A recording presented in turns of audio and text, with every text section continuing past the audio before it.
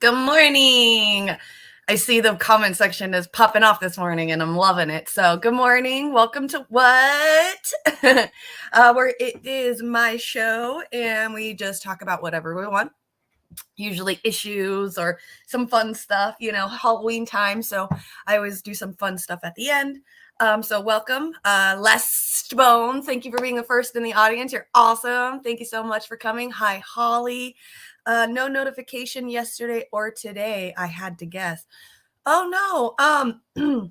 Maybe if you check right next to the subscribe button and you look at the little bell, see if there's like these two parentheses, like one on each side on the bell, and that means the notification will be on for all the videos. That way you'll be notified. That's the only thing I can think of for the shows to come on. That sucks. I'm so sorry about that. I'm so sorry. Okay, you did. Oh.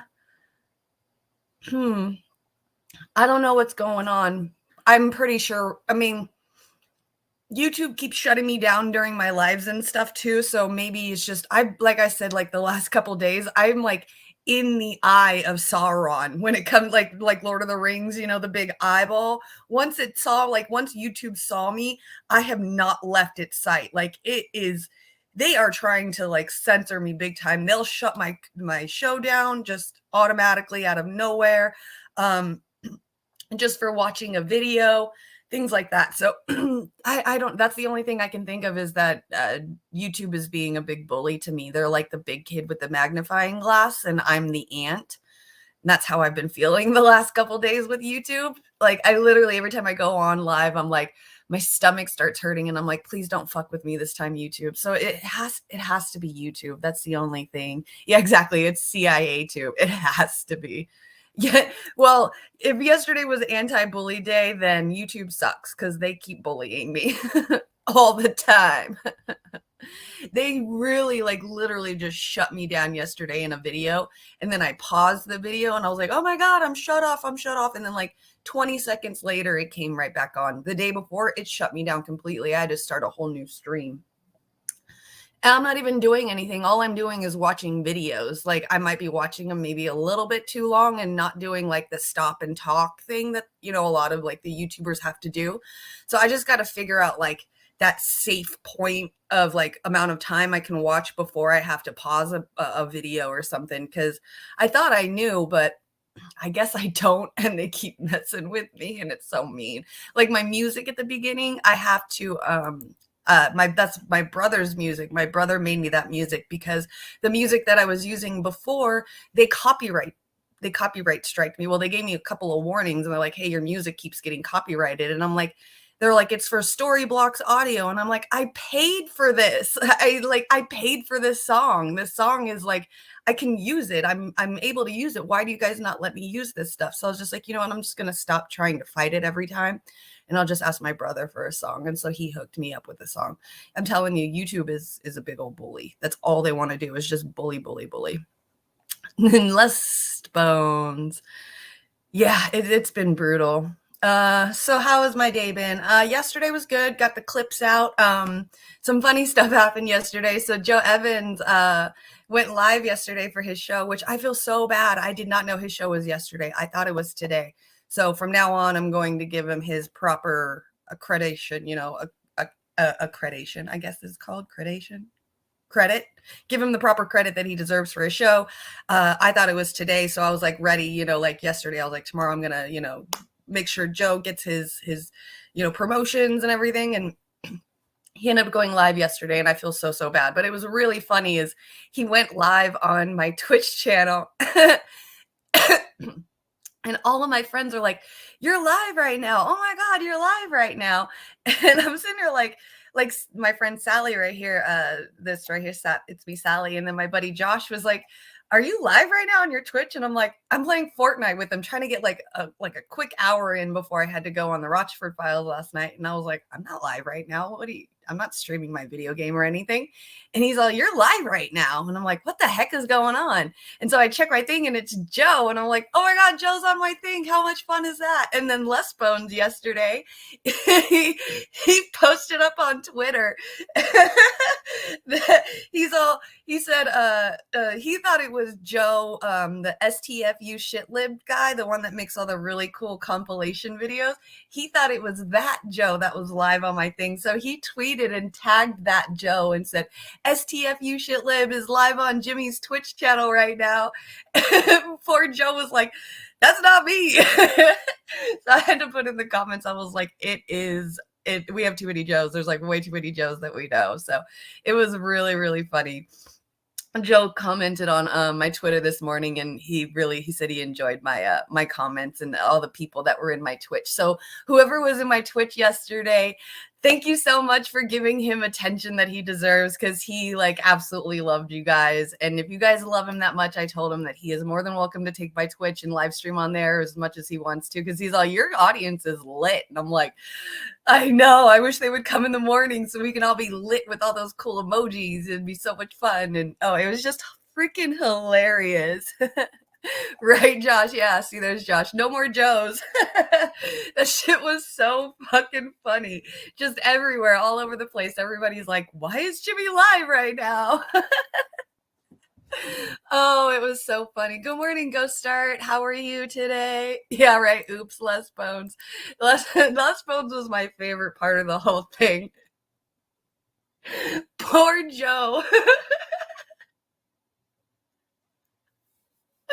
Oh my God. My face is hurting. That shit was so much fun yesterday. I had a blast with that. That was the greatest ever. I swear that's what I'm just gonna do that from now on. Every time Joe Evans goes live, I'm tagging shut the fuck up, Lib Joe. I'm just gonna tag him every time. You're like, Joe, you're live. I'm just kidding.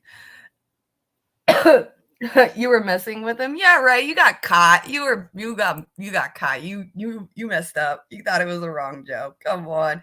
Just admit it. I can admit that I messed up and made fun of Lauren Boebert without realizing that Joe made the comment first. Joe, no.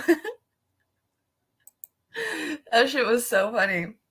So that's what happened with that yesterday, and then I went on to the Rochford Files with Andrew Rochford, which was fun. Like I was saying last night, I watch him in like 2x the speed. So listening to him talk yesterday in normal, I was like, my ADHD was like finishing his sentences in my head.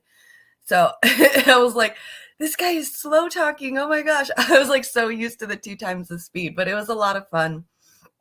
Um, we ended up hanging out for like 10 minutes after the show, talking about like how he used to live out here in California, where he lives now, like the time zone differences, things like that. So he's pretty cool. I've never met him before yesterday. So he just got a hold of me on Tuesday and wanted to know if I wanted to go on to his show. And that was the first time I ever heard from him. I followed him back in June when Jesse Jett went on to his show. And so I've just been following him. I just never talked to him before. And so he asked me on Tuesday if I would come to a show, if that was open on any of the Wednesdays. And I'm like, yeah, I'm pretty much free like every Wednesday evening. That's like the middle of the week. I have nothing to do. So he invited me on the next day. And I was like, sure, why not? Get it over and done with. That's cool. So I thought that was really neat of him to do that. So, and then last night, I tried to get as many articles as I could. I think I might be lagging today on some good stuff, but we will see. I was on the phone with Shane last night till like midnight, so my time, just talking about, here at KRT, all the stuff that's going on. What are we wanting to do? Bringing in, people to help out with like some video editing, because I'm like a one-man team over here. So I do like my live stream every day, and then I download the live stream as soon as I'm done. I clip that thing up into all the sections of the things I talk about. And then once I clip all those up and then render each one, I go and make a thumbnail for each one. And then I've got to upload them to YouTube and do that whole process. And then every hour or whenever I release each one throughout the day on the YouTube, I got to make sure that I'm there to share it onto the KRTD Twitter and Facebook page, and then go onto my own personal page and share that. It's like a whole day process for me. So like my Monday through Fridays now is just brutal, and I just want just one little video editor to help me, like, maybe every other day. Like I'll take 3 days a week if somebody can take 2 days a week, just so I can have like maybe 2 extra days off. So all I have to do is like a 4-hour thing. Just my biggest fear is like, I'm the kind of person that if I'm that parent. Unfortunately, I'm that parent that's like, oh, you didn't do this the correct way, so I'm just going to do it myself. So that's what my biggest fear is like, I can do timestamps for somebody that wants to do the video editing part for it. But like, there's some certain parts in my own video clipping that where I'm like, I can do from this point to this point. Everything else is just extra. And like, I want to cut out this little piece in the middle. And like, I know somebody who's video editing my video isn't going to sit here and watch me for the full 4 hours and understand everything as much as I do. So it just seems like it's a little bit easier for just me to do it and get it over with, because it's so hard to just rinse and repeat something. I know what I'm doing in my own show when I'm editing it. So yeah, it's crazy. You had to rewind. You're delayed. Okay, that's no problem. Chill out. Welcome from the future. When you see it, let me know when you see it.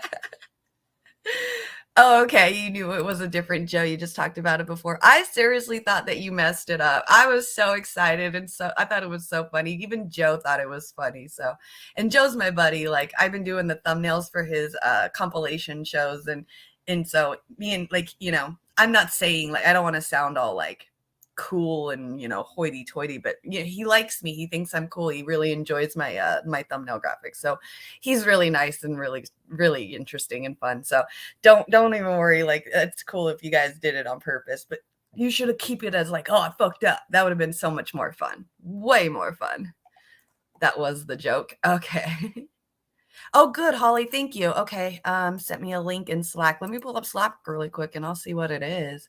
Because I have some things, but I'm definitely lacking. Okay, good, good, good. Yeah, I got that one. That one I definitely have in my thing. What did I do? AOC confronted. Which one did I bring up? Right now? Okay, yeah. So I have that one. I don't have that exact video. Here, you know what? Actually, I will keep that here. That way, we can look at that one too. But I also got the what is it? The Kit Cabello. He covered it yesterday, and I thought he did a really good job too yesterday with that. So we'll cut. Congresswoman. Oh, we'll watch the original video, and then we'll watch the Kit Cabello's coverage of it because he does some good points that I know I'm not going to remember. So definitely want to hook him up with that for sure. Okay. Sorry I'm late. Got a Zoom job. Ooh, interview in an hour. Good luck. Ooh. Hope it pays well. Hope you make all the money. Remember what they always used to tell me before work. You're the hottest one there and you're going to make all the money. Don't forget that. Okay? Slay, queen. Slay. You got this. Good luck. Yes. Good luck. What is this? Let's see. PSA, Turkey did the opposite of US and lowered their initial rate, which actually did stabilize the economy. Learn MMT, the Inflation Reduction Act, deliver a coordinated recession. Stephanie Kelton. Absolutely, completely agree. We were talking about that a little bit yesterday about how inflation, and even last night on the Rochford Files, how like they're claiming inflation and stuff. But the price of things is going up while the cost of living is going up while the income that you make has not gone up to match that. And so that's what's causing a lot of this, inflation problem and the greediness of people wanting to overcharge anyway so they can make top profit for that quarter. Yeah, exactly. So no, I totally, yep. Got it. You're welcome, Lana. My boss said that we'd have to clutch pearls. It was just what my sister and my friends would tell me before work every day. It was just like their little like fun pep talk that we used to do every morning before work. So yeah, that's cool. I love it. All right. So the AOC one is going to be the second one.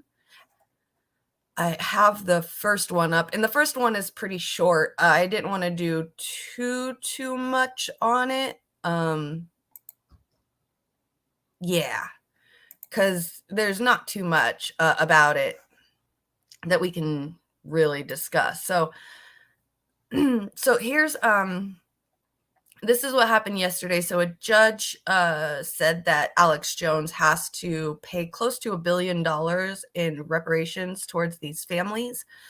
So the conspiracy theorist has turned career-ending setbacks into profit windfalls, but will the Sandy Hook judgment be too much to overcome? So as the jury numbers were announced, $120 million for the father of 6-year-old Emily Parker, $109 million for the parents of 6-year-old Ben Wheeler. Alex Jones was already live on InfoWars. This was an emergency broadcast to save the company, he said, and he would stay on until midnight, which he did. I think that's what he did. So the numbers kept coming. In the end, the Connecticut jury decided that Jones must pay $965 million for pushing the false claims that the Sandy Hook Elementary School shooting, where 2 first graders and 6 adults were killed in 2012 and had been staged, and the grieving parents were crisis actors, is what he said. Now there's more to come. This was the second of 3 trials to determine how much Jones must pay after he was found liable for defamation by default for pushing the false claims about Sandy Hook. In August, a Texas jury found he should pay $49 million. A third trial, also in Texas, where Jones lives, is expected to begin later this year. Exactly. Alex has filed for bankruptcy or threatened to. He says they won't get the money because he doesn't have it. Eye roll. Exactly. That's exactly what he was saying yesterday. And he was asking his people to donate to him too, like save something organization or something. And he's like, the money's not going to go to the families. It's going to go to save our organization. So while the judgment could cripple his business, Jones went straight to the same playbook that's allowed him to stay in the national coverage or conversation for more than 2 decades, making outrageous claims, galvanizing his loyal audience around a collective sense of martyrdom, and then cash in on their support. He gets so riled up. On his way to becoming America's most notorious conspiracy theorist, Jones faced plenty of setbacks that would derail most broadcasters. This is talking about his history. Don't really care about the history of him. We pretty much know about what he's done. Eventually got to be too much, but Jones' fixation on his single story. Jones would later tell Austin Chronicle that his firing had been purely political and moved by higher ups. Then he went independent. Damn, Insider, you're like getting it. This is the things that he sells is like gold and supplements to help him make money. So running InfoWars gave Alex Jones the freedom to say whatever he wanted, and hawking his own products or working directly with entrepreneurs who were also his allies allowed him to bypass traditional advertisers. So he's like a male MLM. From the earliest days of InfoWars, Jones partnered with the talk show syndication company Genesis Communication Networks, owned by Ted Anderson, a precious metal seller, who used the company largely to push advertisements for his bullion business, Midas Resources. Jones saw how pushing fears could lead to sales. There's one thing they can't get their greedy hands on, and that's gold and silver and precious metal, Jones said during a broadcast. He also said they can put property taxes on your land and take it. They can do anything. They can't get your gold and silver unless they physically stick you up for it. So there's more of his story. Jesus Christ, people. He talks about InfoWars being revolutionary. Then this is his bad year of all the parents.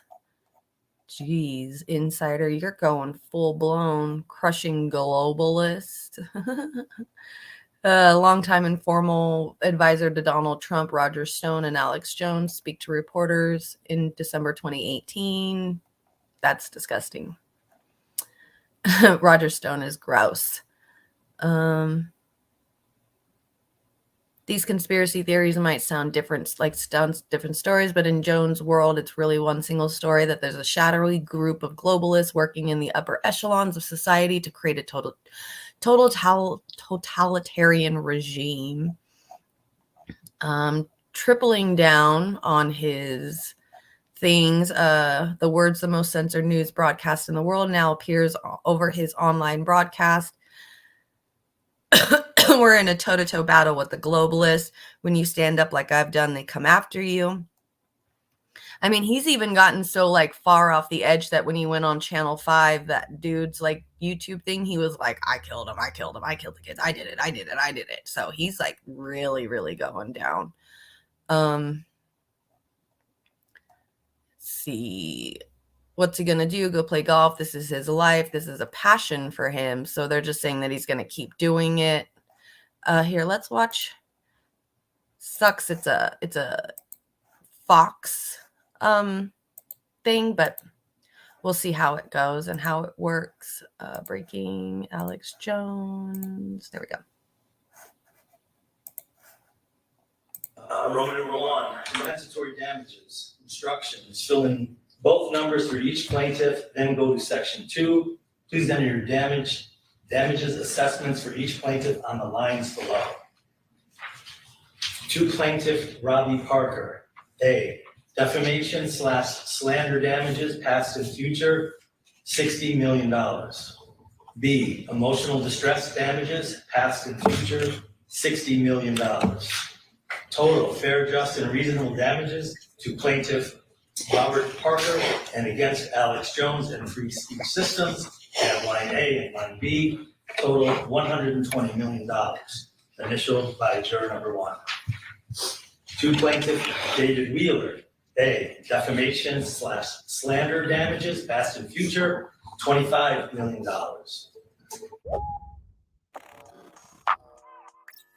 I forgot I'm watching this fool.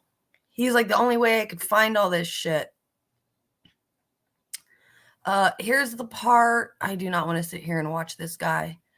Here's the part where Alex Jones was live. Ain't gonna be happening. Ain't no money. Our verdict as to damages in this case, we award damages to each plaintiff and against Alex Jones and Free Speech. I killed the kids, folks. I think. Number 1, compensatory damages. Instructions. Fill in both numbers for each plaintiff, then go. Now remember, I'm in bankruptcy. We got 2 years of appeals. The money you donate does not go to these people. It goes to fight this fraud, and it goes to stabilize the company. They want to shut down. That's why the ambulance chasers did this, why they use these families. So saveinfowars.com. We're fighting Goliath. We'll win because of you. Saveinfowars.com, infowarstore.com, double Patriot points, 10% off of 1776 right now at Infowars Store. But you see, you want somebody to fight for you? I'm doing it, and you see. See, so he's still like selling shit, trying to like make a buck off of this from his people. Like, that's where I kind of believe what Insider was saying. Like, he takes the fear of things and then he profits off of it, because that's what businesses do. What they do. So you want to fight? That's fine. Why do you think the military-industrial complex makes so much money? Right. It's your decision. But that's where we are. That's the whacked out system of the left. Did we hit $1 billion, guys? He is so unbelievable. I wonder if he did hit $1 billion. That's what I want to know. Did he hit $1 billion? Because, see, I don't want to sit here and watch this fool. You know what? Let's see if he hit $1 billion. Did Alex Jones, did Alex Jones raise $1 billion? Let's see. Will Alex Jones pay Sandy Hook families $1 billion? Alex Jones trials latest. Ordered to pay Sandy Hook. Alex Jones ordered to pay. No. Let's see. Infowars. I hate getting it from other things other than themselves. I want to hear straight from their mouths. Like, and it's all just they must pay. They're ordered to pay. $1 billion on Infowars. Wow, they're not letting me do anything. Infowars.com. Oh, well, there it is. Okay, cool. So they do have a website. Look at that. They're like back in stock. DNA Force Plus. I bet this is like to stop yourself from catching corona. Let's see if he got it. Watch Alex Jones join Steve Bannon following the $1 billion Sandy Hook verdict. Conservatives rally in defense of Alex Jones. Free speech after $1 billion verdict. Jury awards $1 billion in Alex Jones Sandy Hook case. These are featured. So he does put it there. Look at that. The most censored news. That's so funny because Lee Camp does the same thing. I think he's like the most he puts like the world's most censored comedian or something on his thing as well. It's so funny, these guys. Let's see. I Will Not Break. Posted 44 minutes ago. Let's see what this is. geez, your sales and ads are ridiculous, dude. It reminds me of like the early 2000s when ads would pop up everywhere. That's crazy. He has the voice of a gay frog. Oh no, why isn't it showing? Did it do a whole new thing? Oh, it did. That's why. Okay, hold on. I am so sorry. I thought we were here. Paste. Go. There we go. Sorry about that. I wasn't even paying attention.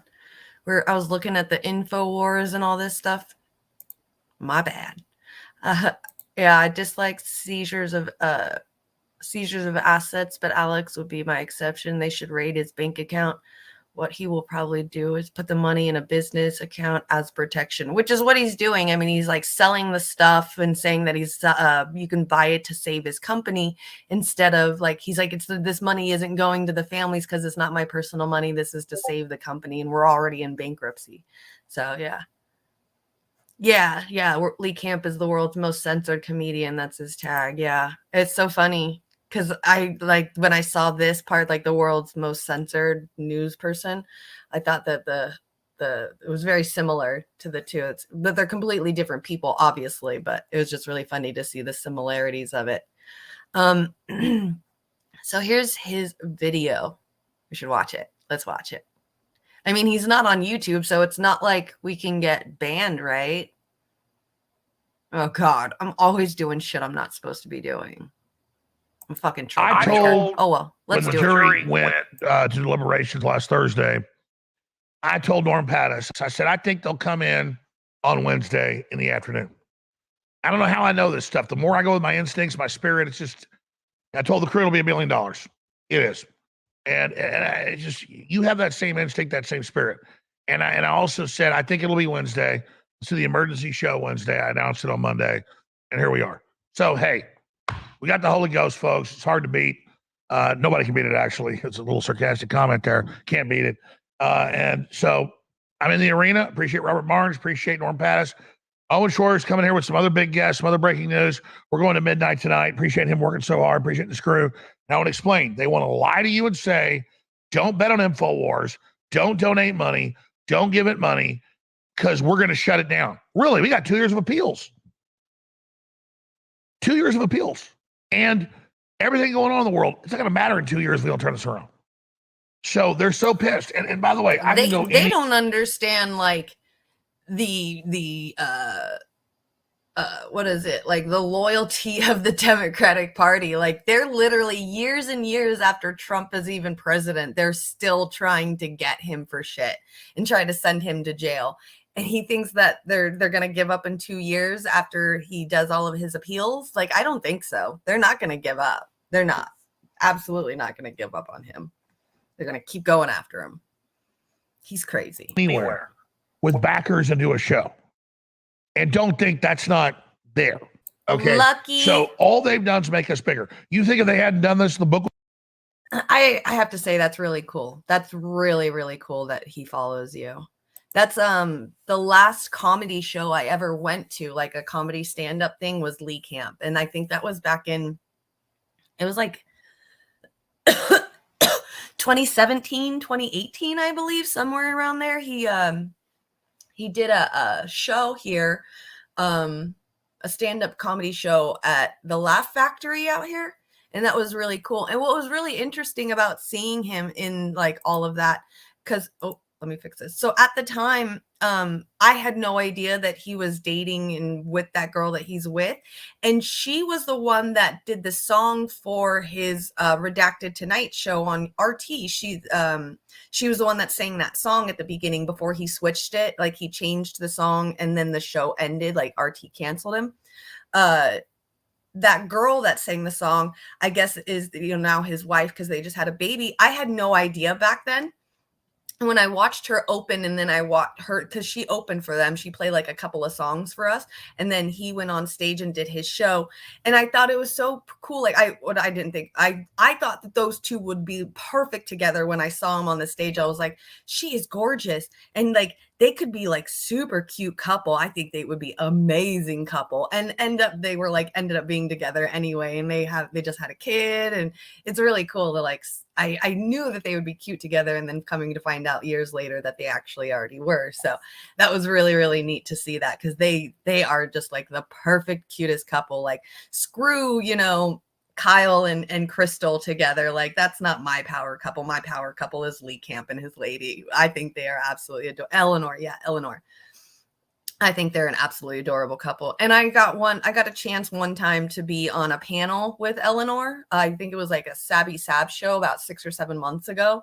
But I had a bad computer then, and my internet was so shoddy that like I could barely even get a word in edgewise because I kept glitching out. It was so embarrassing. Like, I'm so scared to even talk to these people now because I embarrassed myself so bad on that panel. Because I was like, except for Joy, because I've known Joy forever. She's somebody that I've known for years. But like Eleanor and I think Kim Iverson was on that, and then Sabby was on that, and I felt so embarrassed. I ended up texting Sabby like later on that day, and I'm like, I am so sorry. I sounded like an idiot, because I knew I wasn't going to sound smarter than Kim Iverson. I knew Savage Joy was going to go hard, because she always does when she's on shows like that. Sabby was the one interviewing. So Eleanor, I kind of felt like, because she didn't do a lot of shows, she barely just did things with Lee Camp. So I kind of felt like me and her were on the same level when we went on there, because I don't have very many at the time. I didn't do many shows. I was just here at KRTD. And I knew that I was at like the bottom of the barrel of all the amazing, talented people that were on there. But I felt like even though I was bottom of the barrel, me and Eleanor were like at the same, and she ended up just being like the whippersnapper of the whole panel. She was just the smartest one. She had really good detailed experiences and explanations of the things that Sabby was asking her. Man, she really, really surprised me, and I was just super impressed by her. So she ended up showing me up. I stayed at the bottom of the barrel where I belong. So for that whole thing, I'll probably never do that again, because that was terrifying and I don't want to embarrass myself again. But yeah, I've got to go on a panel with Eleanor once. That was pretty cool of me. Felt like an idiot, but it was cool. So Act Out, Eleanor Goldfield. Is that her show? Does she have a show? Don't tell me she has a show and I'm like totally missing out. You saw Lee live in Minneapolis in 2017. Yes, I saw him in LA around that same time. It was like November, so it's like been a few years almost to the date. So Kim Iverson is a self-hating Vietnamese. Yeah, I don't listen to her very, very much. I don't watch her very much. I do love her voice though, because any like woman with a deeper voice, I always think is like really, really hot. I love that shit. I don't watch her because it's just not like, I don't know. I just haven't really seen any opinions or takes that I can like connect with her about. So I haven't really watched her too much, but I do like her voice. She has a very nice voice. I'm jealous. I want that low voice like that. Yeah, Eleanor is smart, dude. Oh my God, she is so smart. I did not realize it. I definitely underestimated her at that panel. I was like, me and her are even, we're good. And then she started talking and I was like, oh, I don't know shit.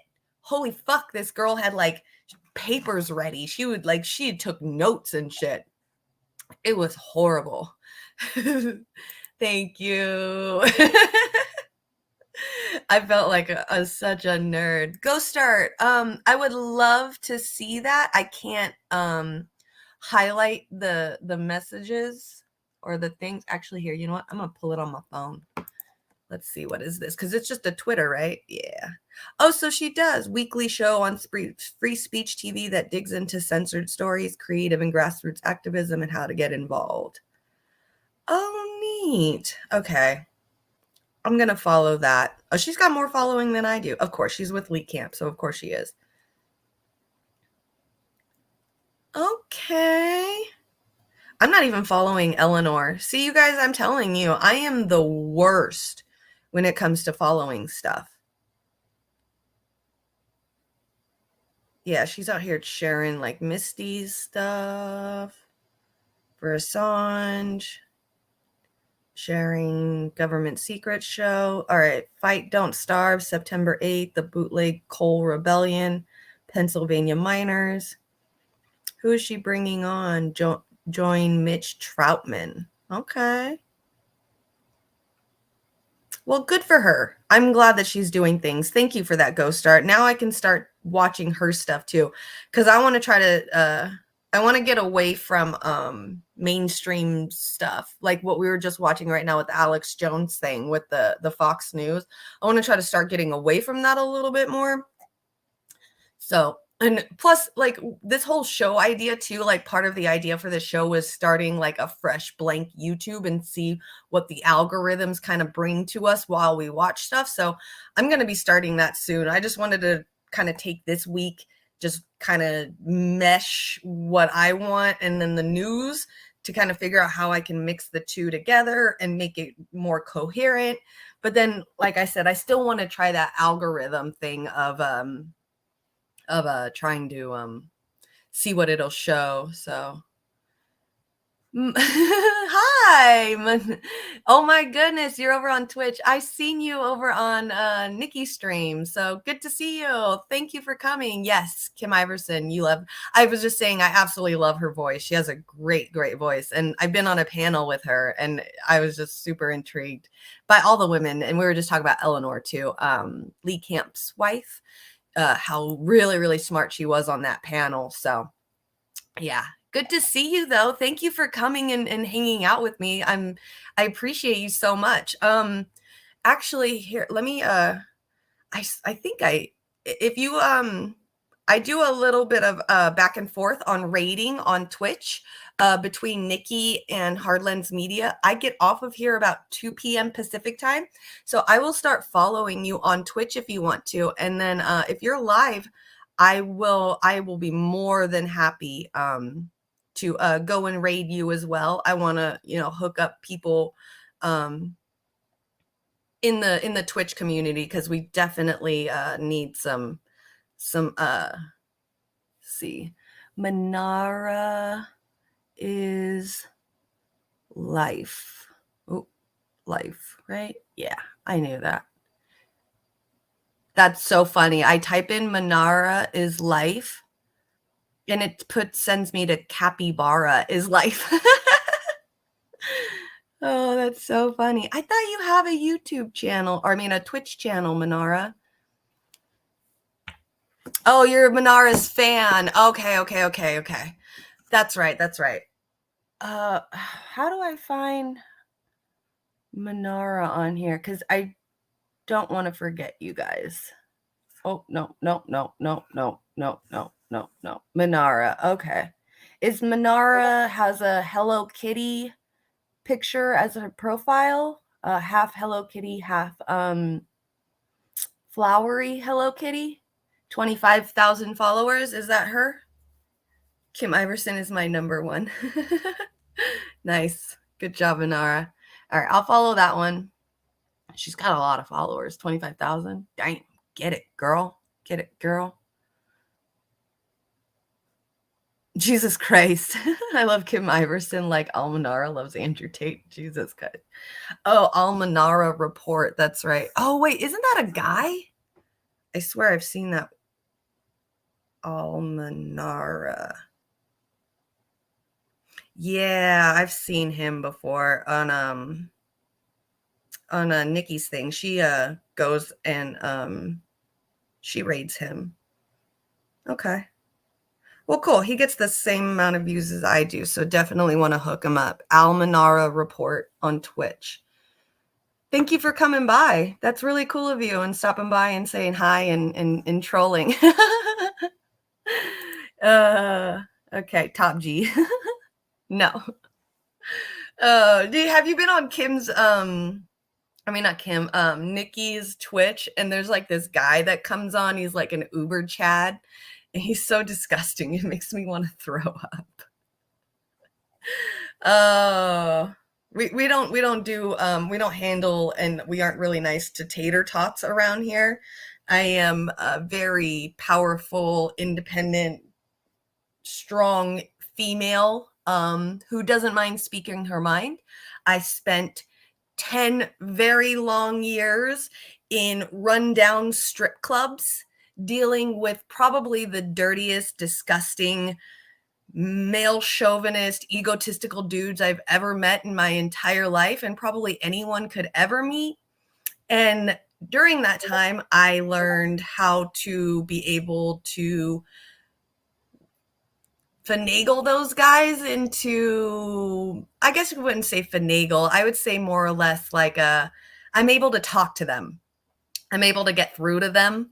And for some reason, I've come to find out even being mean to them, they like it. So yeah, I don't deal with the tater tots very well. And I have no problem telling those guys off at all. They're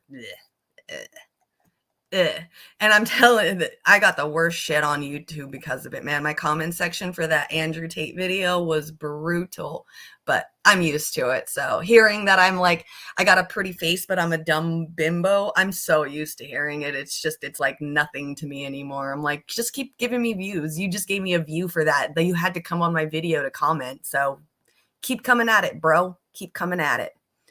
Tater tots. Yeah. Sorry, Holly. I hope that wasn't too much information. So yeah, a little bit different than what you guys are used to over at Nikki. I know she's awesome, but she's like more of like the quiet type who's just like kind of like is like laughs things off. She's like the cool kid, the one that laughs everything off. I'm the bitch friend. I'm the one with the big opinions and all of that. A little bit different. yeah. Sorry, I gotta put that up again. Tater tots. That's my favorite. All right, I gotta clip this out later. So I don't want to stay on this topic too long because I'm gonna have to clip this out. She's doing great. From what I've been hearing, they've been oh no, not too much information. Okay, thank you, Holly. Okay. I like always worry that I divulge too much and then I like sit here afterwards and I'm like, oh shit, I might have said too much. But she's her friend is doing great that I know of. I haven't really gotten able to get a hold of the friend or anything like that. I think they're grounded from their phones, so they can't even talk to each other. I got that one day to find out something, and then that's all I've heard. But from what I heard, she might be having some kind of surgery on her neck or her back, and that she's going to be out of school for the next 7 weeks. So it can't be too good. That's what's going on. But as long as she's alive and she's okay. And I guess the girl already has problems with really sensitive rib cages because she's broken them a couple of times. So something was, definitely bound to happen with her with the flip and stuff. So, but she's good. Where's the grandfather who looks like a serial killer who was on this channel? We were just talking about this earlier. That was Joe Evans. He accidentally, when he was live streaming, so we have StreamYard, and when you live stream on StreamYard, you can like set up the different areas that you can live stream to for KRTD here. And because on YouTube, I'm streaming through KRTD Media's YouTube channel. So when he hit all the buttons to go live yesterday, he accidentally hit my Twitch button. So he went live on my Twitch yesterday, which I told him today, like, you're more than welcome to go on there as much as you want to, have at it. Obviously, it seems like you people love him. He was like, the comments section was lit. And I was like, they love you. Keep going. You want to do it? Absolutely. So yeah, if you want to check him out, he is here on Wednesdays, every Wednesday, once a week, in the afternoons. And I do believe he's probably going to come out with a new show as well, because we're trying to figure out the graphics for all of that too. So that's him. He accidentally hit my Twitch button and went live on my Twitch yesterday. So that's Joe Evans. He lives in Idaho. He was running for office for a little bit. I don't think he's running anymore. He was running in the Libertarian Party. So he is a libertarian, still amazing takes, really, really, really amazing guy. I absolutely adore him. He looks just like my husband pretty much. My husband's like really skinny. So he's like a skinny version of, or my husband's like a skinny version of him. So I adore him. He's one of my favorite people here at KRTD with next to Shane. So keep checking him out. He's super, super cool. Very friendly, very nice.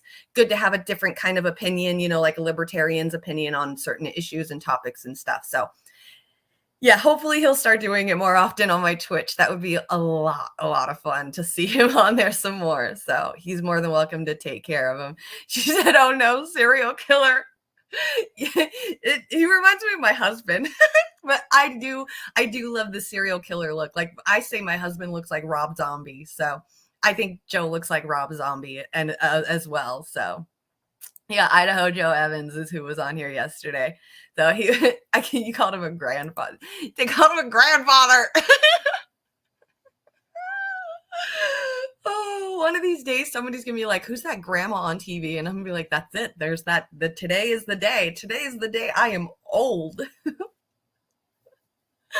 Yes, he is a combat wounded veteran. He's definitely served in our military. He's an amazing guy. He's really, really great. Super serious, but also really fun. Just really nice. He's great. He's great. Be careful who you let touch your Twitch button. Just saying. Joe's my age. Fuck those kids. Yeah, no, it's only in the StreamYard.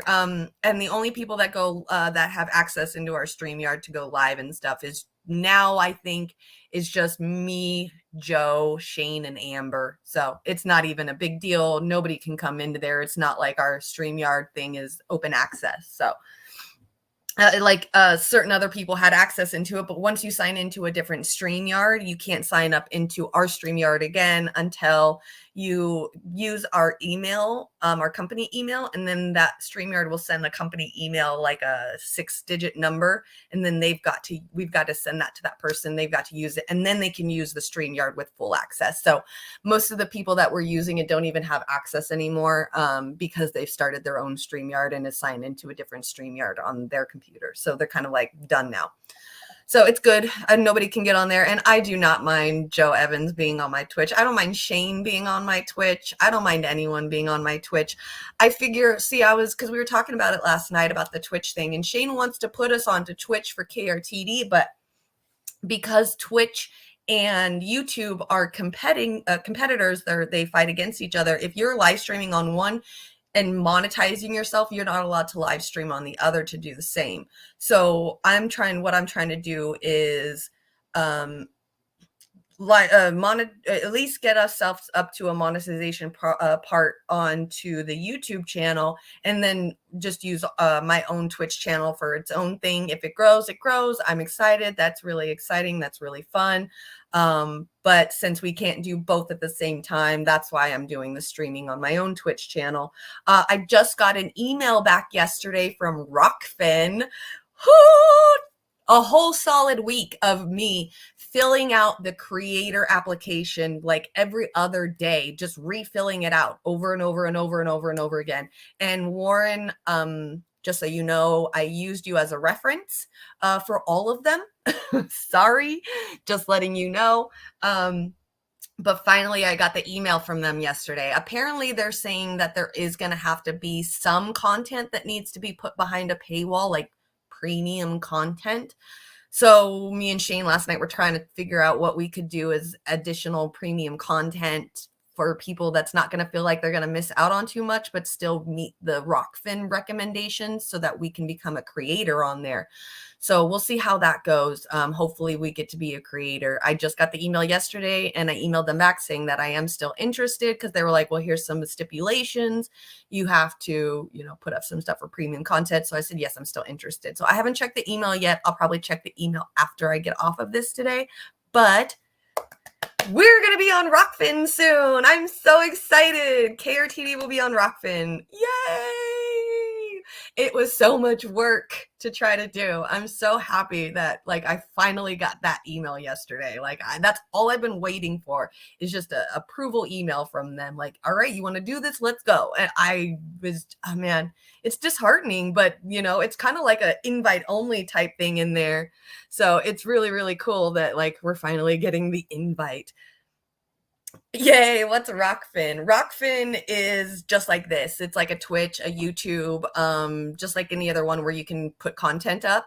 It just seems to be the next big growing place right now. Warren has been on there for a good solid 8 months. 8 months. He's around 200 to 300 subscribers on his YouTube channel, which he's been there for over a year, and he hasn't really grown too much. But he's been on Rockfin for about 8 months now, and he's already over 1,000 subscribers on there. So it seems to be like Rockfin is probably where it's heading. Also, Russell Brand just put his stuff on Rockfin, and if Rockfin's making people do premium content just to be a content creator on there, then he's going to be making premium content on there as well, which means that somebody like him, who's literally, the guy gains like 1 million followers a month, like 500,000 followers a month. If he's going on Rockfin too and doing that, then there's going to be some kind of like audience jump in that. So I'm trying to get into that now as soon as we can, hopefully. Oh, I'm hoping. It's so exciting. So you're a Rockfin member? Yeah, exactly. It's not censored. They let you say whatever you want. It's pretty much nothing like YouTube, which is great. But it is like YouTube too as well, because you live stream. So yeah, $10 a month for anybody that wants to join on Rockfin. Yeah, I did it. Thank you, Warren. I put I put your name down as a reference. So you are definitely on my reference on there like 6 times. So yeah, that's the only problem. They need to fix their phone app chat, but other than that, it's great. The only thing I don't like about it, yeah, is the chat section when you're using the phone. On the computer, like you were saying, the chat is wonderful.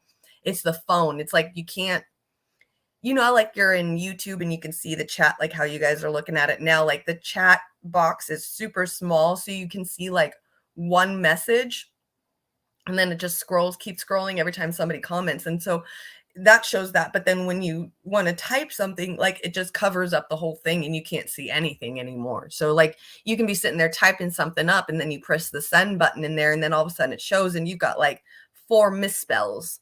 So that's the only thing I don't like about Rockfin. Yeah, the chat part sucks. So other than that, though, it's great. It's absolutely great. I can't wait to see what they have to offer. So Russell Brand was in London at Surround. Was he really? Wait, oh yeah, that's right. I saw him. That's so cool. Russell Brand is awesome. I absolutely adore that guy and everything he says. I bought one of his books when it came out a couple of years ago, the recovery one, which I don't have like an addiction problem, but I thought it would be like a really good self-help book in a way that was not religious, in a way that can help you out. Like what he did is he took the 12-step program, like the AA 12-step program, and took all religion out of it, all the weird stuff out of it. So that way you can, instead of working on like what AA does with the 12-step program or NA does with it, they have you work through those, through those steps in a certain way. And then you got to do certain things in those steps.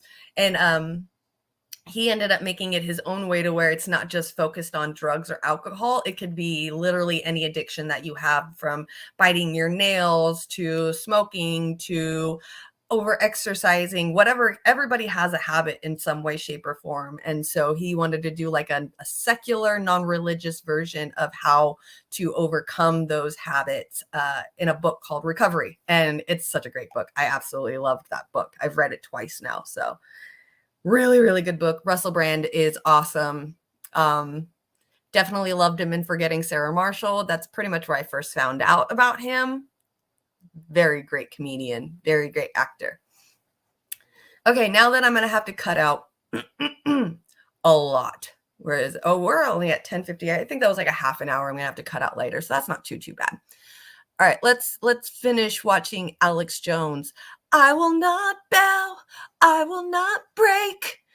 Sorry, I had to get it in there really quick because I see I will not break, and then that just made me think of the band. So It'll be number 1 right now with world leaders reading it.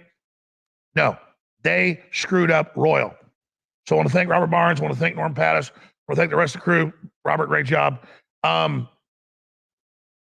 But I mean, where can you donate better? You heard the plaintiff's lawyers, the Democrat anti-gun creature, say, do not give Alex Jones money. it's a lost cause. He means you're a lost cause. He wants to break your will. He hates this show because I'm a focal point of liberty and freedom standing against these creatures. Okay, for one, he just called people creatures. And for two, he's like, I'm the only one standing in truth. Like, bro, you said frogs are turning people gay, dude. Come on.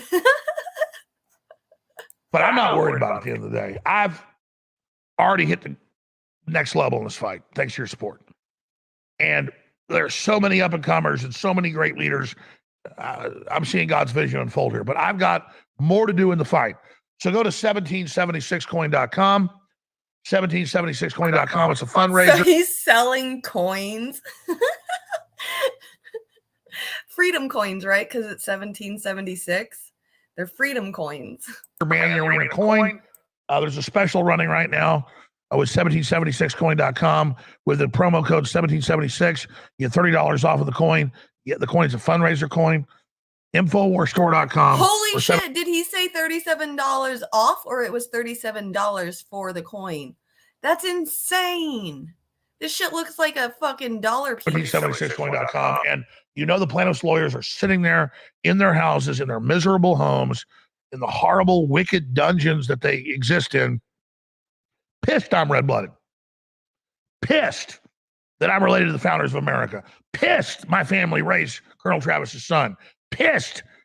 Totally pissed. Okay, for one, I don't think anyone's pissed that he's supposedly related to the founders of the country, which doesn't make any fucking sense for one. So, and then what else did he say? Sorry.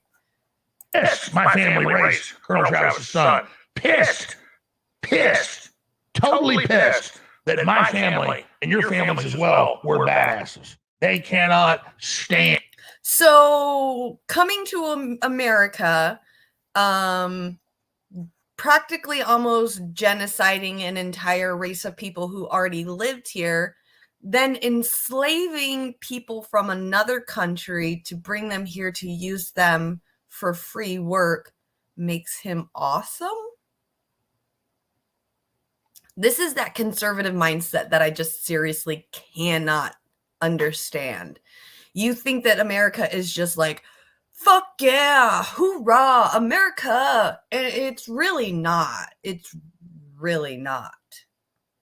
So. And the fact that we've got war heroes in our background, everything else, they can't handle it because they're chicken neck commie weasels who cannot stand it. And they cannot stand the fact that they can't break me. Only God can break me, and only you cannot give us the funding we need to fight. I won't be broke when that happens. Only God can break me, and only you cannot give us the funding we need. That was a little cringy, bro. It was a little cringy, just a little. But, you know, whatever makes you money, dude. Like a lot of me, it's been in this fight 28 years. I'm kind of like, man, I'm in this fight. But as long as I'm getting punched, I mean, I just keep fighting. And they keep punching me in the face, and I'm just like opening up cans of whoop ass.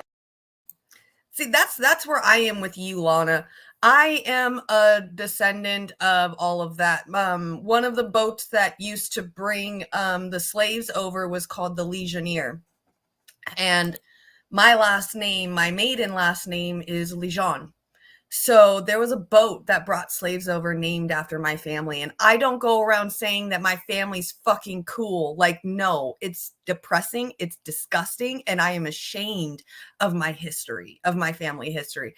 And what's even more sad is like, Black people and stuff don't get a history because they don't get to know. They were taken away from their history, and now it's all whitewashed, and that's all they get to know, and they have to figure out who their family is, you know, in other countries and stuff because of us. How is he badass? How is this badass? I don't understand how this can be a badass situation.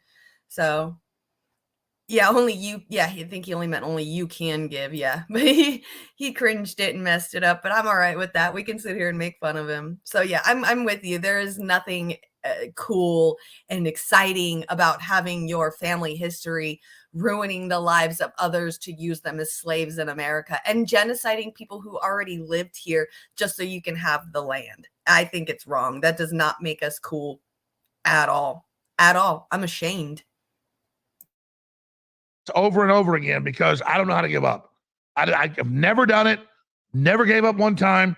And people in my life pushed me far, and they always found out it was the next level. And we're going next level. I never gave up in my life. Isn't he divorced? Sorry. All somebody had to do was hurt me bad, and they found out that I had angels on my side. And I'm going to just leave it at that. So God wants me in the fold. Oh, thanks, Manara. You're appreciated. You don't have to, but thank you. I really appreciate that. And you are more than welcome to come in and out as much as you want. I will be here for the next 3 hours, so you can go and have some lunch, go out, do a little bit of grocery shopping if you need to, and come back and say hi. You're more than welcome to. I do not mind. I really appreciate you coming and saying hi, especially in the Twitch side. So thank you very much. I appreciate you. Please come in and whenever you want. Please come and go whenever you'd like to. Thank you. Yeah, Mayflower is in your family too. Yeah. I'm not Mayflower. I'm more of my family, like I said, is the owner, or they named the boat the Legionnaire after us. So I think my family was like some kind of stupid prominent family in the England or something like that. And so they got a boat named after them. I believe, if you watch the movie Roots, the Legionnaire is the boat in the movie that brought Kunta Kinte over. That's my family's boat. Yeah, it's not a good thing at all. I'm very ashamed of my family. And what's even worse is like my family raised me on being Native American, because I think like my great grandfather or something was like with an Indian woman and had kids with her. So like that makes like us part Indian. So like we grew up as Indian. I'm like, no, we're white. Legionnaire, come on, we're white. Stop it. You stop right now. You stop. Okay, you don't watch Arle anymore. Yes. Yes, it is a French name. My last name is French. It's Ligon, Ligon. So it's in America, it would be Lagon, but it is French, and that's how we pronounce it. Our whole lives was Lejeune, because we had to be super fancy and preppy and pretty and blah, blah, blah. I don't know. It was weird. My aunt was like, it's not Lagon, it's Lejeune, when I was like 6, and I've just said it since then like that. So you watch mostly Kim and now Tulsi. Okay. We talked about Tulsi a little bit yesterday. We kind of stuck up for her a little bit, but then was like, some of the talking points I didn't agree with her, but I'm really happy that she's leaving the Democratic Party. So good on her for that. And nobody even knows what she's going to anyway. Like she could be going independent or libertarian and not Republican. So it's just everybody just assuming on her. I let her do what she wants to do. She's her own person. She's out of the 2-party duopoly, and that's all that matters. So at least for now she is. Learn as much history as I can. Yeah, I know. I have. That's why I know a lot about it. And yeah, it just sucks to know that that's like, I feel bad. I do feel bad. Will you vote for Tulsi? I don't know. If she runs third party, absolutely, I probably would.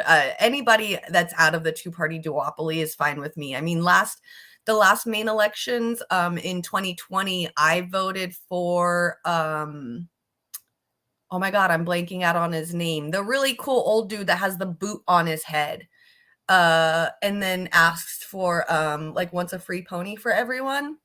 He's really, really, really funny. I voted for him. That's who I voted for in 2020. So if she runs third party, yes, Vermin Supreme. Yes, thank you, Josh. That's who. Josh is still here. Josh is my Fortnite buddy.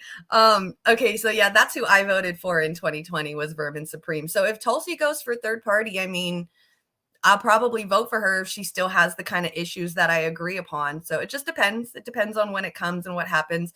For me, I'm going to permanently probably vote for Vermin Supreme until the dude passes away, because I absolutely love the guy. I mean, the guy literally smoked a bowl of weed where the bowl was like made specially for him, and it looked just like him. Like you literally smoked a bowl of weed out of a bowl of yourself. Like I'm voting for you for president every fucking time. He is my favorite. Love you too, Sherry. Oh, you guys, so me and Sherry were talking yesterday a little bit. Well, she texted me and then I texted her back super, super late. But she did bring it up yesterday. So maybe starting every other Friday. I don't know if you guys ever remember, like back in the day in the newspaper times, they would have like the bottom corner, like an Ask Sally or an Ask Sherry, and then like the audience or somebody would ask her a question and then she would just go into detail about a certain specific thing. So with Sherry, we're wanting to kind of do the same thing. So maybe like every other Friday, we're going to bring Sherry on and we're going to do a Ask Dr. Wise, because her last name is Wise, which is such a cool little catchy thing. So Ask Dr. Wise. So if you guys have any questions about literally anything you can think of, Sherry is a macroeconomist, so she knows the economy very well. She knows a lot about the FDA, about animals and plants and growing and like medical, like the pharmaceuticals, along with the agricultural side of things. So she's super, super smart. If you guys want to give her a chance, maybe ask a couple of questions or ask some questions. And then when she comes every other Friday, we'll go through as many as we can with her, maybe one or two, depending on how long she wants to talk about them, and answer your guys' questions. I thought that was going to be really cool, like an Ask Dr. Wise. So that's going to be really, really fun. Sherry for president. Yeah, exactly. That would be really fun. So that's what we're wanting to do. So I hope you guys check her out every other Friday here with me. We're going to be doing that. So in the future, I might change. You might change your name to Image Productions is life. All right. Image, that is a strange name, but I like it. Image is my name backwards. So if you put the words backwards, it spells Jimi. And that is my birth name. I'm Jimmy. That's my name.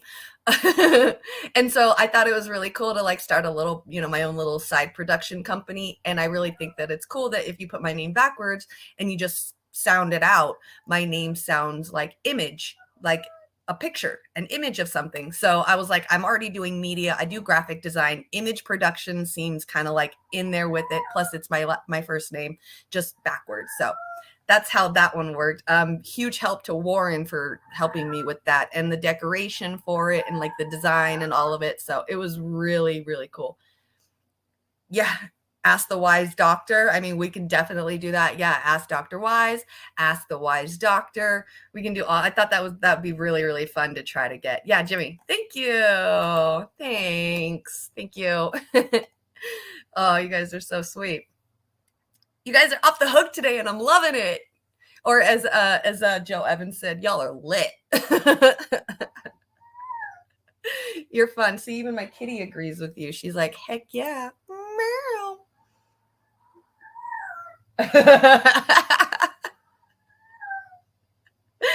She totally agrees. God wants me persecuted. God wants you persecuted for the unborn children they're murdering. God wants to see Manning up right now. Flood the zone with the articles and videos at Infowars.com. Pray for the broadcast and go and give a donation. I want those sons of globalist, satanic bastards to go to SaveInfowars.com, Legal Defense Fund, and I want them to see hundreds of thousands of dollars, not $160,000 in a few weeks me begging, because it takes money to beat these creatures. And I want you to go to InfoWarsStore.com and get incredible products you need. You heard them. Don't bet on Jones. Don't give him money. He's a lost cause. They're saying you're a lost cause, and you're not a lost cause. This is a damn war, and it takes money.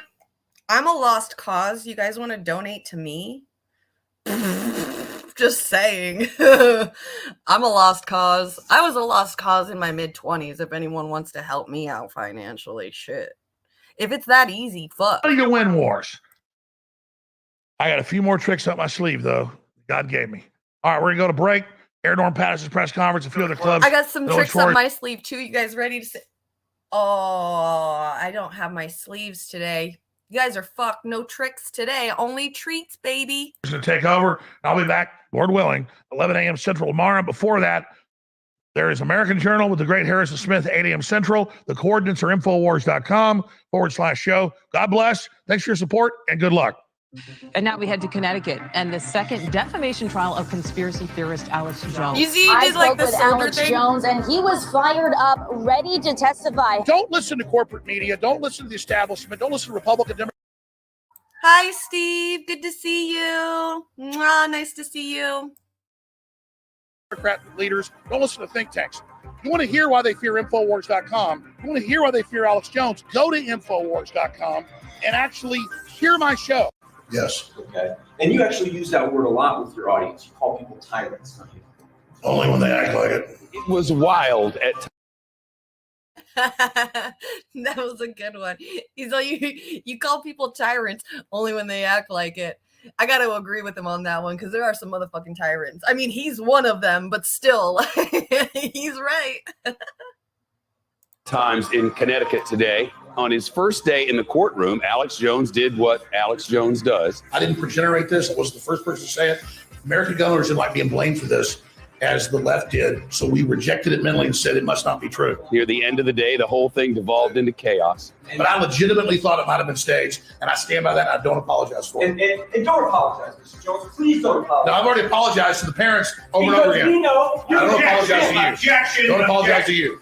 Well, Jones talked over his own lawyer's objection. I mean, he's like the really extreme version of this, but that does happen a lot where like somebody apologizes for something. I mean, he keeps going and talks about it even after he apologizes. So I understand like his apologies are just empty words.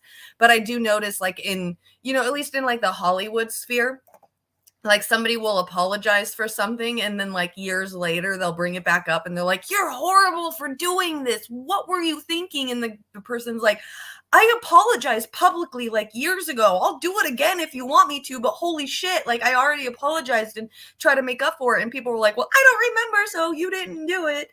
Side note, sorry, that was just like a side note kind of thing that I do notice a lot, especially in like the cancel people, the people that like to cancel and stuff like that. Or censor people, they do that. They'll like come out with something that's like really, really old and they're like, we hate you for this. You did this. And they're like, well, I apologized for it a long time ago, but I'll do it again. And they're like, yeah, apologize again. All day long, often promoting his website or advertising the products he sells. And you have a page on your website that's just for cryptocurrency donations, right? Infowars.com/crypto. Is that a little advertisement just there? Well, we're fighting the deep state. We need money. All right. Did he just say his crypto.com website for people to donate while he was in court? Because that's some GS shit right there. No shame in his game. Holy fuck. He mentioned his products, the ones he pimps. He mentioned those over and over today. You saw a product called Vaseline, don't you? No, Vaseline. Thank you, Vaseline. He kept giving the URL for his website out there. 1776coin.com is the website, right? Yes. It's also known as patriotscollectibles.com. 1776coin.com. I felt like I was in the middle of an infomercial. That will end up as a clip on your show tonight. Your advertisement for your cryptocurrency page. I mean, people want to keep us in the fight. So I hope whoever the big whales are that give us money before keep doing it. We just keep minting money as you're in this courtroom. People care about the First Amendment. Even during the course of Yeah, of this course trial. he's going to keep asking for money. We live in a capitalist society. That's what you do. You benefit financially off of everything that you can think of personally, like literally everything that you can think of, you can financially benefit off of. So yeah, he's just doing what capitalism allows everybody to do. He's delegitimizing it on his show, and at the same time, he's selling products on the website. I felt like I was in the middle of an infomercial.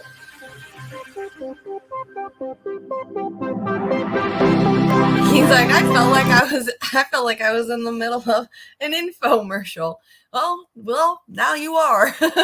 Fucking crazy. Oh, I love it. I absolutely love it. What's this? Can you do a 3D CAD cam type mechanical renderings? I'm gonna Google what that is. Hold on. What is CAD cam mechanical rendering? Let's see what this is. Making 3D renders of mechanical drawings.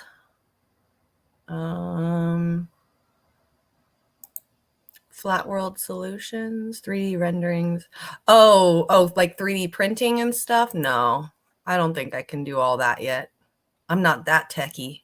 I wish. Maybe one day, if I ever decide that I want to get like a 3D printer or something, I definitely would do mechanical engineering and designing software. I don't want to let you use my cookies. Those are my cookies. How dare you? Don't touch my cookies.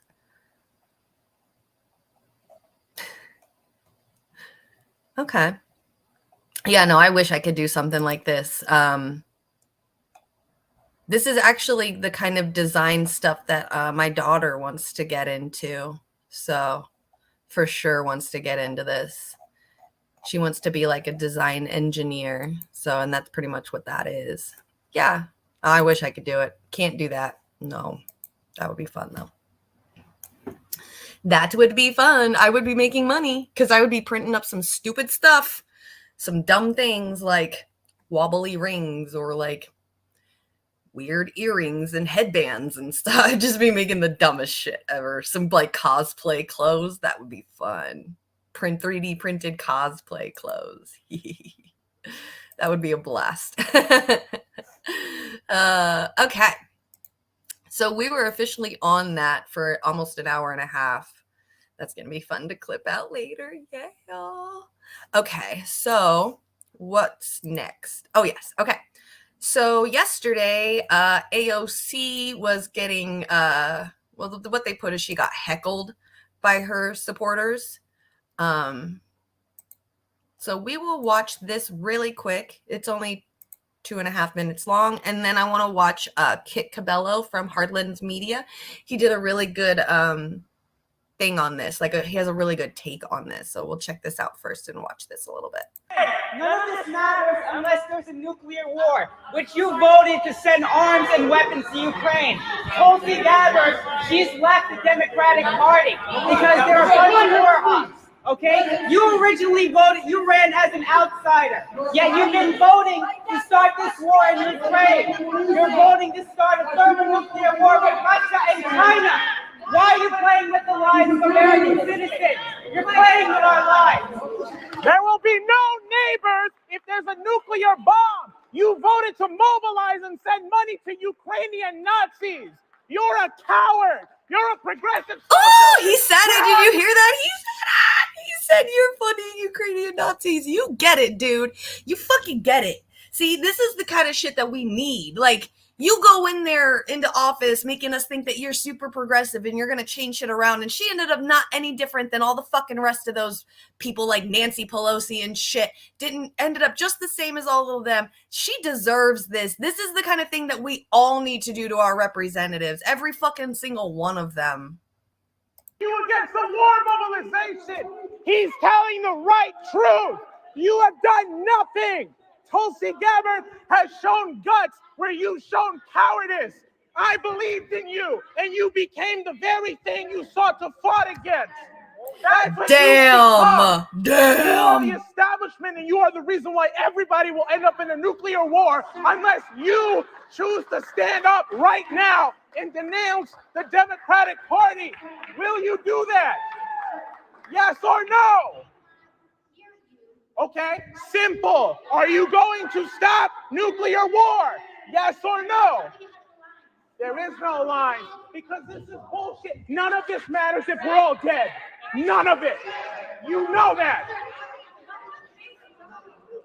Then let's take it up right now because this is the only thing that matters.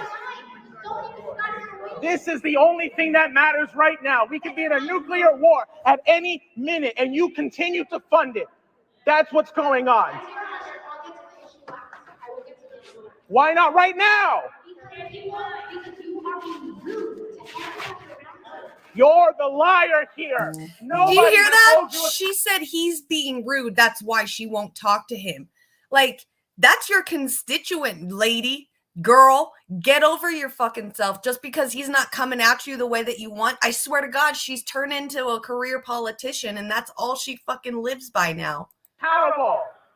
That's what's happening. And it is time for you to stand up and realize that what you've been saying has been lies. Let your conscience come through for once.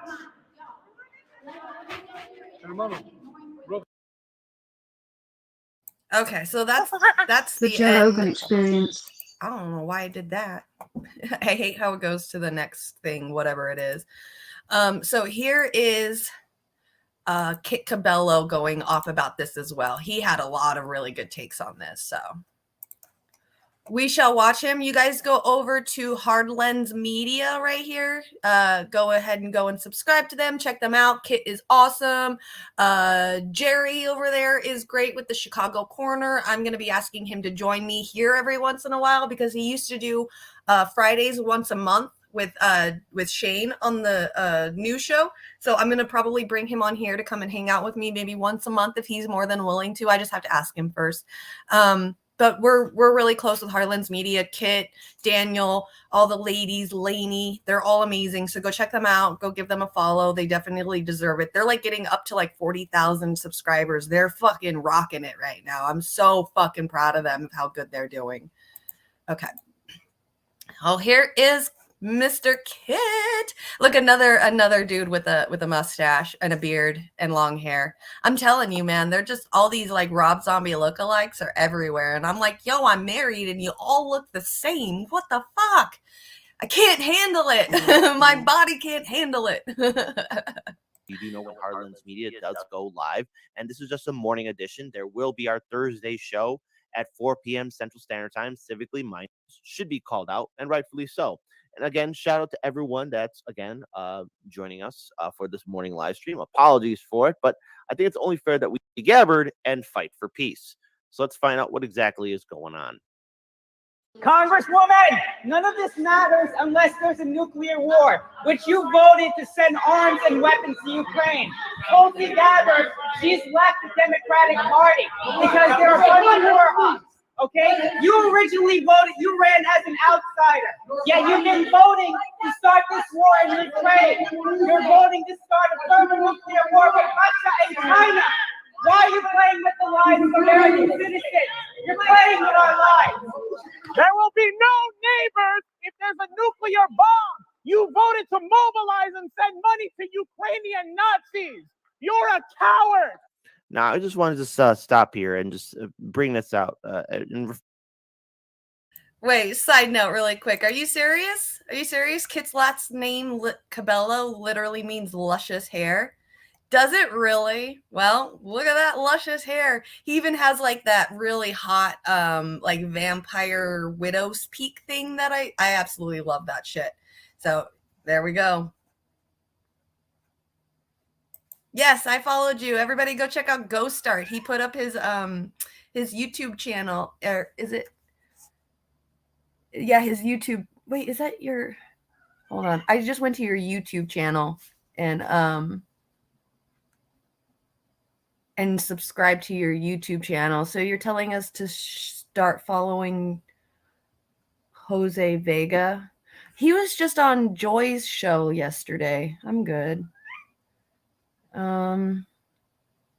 Yeah, you sent the okay. I followed your or I started subscribing to your YouTube. The link, think like Beethoven, sorry for Senate, exonerate Leluce. I'll check him out before I follow him. He can't be too bad. I just don't, because I don't want to follow him like right after he's been on Joy's show, because Joy has been mad at me for like 8 months for no reason whatsoever. I still love her. So I'll give it a couple of days and then I'll follow him. Because I don't want her to get mad at me. Is it really, Lana? I'm not gonna put it up because that shit's hilarious. I'm not trying to start no drama. But yeah, that's hilarious. Did not know what that is. I did not know it meant that. Yeah. She's mad at me right now. It's sad. It was over like the Savage. It was over the whole Red Berets thing. It kind of sucked, I guess, because I wasn't a part of Red Berets or anything, but because KRTD gave them a show once a week, she decided that KRTD was an enemy to her. And since I work at KRTD, she decided to end a 6-year friendship over it. So sucks. I still love her to death. I still think that she's awesome, but I'm not going to try and be friends with somebody that's going to treat me like that. So not my problem. Fresh everyone's memory. You know, we actually covered here at Hard Lens Media where the city of New York posted these very controversial billboards and self-help tips of what to do in case of a nuclear bomb goes off. Newsflash, you probably won't be around to actually know what to do because you'll probably vaporize. But nonetheless, this is fascinating that we are seeing this kind of confrontation. Another thing, too, I want to point out is the low turnout for someone that's supposedly a heavy hitter in her district and a very popular progressive, because I would think that room would be more crowded. Let's go ahead and rewind back just a little bit more into the video, but it's just something interesting that we should see. Yeah, I'm pretty sure it does sound like her. Like, the only thing that really upset me about the whole thing is, like, my husband had just got me her book, had bought her book, like, went behind my back and snuck and went and talked to her about how to get a hold of the book because he wanted to give it to me for a surprise gift of her book. And so I was like, I got her book as a gift. I was so excited. I like posted it everywhere, was super stoked, started reading it, and then like 2 weeks later she pulled that thing on me, and I was just like, well, then I'm not reading your book. That's mean. I won't read it then. And I still haven't read that book. You're the lives of American citizens. You're playing with our lives. There will be no neighbors if there's a nuclear bomb. You voted to mobilize and send money to Ukrainian Nazis. You're a coward. You're a progressive socialist. Where are you against the war mobilization? He's telling the right truth. You have done nothing. Tulsi Gabbard has shown guts where you've shown cowardice. I believed in you, and you became the very thing you sought to fight against. That's what you've become. You are the establishment, and you are the reason why everybody will end up in a nuclear war unless you choose to stand up right now and denounce the Democratic Party. Now, I think this criticism towards AOC is fair. I mean, in 2021, there's that infamous video to where AOC voted no on the Iron Dome funding for Israel. And old hag bag Nancy, mama bad Nancy Pelosi, ice cream eating Nancy. I love how he insider does that with the trading Nancy deal, thing. Nancy Pelosi wagged her old finger in front of AOC, causing her to cry and turn her no vote into a present.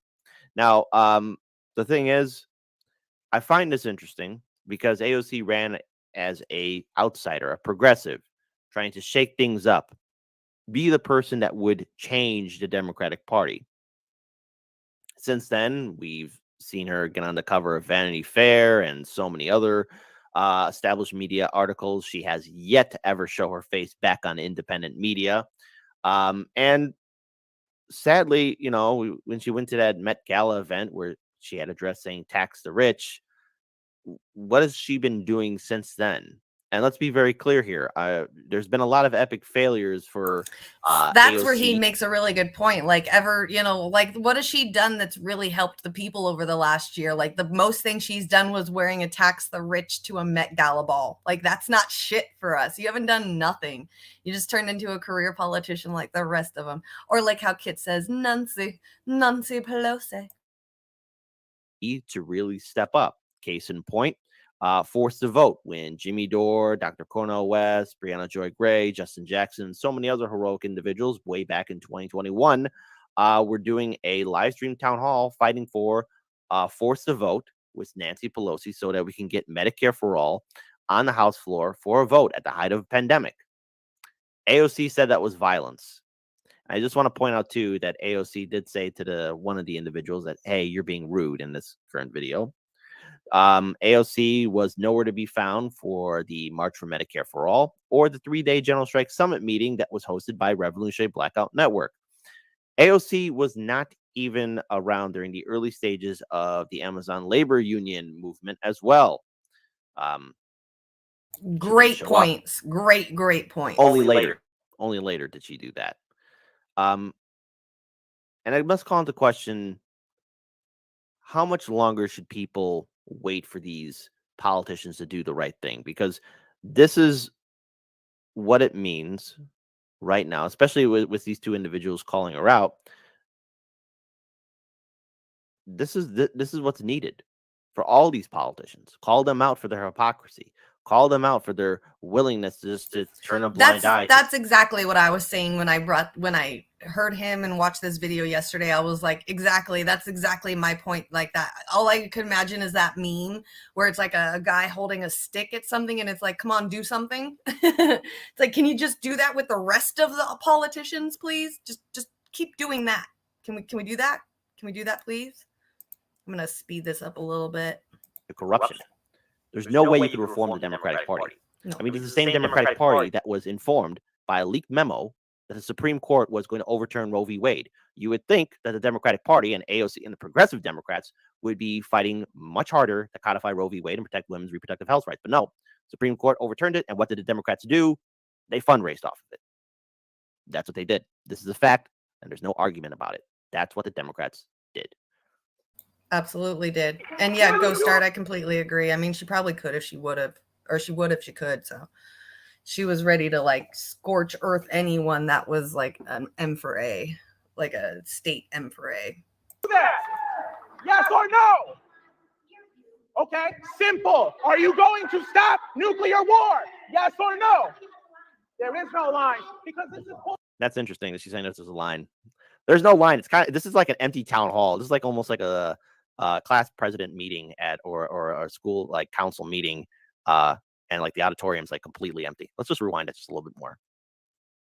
All right, he's gonna rewind it and watch a little bit more. I'm gonna run to the bathroom really quick. That's what you've become. You are the establishment, and you are the reason why everybody will end up in a nuclear war unless you choose to stand up right now and denounce the Democratic Party. Will you do that? Yes or no? Okay, simple. Are you going to stop nuclear war? Yes or no? There is no line because this is bullshit. None of this matters if we're all dead. None of it. You know that. Then let's take it up right now because this is the only thing that matters. This is the only thing that matters right now. We could be in a nuclear war at any minute and you continue to fund it. That's what's going on. Why not right now? There. Okay, that's where she said it. You are being rude to everyone here. There's not a whole lot of people there, AOC. And for people asking the live stream audience, when was this town hall? I believe this was last night. This caught my attention. Again, shout out to the people who sent this to me. You're the liar here. Nobody has held you accountable. That's what's happening. And it is time for you to stand up and realize that what you've been saying has been lies. Let your conscience come through for once.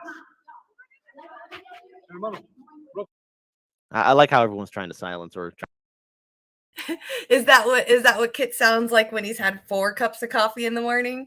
I like his morning talk.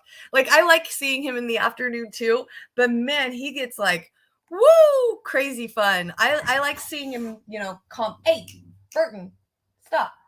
I like seeing him calm down a little bit, like the morning angry, grumpy. Right. Yeah, that's exactly what's what you end up thinking when you hear her saying like you're being rude. Like, you're rude, so I'm going to keep supporting the war because of you. Like, yeah, exactly. It's just gross. It's gross. She's turned into a career politician. Yeah, maybe if you asked nicely, I would consider.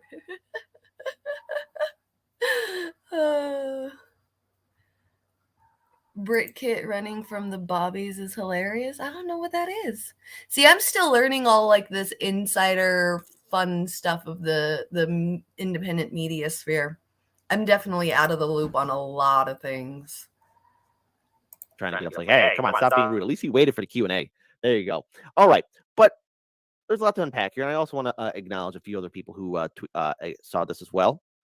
Shout out to the wonderful, incredible Sappy Sabs, who does phenomenal work, not only for her channel, but for Revolutionary Blackout Network as well. And this is a response to the same video down here that we saw earlier. Hold politicians accountable. They took money from working class people and sold them out for career advancement and book deals. The pledge Justice Democrats signed means absolutely nothing. And I want to highlight this here. Sabrina's bringing up excellent points. In 2021, and I forgot to mention this earlier, where AOC failed, her and Cori Bush did their infamous live stream on Share Instagram, the and I believe also on video. other social media platforms, where they said they had to run to stop ice cream Nancy Pelosi from adjourning Congress in 2021. Because Les Bones, no, if you can millions get of Americans. if you can get the video from Go Start, send it to me in the Discord, like a private DM or in the main chat or something, and I'll play it. I'll definitely play it. Were at risk of being evicted from their homes and apartments. So they had to run there. They didn't get there in time. I think they forgot that Nancy was going to do that. And that's where they did their infamous little protest at Capitol Hill.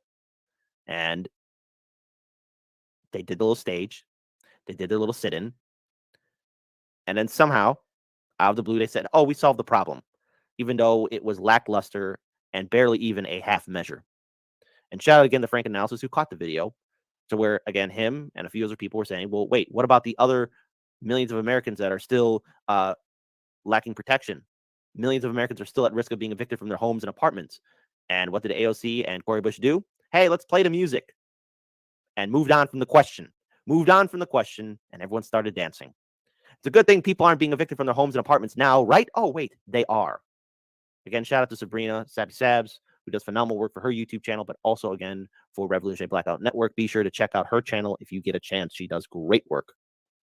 I also want to bring up this content creator as well, but also journalist, award-winning journalist. He's been on the Jimmy Dore Show, and he writes fantastic articles for the Gray Zone, Max Blumenthal, where he writes in response to the same video that we saw earlier. It's about time the intersectional wing of the war party got called out for its deceitful politics. Now, where is the rest of the U.S. anti-war movement to increase the pressure? And that's a good question. Where is the anti-war? Like I said, that's how I thought too. Like poking it. Like, what else you got to do? Come on, keep going. Movement.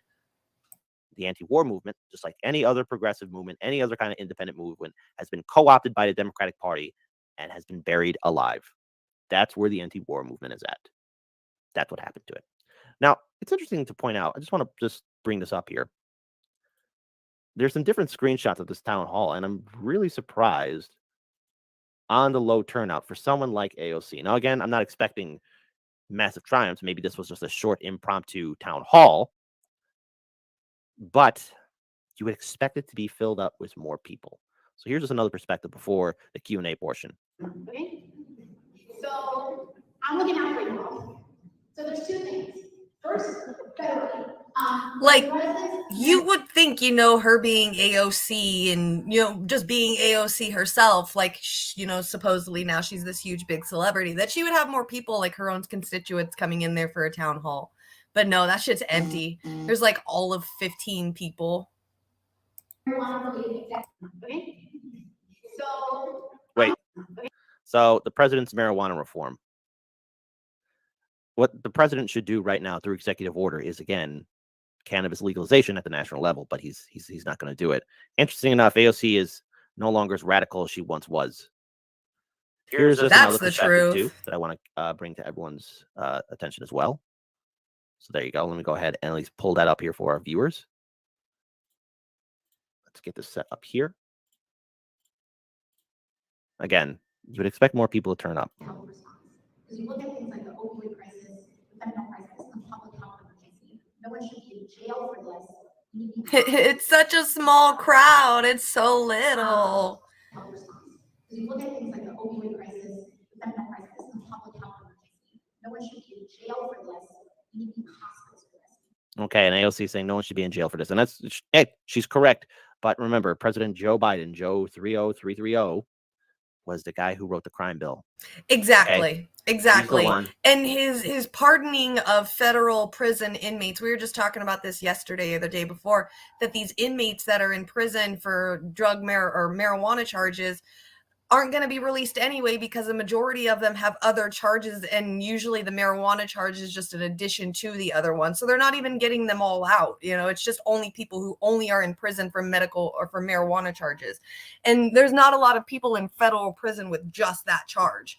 Like, they have other things like, like burglary or grand theft auto with possession of marijuana. And so they're not, it was literally a toothless pardon.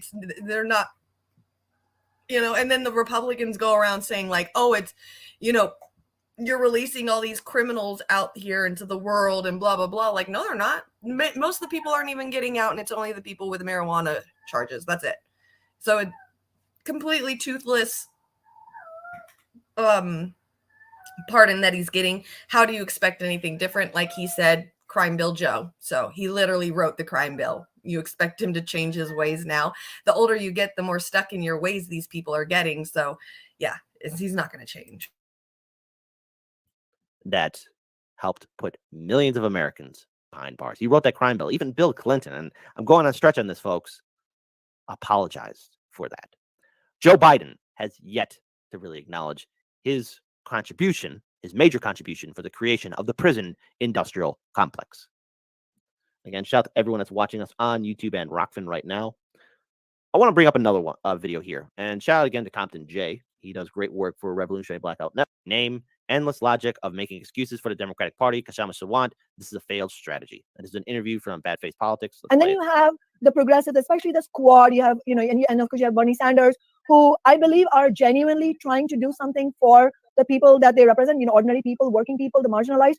But the catch is in the question of how are they actually going to challenge the Democratic establishment. And I think, in terms of what you said about, people pushing back against us, saying, well, now is not the right time.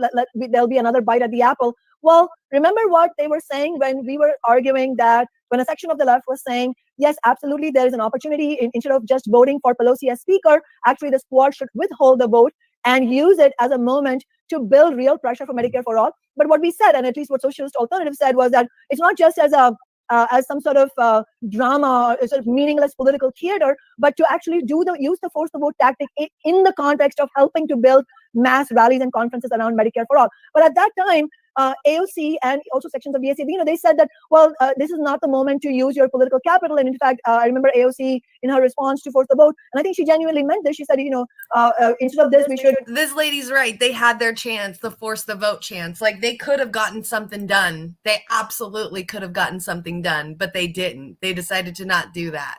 And sorry, I heard my cats in my bedroom like freaking out, so I had to go check on them, make sure they're okay and not killing each other. Fight for something winnable, which is $15 an hour. Well, here we are talking about $15 an hour, and again, Biden, Harris, Schumer, Pelosi, all the stalwarts, big business stalwarts of the party are throwing excuse after excuse. It's the parliamentarian, it's the rules, it's the decorum, it's Joe Manchin. So I think what we have to point to is sort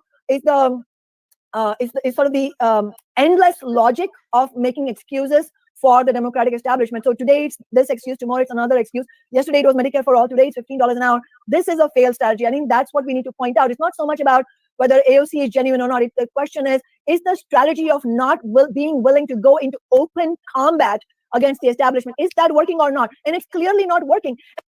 All right, and that's I'm going to leave it right there. But here's the thing. There was a point to where AOC and I think Bernie Sanders and the rest of the progressive movement could have done more. But since they sat on their power, let everything cool down, the enthusiasm of the progressive base has effectively been dying. And so what can be done to really change things? Yup. Number one, you can't reform the Democratic Party. Hell, the Republican Party is lost beyond all cause. Don't be a sucker and vote for the two-party system. I want to play this video again one last time for especially those who are just tuning in right now. I don't know what he's playing again. Stop, you guys. See, my cats are freaking out, and then my dog. Stop.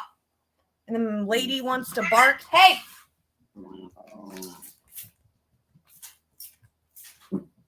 My poor house. It just gets soaked every time I go live because I just spray this at them all freaking morning long. Right. There's a nuclear war, which you voted to send arms and weapons to Ukraine. Tulsi Gabbard, she's left the Democratic Party because they're funding war arms. Okay? You originally voted, you ran as an outsider. Yet you've been voting to start this war in Ukraine. You're voting to start a third nuclear war with Russia and China. Why are you playing with the lives of American citizens? You're playing with our lives. There will be no neighbors if there's a nuclear bomb. You voted to mobilize and send money to Ukrainian Nazis. You're a coward. You're a progressive socialist. Where are you against the war mobilization? He's telling the right truth. You have done nothing. Tulsi Gabbard has shown guts where you've shown cowardice. I believed in you, and you became the very thing you sought to fight against. That's what you've become. You are the establishment, and you are the reason why everybody will end up in a nuclear war unless you choose to stand up right now and denounce the Democratic Party. That's crazy is like we can hear him. We know what he's saying. But if you listen really closely, you'll notice like in the background, she's still talking on the mic, which means that she's not listening to a damn thing this guy is fucking saying because she can't handle criticism. Absolutely can't handle any kind of criticism. She just wants to keep thinking that she's the new, the new shiny object and everybody should love her and she's the progressive. Like, welcome to karma, bitch. But she's not listening. She's just sitting there talking over him with her mic, so she's not going to hear anything he says. Will you do that? Yes or no? Okay, simple. Are you going to stop nuclear war? Yes or no? There is no line because this is bullshit. None of this matters if we're all dead. None of it. You know that. Then let's take it up right now because this is the only thing that matters. This is the only thing that matters right now. We could be in a nuclear war at any minute and you continue to fund it. That's what's going on. Secular amen to that, brother. A secular amen to that. You are being rude. You're the liar here. Nobody has held you accountable. That's what's happening.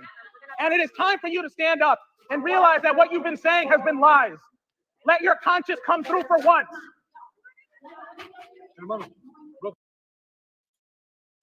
And I hope all of you are having a very good morning. So again, shout out to the people who at least yes, we're having a very good morning. Thank you, Kit, for looking out for us, making sure that we are having a good morning. So yeah, that's what happened over there with AOC. Like I said, she definitely deserves all of this. Everything that kid was saying, it's true. It just doesn't seem like she really cares. Like she was just talking over him. She told him that he's rude, sounding like what you were saying right here, Holly. The new Pelosi is what she's acting like. I think that ever since that one time that she voted for something and then Pelosi came over and yelled at her and then you saw her crying, I think that was like the moment where she's like, I don't know, where she probably was like, all right, I can't do any of this like progressive stuff anymore. I got to tote the lines because she probably wants to keep her job. That's what most of these people do. They come in wanting to change politics and change the world and shit. And then they get that like 150 G's a year. And they're like, oh, this is nice. I don't want to stop getting this because if I stop, then I might end up at like T-Mobile or something. So that's exactly how they're thinking. They're turning this into a career thing. So yeah, me too. I'm absolutely surprised that she didn't have him get carried out in a rude, mean way, because that's what they do. They just kick the people out and continue talking about it. And then they'll be like, I'll talk to you after it's over. We can have a chat. And then they just never do it. Absolutely. It's crazy. All right. So this next one, ooh, you guys are gonna like this. This one is amazing. Let me pull up the second one. Okay. So it looks like, so what happened was, I'm gonna read this. I got two videos for this. So what happened was the European Parliament held a hearing the other day to discuss like the COVID response of what happened in the 2 years. During that hearing, Pfizer did not send their CEO. They sent like a lackey or a spokesperson. And so they were asking that spokesperson, the parliament was asking that spokesperson for Pfizer some questions about the COVID vaccine and how it was never tested, and if not, it would actually stop the spread. That's what pretty much we were told the whole time, is that they would stop the spread. It would slow the spread down. The fact that we couldn't go anywhere without like the vaccine passports, you couldn't even go to a restaurant without having your vaccine card. And so the question now is did Pfizer really know that their vaccine would stop the spread all along. Like, did they know it or not? Like, if it would or would not, did they know it? And so the video of it was really, really, really great. I'm going to show you, what is this? GBN News. I've never heard of them. I think this is a news company from another channel. And then after, which is just going to show like, you know, the news version of this. And then afterwards, after this is over, what channel did a really good job on this? What is this channel? Redacted. Redacted did a really good article, or I mean a video about this. So we'll watch that after we watch this one really quick to kind of get like a quick idea of what happened before we get into the nitty gritty of it. This is a significant admission by Pfizer, is it not? Yes, it is. I think it's the first time that that someone admitted this, and it was an important question. I asked this question also to AstraZeneca and Moderna, but they made a workaround and they didn't give me an answer. But Pfizer was very clear in speaking out, and I think it's important because of this narrative.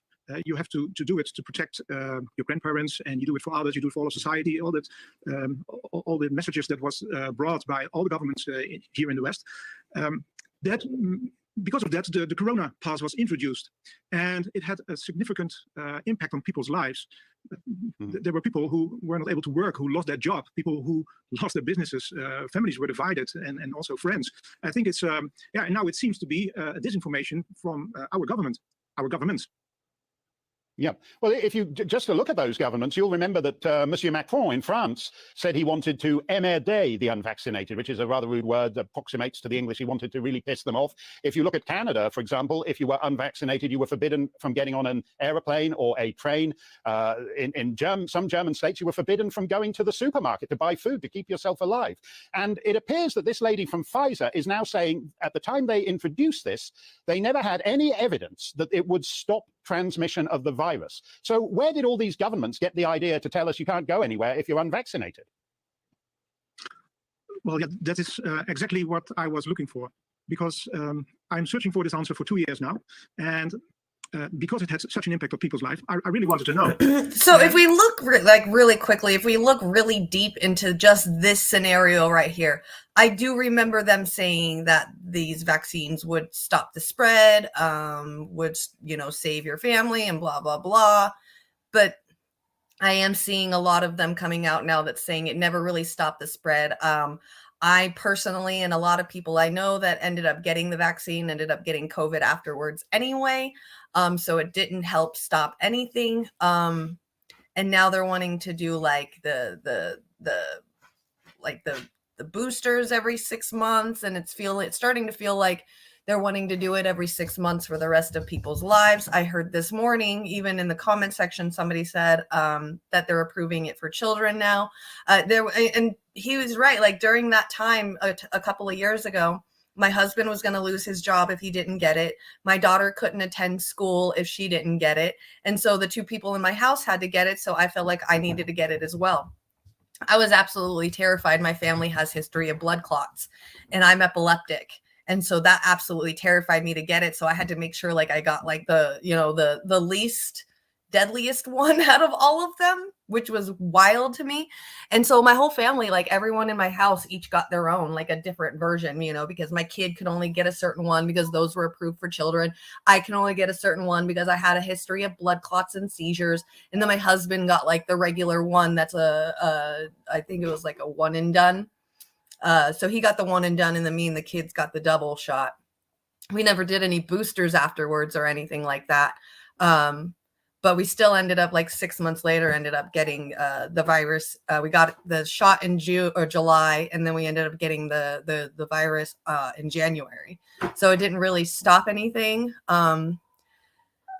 And so now they're like trying to, you know, it just seems like what the companies were doing was just trying to push all this information out there to get people to do it, and kind of like overdoing the information of like safety protocols and things like that just to get people to take it. And now it's starting to feel like they're kind of backtracking on their words now that it's too late and we already got it.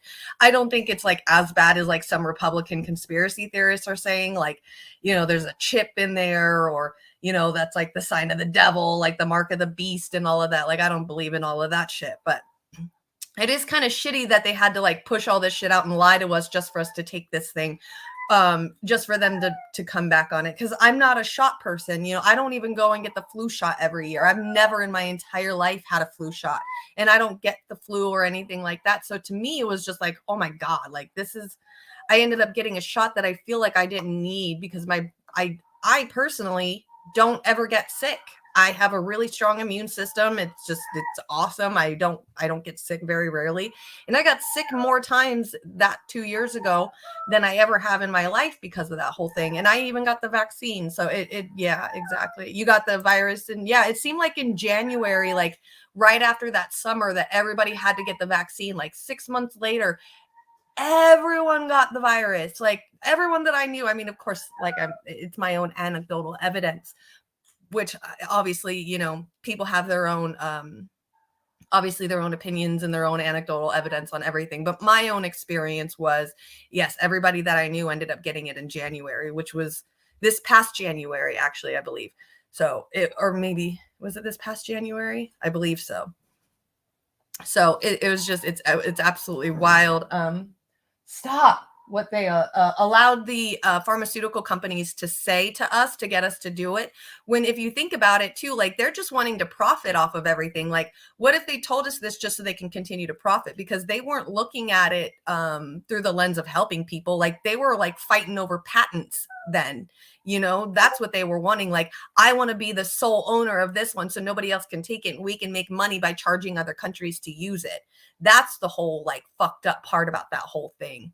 So yeah, this past one for you too. Okay, yeah, that's what, because I remember this January we had here at KRTD, we had like that full day New Year's Eve thing, and I was somebody ran into a tower, like one of those electric towers out here that like control all the phone service in the mountains.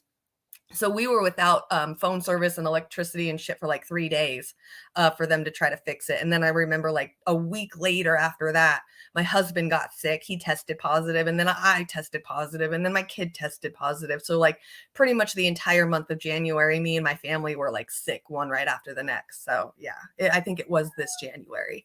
So I believe it was right after the New Year's Eve thing. So let's finish watching this.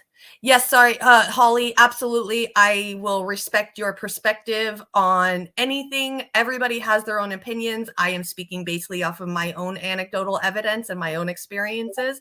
If there was a time that you would like to come on and talk about this as well in your own experience, I would love to hear. I am I don't like to talk about this a lot, because I still want to learn from everyone. Like, what is everybody's experience? You know, you see the extremes on TV and on your YouTube channels that you watch. You see everybody's opinions. Everybody's split. Everybody has their own opinions on things. I still want to learn what everybody's opinion was. You know, I'm not going to sit there and just automatically listen to what, you know, Mr. Microsoft has to say, you know. So absolutely, you are valid in your perspective. I want you to know that you are loved and you are valid, and your perspective is absolutely right on what you believe. So please don't take me talking about this and this whole situation of what we're learning about and these people's perspectives as the right one, because it could be anything could happen, you know. I just like to look at the greediness of companies when it comes to this and what they do to the people to try to make benefits, try to make profit off of it. So everyone was getting sick in New York too at this. Yeah, everyone out here in California was getting sick. It was wild.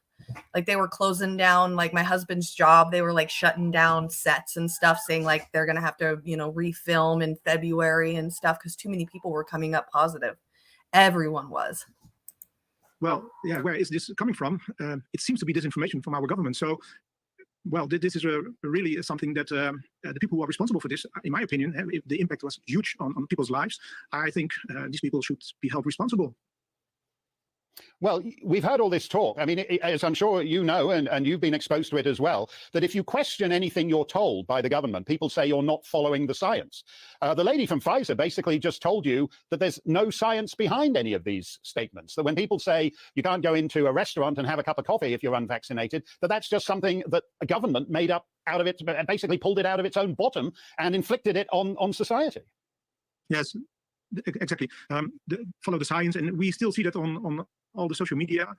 If you make a post about, I'm in the COVID committee, so I try to inform people by showing them the questions and the answers. We do not really get real answers, but this was exceptional and a very important one.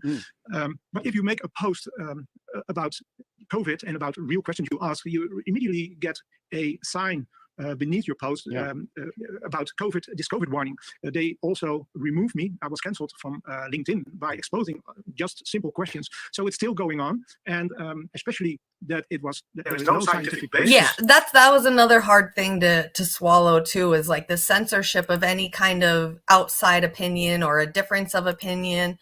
That was a really hard thing to swallow as well too. It's like, because we're, it just reminded me of like back in the World War II, where people were like, let's be anti-war, and they would stand up in the crowds and stuff and say things, and then they would get arrested. It's kind of like that, like the cancellation, but on the internet. So that's the only part. Yeah, that's another part that I didn't like about it, is like, if you had any kind of opposite opinion about what the science was putting out there, then you were automatically censored, taken down, which is absolutely wrong. Like, it literally felt like a repeat of like World War II and the people that were like anti-war being silenced. So it felt like that. Okay, so you had it in early 2020 with mild symptoms, ended up getting the Moderna double jab. No boosters. After the second jab, I thought I was gonna die. Felt like I had a, yeah, that was the same with me. I think I got the Moderna one as well, because the Moderna one wasn't doesn't give you blood clots. I heard like the Johnson & Johnson could give you blood clots, and so since my family has a history of blood clots, I think that's the one that I got, because it was a double jab. And the first one I did it was like nothing. It was super easy, barely felt anything. But yeah, so I like psyched myself out, because I was so scared that I was going to get sick and I was going to die, because I'm like, I'm epileptic. I'm going to send myself to the hospital. Like, I'm going to have a seizure because of this shit. I'm not going to be able to handle it. My body's going to be like, fuck you. I give up. I'm done. I'm dead. Just from getting the shot. I was existentially terrified to get the shot. Existentially terrified. And so when I got the first shot, like the next day or two, I was like, okay, this isn't that bad. So maybe the second one will be okay, because I already have a little bit of the virus or the vax in me. So maybe the second one's not too bad. And then when that second one got it, the very next day, it was the worst flu I've ever had in my life. Like I said earlier, I don't get the flu shots every year, and I never get the flu. If I do, it's not that bad. It's like a day of just sleeping it off and sitting in the bed, and that's it. I had 3 days of just wanting to die. I just didn't even want to fucking be alive after that. Those 3 days were brutal. It was the worst cold and sickness I've ever felt in my life, and that was from the vaccine. So it was brutal. So then at that time, I was still like, a little brainwashed. And I was like, well, at least I got the vaccine. So that way, if I get the virus, it's not going to be as scary and difficult as it would if I didn't get it, which I still kind of stand by a little bit, because I did know some people who were like one guy that my mom knows. He's a bodybuilder, super works out, very healthy, in shape. Has kids, just all that stuff. And he ended up passing away from it without getting the shot. So, still that kind of stuck in my head. Like, it could have been worse if I got it in January without it, but you never know. I'll never know now. And now I'm stuck with this vaccine in my body with, like, it didn't even do anything. It didn't even stop other people from getting sick. It didn't stop the spread or anything like that. So it was really crazy to see and deal with that kind of stuff. And still, like, as a human being with like like common sense, it's still hard to like fathom of like everything that's going on, because there's still that swirl of misinformation everywhere on all sides. And it's just like, even the anti-vaxxers, like, they can speak up to a truth to a certain point to where they start getting conspiratorial as well. So it's just bad on all sides. It's crazy. J&J was the blood clot one. Yeah, that's the one I couldn't get. I was absolutely terrified of that one. I think that was the one and done one, right? So yeah, I couldn't get that. That scared the shit out of me. Plus, I didn't want to get a shot from a company that literally put like bad stuff in baby powder for like 20 years and didn't tell people. So I was like, nah, I'm good with this one. I'm way good. Not like any Moderna's any better or Pfizer or stuff, but still, like, I was like, the baby powder one? Nah, I'm cool. They're good. They not only do they want to give me blood clots, but they want to kill me with baby powder pesticides. Yeah, the first one was nothing. You had the same. First Moderna was fine, and then the second one took me down for 24. Yeah, it was bad. It was so scary and brutal. I was just sweating balls the whole time. I couldn't, like, the hot, cold, hot, cold, hot, cold. You get really hot and you start sweating, and then you start to freeze because you get the cold sweats because you're so wet from sweating so much, and then that gets cold, and then you're frozen. Oh my gosh, it was horrible. I just didn't want to do anything. No jab, no COVID. You're a hermit. Did you say safe the whole time? No virus. You didn't get anything? Because that's interesting. That's cool. Like, that's what I wanted to find out. Like, if you were just a hermit, could you not get anything? Because I'm a hermit anyway. Like, I don't leave my house. I love my house. House has all my stuff in it. I don't want to go anywhere. And I was more of a hermit in the last 2 years than I have ever been in my entire life. So I wonder if, like, did you get any of it at all? Because us, like the people that did get it, we end up getting the virus anyway. So I'm one of the few people I know who never got COVID. Oh, lucky. You got lucky. It was a brutal cold. It was pretty brutal. It was a bad cold. But like we were saying though, the jab, the vaccines, the sickness that you got from like the second one, that was way, way harder to deal with than the week of COVID that I got in January. I mean, that was still tolerable. It just felt like a regular sickness, like a regular cold. But that jab, man, that fucked me up big time. Big time. When I actually had it, you were working at Whole Foods in pretty cramped conditions, where part of it was its fatigue for, yeah, exactly. The feeling like your body has no energy whatsoever. It was so bad. So bad. It's a new rogue virus. We didn't know what was going to happen. It was a fly by the seat of the pants kind of thing. Yeah, exactly. See, you're a pincushion. 4 jabs plus flu, 2 shingles, 1 pneumonia, waiting for next pneumonia. Damn. So you got 4 jabs, but you end up getting the flu and the shingles and pneumonia. And now so did you end up with all that stuff after the jabs? That's wild. See, because I've had pneumonia in my life. I've been hospitalized for pneumonia when I was a kid. I've had shingles. I've had the chicken pox 4 times as a child, and then I got the shingles when I was a teenager. So I that's like another thing. Like, I was so scared. I was like, I've had shit before. Like, my body, I've had pneumonia. I can't breathe. I'm a smoker as well too. So like, my lungs are not strong enough to be able to fight anything like that. I would have been like gagging for breath. All right, let's watch Redacted and what they had to say, because they did a good take on it as well. What happened with Pfizer. So a few days ago, European leaders, for a few days, for a long time now, European leaders have been asking tough questions of the biopharmaceutical complex and the biopharmaceutical CEOs, asking them to come before European Parliament to answer some tough questions, because we're not getting these answers from the United States. They're not doing this in Congress. So they brought AstraZeneca. They brought Johnson & Johnson. They brought Moderna. Noticeably absent, of course, was the CEO of Pfizer, because I guess Albert. Oh my God, Lana, you got the shingles at 25 years old, or chickenpox at 25 years old? Is that even possible? That's wild to me. Because see, they always tell you, like, once you're a kid, you can't get it anymore. You're a grown up and it's very rare to get it. So you don't hear very many grown-ups getting chicken pox. I couldn't imagine. Like, I know as a kid, like, it's just, a lot of blur being a kid. It's just experiences that you remember. But man, oh man, do I remember the itchiness of chicken pox as a kid. It got so bad, I was just crying in my room one night. My grandma came up to me and she's like, she hands me this like doll. I think it's like a Cabbage Patch doll, or like a one of those dolls with like the hair, like yarn for hair.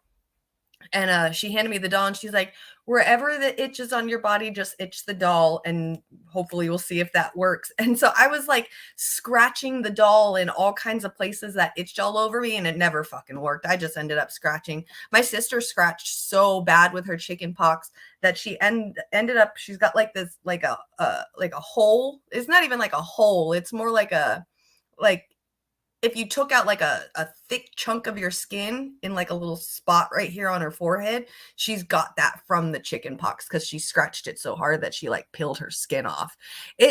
We did not like it. We got it too many times. And then getting the shingles too. Like there's still makeup to this day that I cannot wear because the smell of the makeup reminds me of having to cover up the shingles that were on I remember having them on my ear, and my ear was like just like bumpy and like swollen and really, really gross. And I was like, had to still go to school. So I like try to cover it up with makeup, and still to this day, like that makeup, I can't use any of that makeup because the smell reminds me of shingles. It's the weirdest thing ever. Oh, shingles vaccine and pneumonia vaccine. Okay. Whoo. I didn't even know they had vaccines for the shingles or pneumonia. I mean, isn't pneumonia just like a lung thing though? I didn't know you can get a vaccine for it. It wasn't the itching. It took all the wind out of my sails, no energy, and wiped out. So that's what happens when you're grown up with it. Wow.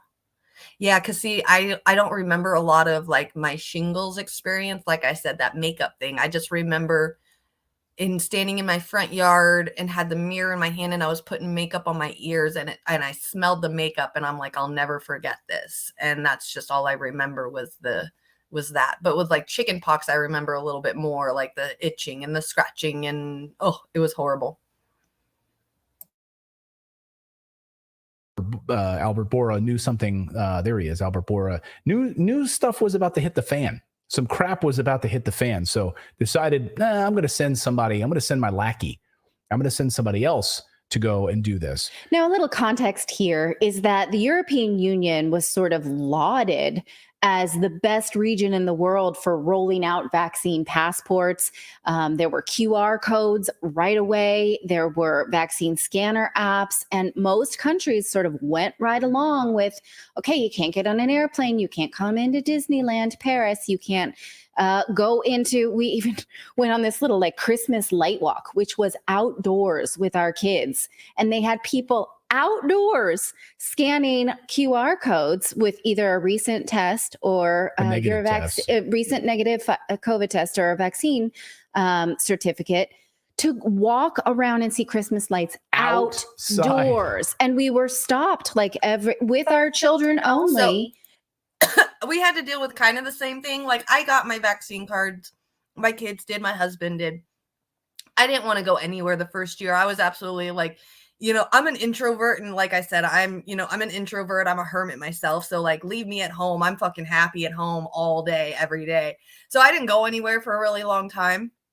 Probably for like the first year, we didn't go do shit. But finally, we decided to go out. I think we went to like downtown LA or something.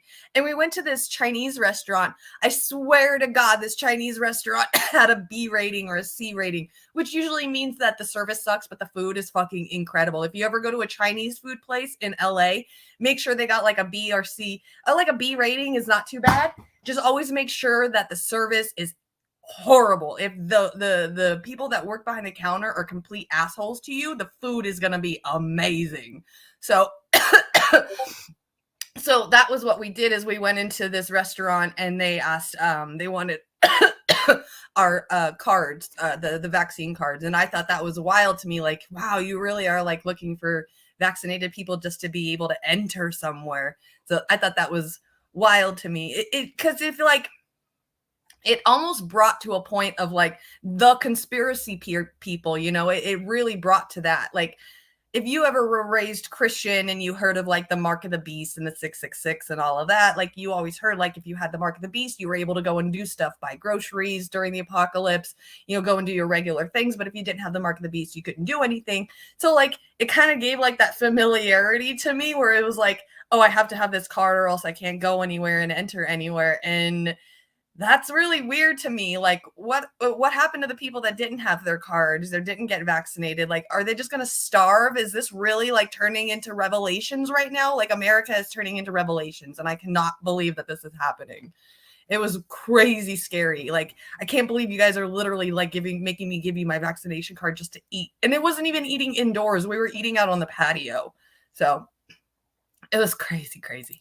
And with masks every, like, I want to say mile or so on this. So the European Union launched these vaccine certificates with a vengeance. And there was a lot of money and effort and compliance, which is why it's important to figure out, why do we do that? Was there really a reason to do that? Because it really did harm a lot of people's businesses and inconvenience a lot of people and cost people their jobs. So yeah, and like going to restaurants, like one of our favorite restaurants, like we all went, we're like, we don't have any of these certificates. Like, what do we need to do? We want to eat here. And they're like, can you take a test right now and show that you're negative? And we're like, okay, so 20 minutes of tests later. And like, that's sanitary. I'm going to shove something in my nose at the table, yeah, right? Like, what in the world, really? Like, this is what we've got. We've been cooped up for so long. We just want to have some good food, for crying out loud. And just imagine how damning that is to the business, right? And how few people were showing up because just awful crushing of business, crushing of families, you name it. We know the story, right? So during a recent COVID-19 EU hearing, Pfizer's president of international developed markets, Janine Small, admitted that the vaccine had never been tested on its ability to prevent transmission, contrary to what was advertised and told to us around the world. So Robert Roos is a politician from the Netherlands who is a member of the European Parliament. And he asked this simple question of the Pfizer's president of international markets. Remember, the CEO was chicken shit and didn't show up, didn't answer these questions. Well, also because there was news that he and Ursula von der Leyen had been exchanging texts for weeks in advance of the rollout, and everyone thought that was shady AF, right? Yeah, and so he did not want to have to show up and talk about texting with the head of the European Union about rolling out a vaccine to millions of people. So and remember, yeah, remember the whole narrative of 2 weeks to flatten the curve. The only way you could flatten the curve was if you stopped transmission. That was the narrative that they were pumping hard at the beginning. Yeah. Oh, yes. And the way that we're going to do that is both to stay home and to take the vaccine. And that's what will do it. Right. So CEO Albert Bourla didn't show up. He was too scared to show up. So Janine Small was sent out there to answer some tough questions. And this might be one of the most amazing and important sound bites that I've seen this year. Watch this. Was the Pfizer COVID vaccine tested on stopping the transmission of the virus before it entered the market? If not, please say it clearly. If yes, are you willing to share the data with this committee? And I really want a straight answer, yes or no, and I'm looking forward to it. Thank you very much. Regarding the question around, did we know about stopping immunization before it's entered the market? No. No. I love how that he's going to talk about like how she laughed about it. And he's so fucking right. Like, you didn't know, but then you go around telling everybody that it would stop it, then you lied. That's just straight up lying. You lied to us. Pfizer lied. Pfizer, big fat liar. Liar, liar, pants on fire.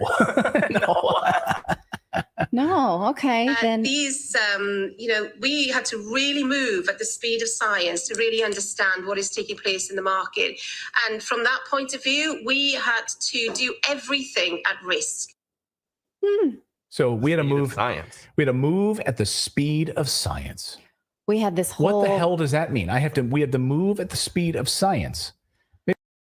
Science moves very slow, just so you know.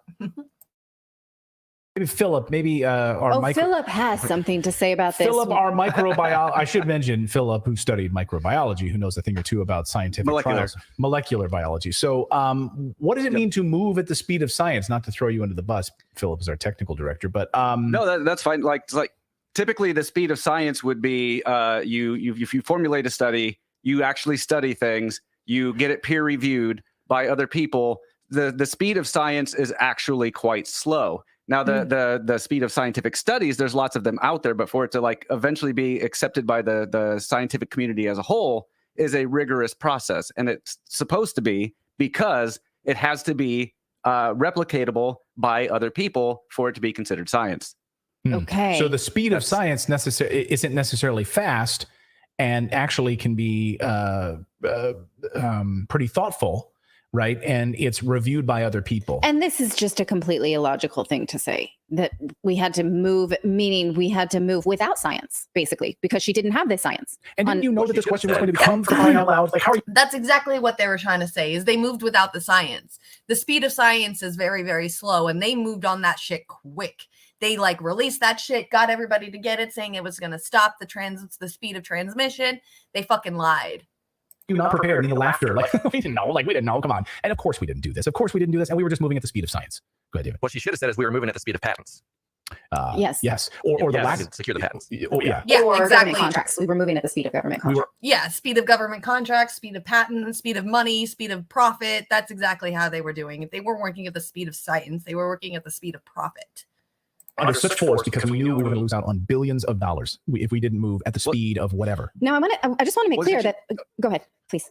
Oh, I was going to say, like, she actually, like, in that same sentence was like, no, we didn't study that because we were moving at the speed of science. That's basically saying we did know science because we had to do the science. Yeah. Was the Pfizer COVID vaccine tested on stopping the transmission of the virus before it entered the market? If not, please say it clearly. If yes, are you willing to share the data with this committee? And I really want a straight answer, yes or no, and I'm looking forward to it. Thank you very much. Regarding the question around, did we know about stopping immunisation before it entered the market? No. We had to really move at the speed of science to really understand what is taking place in the market. And from that point of view, we had to do everything at risk. Okay. No one asked them to put us at risk in order to save our lives. And we needed to respond to the market. So that's what she's saying. We needed to move at this sort of fake speed of science in order to respond to the marketplace needs for these billions of dollars. Yeah, exactly. The marketplace needs those things. They need to start making money, so they had to work in the speed of profit. It was more profit motivated. Absolutely. So Rob Roos had a viral tweet then shortly afterwards. And I want to get to his sound because he not only this was what went viral, has been continuing to go viral, Rob's response to this. And then I want to play some more sound from him as well. So watch this. If you don't get vaccinated, you're antisocial. That is a very, very, very good point, Lana. Personally, no, I don't think so. I don't think that science, which is supposed to, at least in, like agricultural, health, humane sciences, things like that there should not be a market for that. There shouldn't be any kind of profit motive for figuring out the safety of humankind and the benefit of humankind. Because like with cancer, treatments and like the cancer cure, I'm pretty sure that there's a cure out there somewhere for cancer, but because they can't market and make continuous profit off of people recovering fully from cancer and ending it completely, they're not allowing that to go out and be of public use. And if they do, it's like really hard to get a hold of. It's very expensive. Not a lot of people even know that there is like a cure out there, or could be a cure out there. But that's how I look at it, as like, I don't think science and profit should be in the same sentence whatsoever at all. That's wrong completely. So, what do you think, Lana? This is what the Dutch Prime Minister and Health Minister told us. You don't get vaccinated just for yourself, but also for others. You do it for all of society. That's what I said. Today, this turned out to be complete nonsense. In a COVID hearing in the European Parliament, one of the Pfizer directors just admitted to me, at the time of introduction, the vaccine had never been tested on stopping the transmission of the virus. This removes the entire legal basis for the COVID passport. The COVID passport that led to massive institutional discrimination as people lost access to essential parts of society. I find this to be shocking, even criminal. Please watch the video until the end. Voor u, mevrouw Small, heb ik de volgende vraag. So last night, then Tucker invited Robert on to talk post after this hearing and to break it down. And you just watch, like, I know Tucker very well. Just watch his. By telling them, by telling you to do it for your, and this has massive implications. Governments pushed millions of people worldwide to get vaccinated by telling them, I don't want to sit here and make fun of like somebody's face or the way that they look or anything because it's just rude and mean. But look at Tucker Carlson; he looks like a deer caught in headlights. For your grandmother. And that is perfectly healthy young people into taking this jab using false arguments. And they used big words such as antisocial to sow an immense hatred against people who refuse to comply with the government's wishes. Yes. Yes. Well, what I want to know, my question is, if Pfizer, like what we know today, if Pfizer knew this, there was no testing on transmission. That's exactly pretty much the reason why I got it, is so that it would be, if I did end up getting it, then it would be less severe. I was absolutely terrified of my own capability of handling whatever it was going to come, especially with the seeing of so many people dying and then dying alone in a hospital bed without anybody there. Like, not only am I afraid to die from it, but then you've got to put my worst fear in there too, like dying alone, being forced to be alone while I'm dying, not being able to see anyone that I love. That was horrific for me as a social. It should be horrific for anyone that's, a human being, because we're social creatures. So mission or anything, all of the data that we saw come out in the papers that we got suspended for reading, take all of that data together. What did these things really do then? Right. Isn't that the what did they do? Isn't that the $100 billion question? Well, I've seen some data parsed by Dr. John Campbell on his YouTube channel that does show that there is some data that shows that the vaccines lowered the transmission, lowered the hospitalization rate. And so, Philip and David were arguing this morning in our groups about how it will take some time before we actually know. But isn't that the point, right? The speed of science is slow, and we won't know for a few years. That was what we've been saying on the show for a year now or longer, which is we won't know. And a lot of the doctors who said they weren't going to even be a part of this, they weren't going to give this to their patients, who understood how clinical trials worked and how long it takes, that you need at least a few years of data before you even begin that process. But there was no accounting for personal choice, period. Right. So there was no one who could say, I'm not going to take it because my doctor and I have decided, because I'm prone to clotting, because I want to have a baby, because I even a history of stroke. There was a history of stroke in my family. Someone who wrote me on my redacted email that said that they had a bad reaction to a swine flu vaccine or something like that. It was like, I don't want to take this again. And then again, as punished, loses their livelihood. We were not allowed to make those personal calculations. Yeah. And so Mark Stein brought up a great point. He says, we were all told all sort of manner of crazy things, what the government was telling us. And Mark Stein, I love his take on things, and he had Rob on as well to break it down. It was a long night for Rob. Watch this. Just to look at those governments, you'll remember that Monsieur Macron in France said he wanted to emmerder the unvaccinated, which is a rather rude word that approximates to the English. He wanted to really piss them off. If you look at Canada, for example, if you were unvaccinated, you were forbidden from getting on an aeroplane or a train. In some German states, you were forbidden from going to the supermarket to buy food to keep yourself alive. And it appears that this lady from Pfizer is now saying, at the time they introduced this, they never had any evidence that it would stop transmission of the virus. So where did all these governments get the idea to tell us you can't go anywhere if you're unvaccinated? Well, yeah, that is exactly what I was looking for, because I'm searching for this answer for 2 years now. And because it had such an impact on people's life, I really wanted to know. And well, yeah, where is this coming from? It seems to be disinformation from our government. So, well, this is really something that the people who are responsible for this, in my opinion, if the impact was huge on people's lives, I think these people should be held responsible.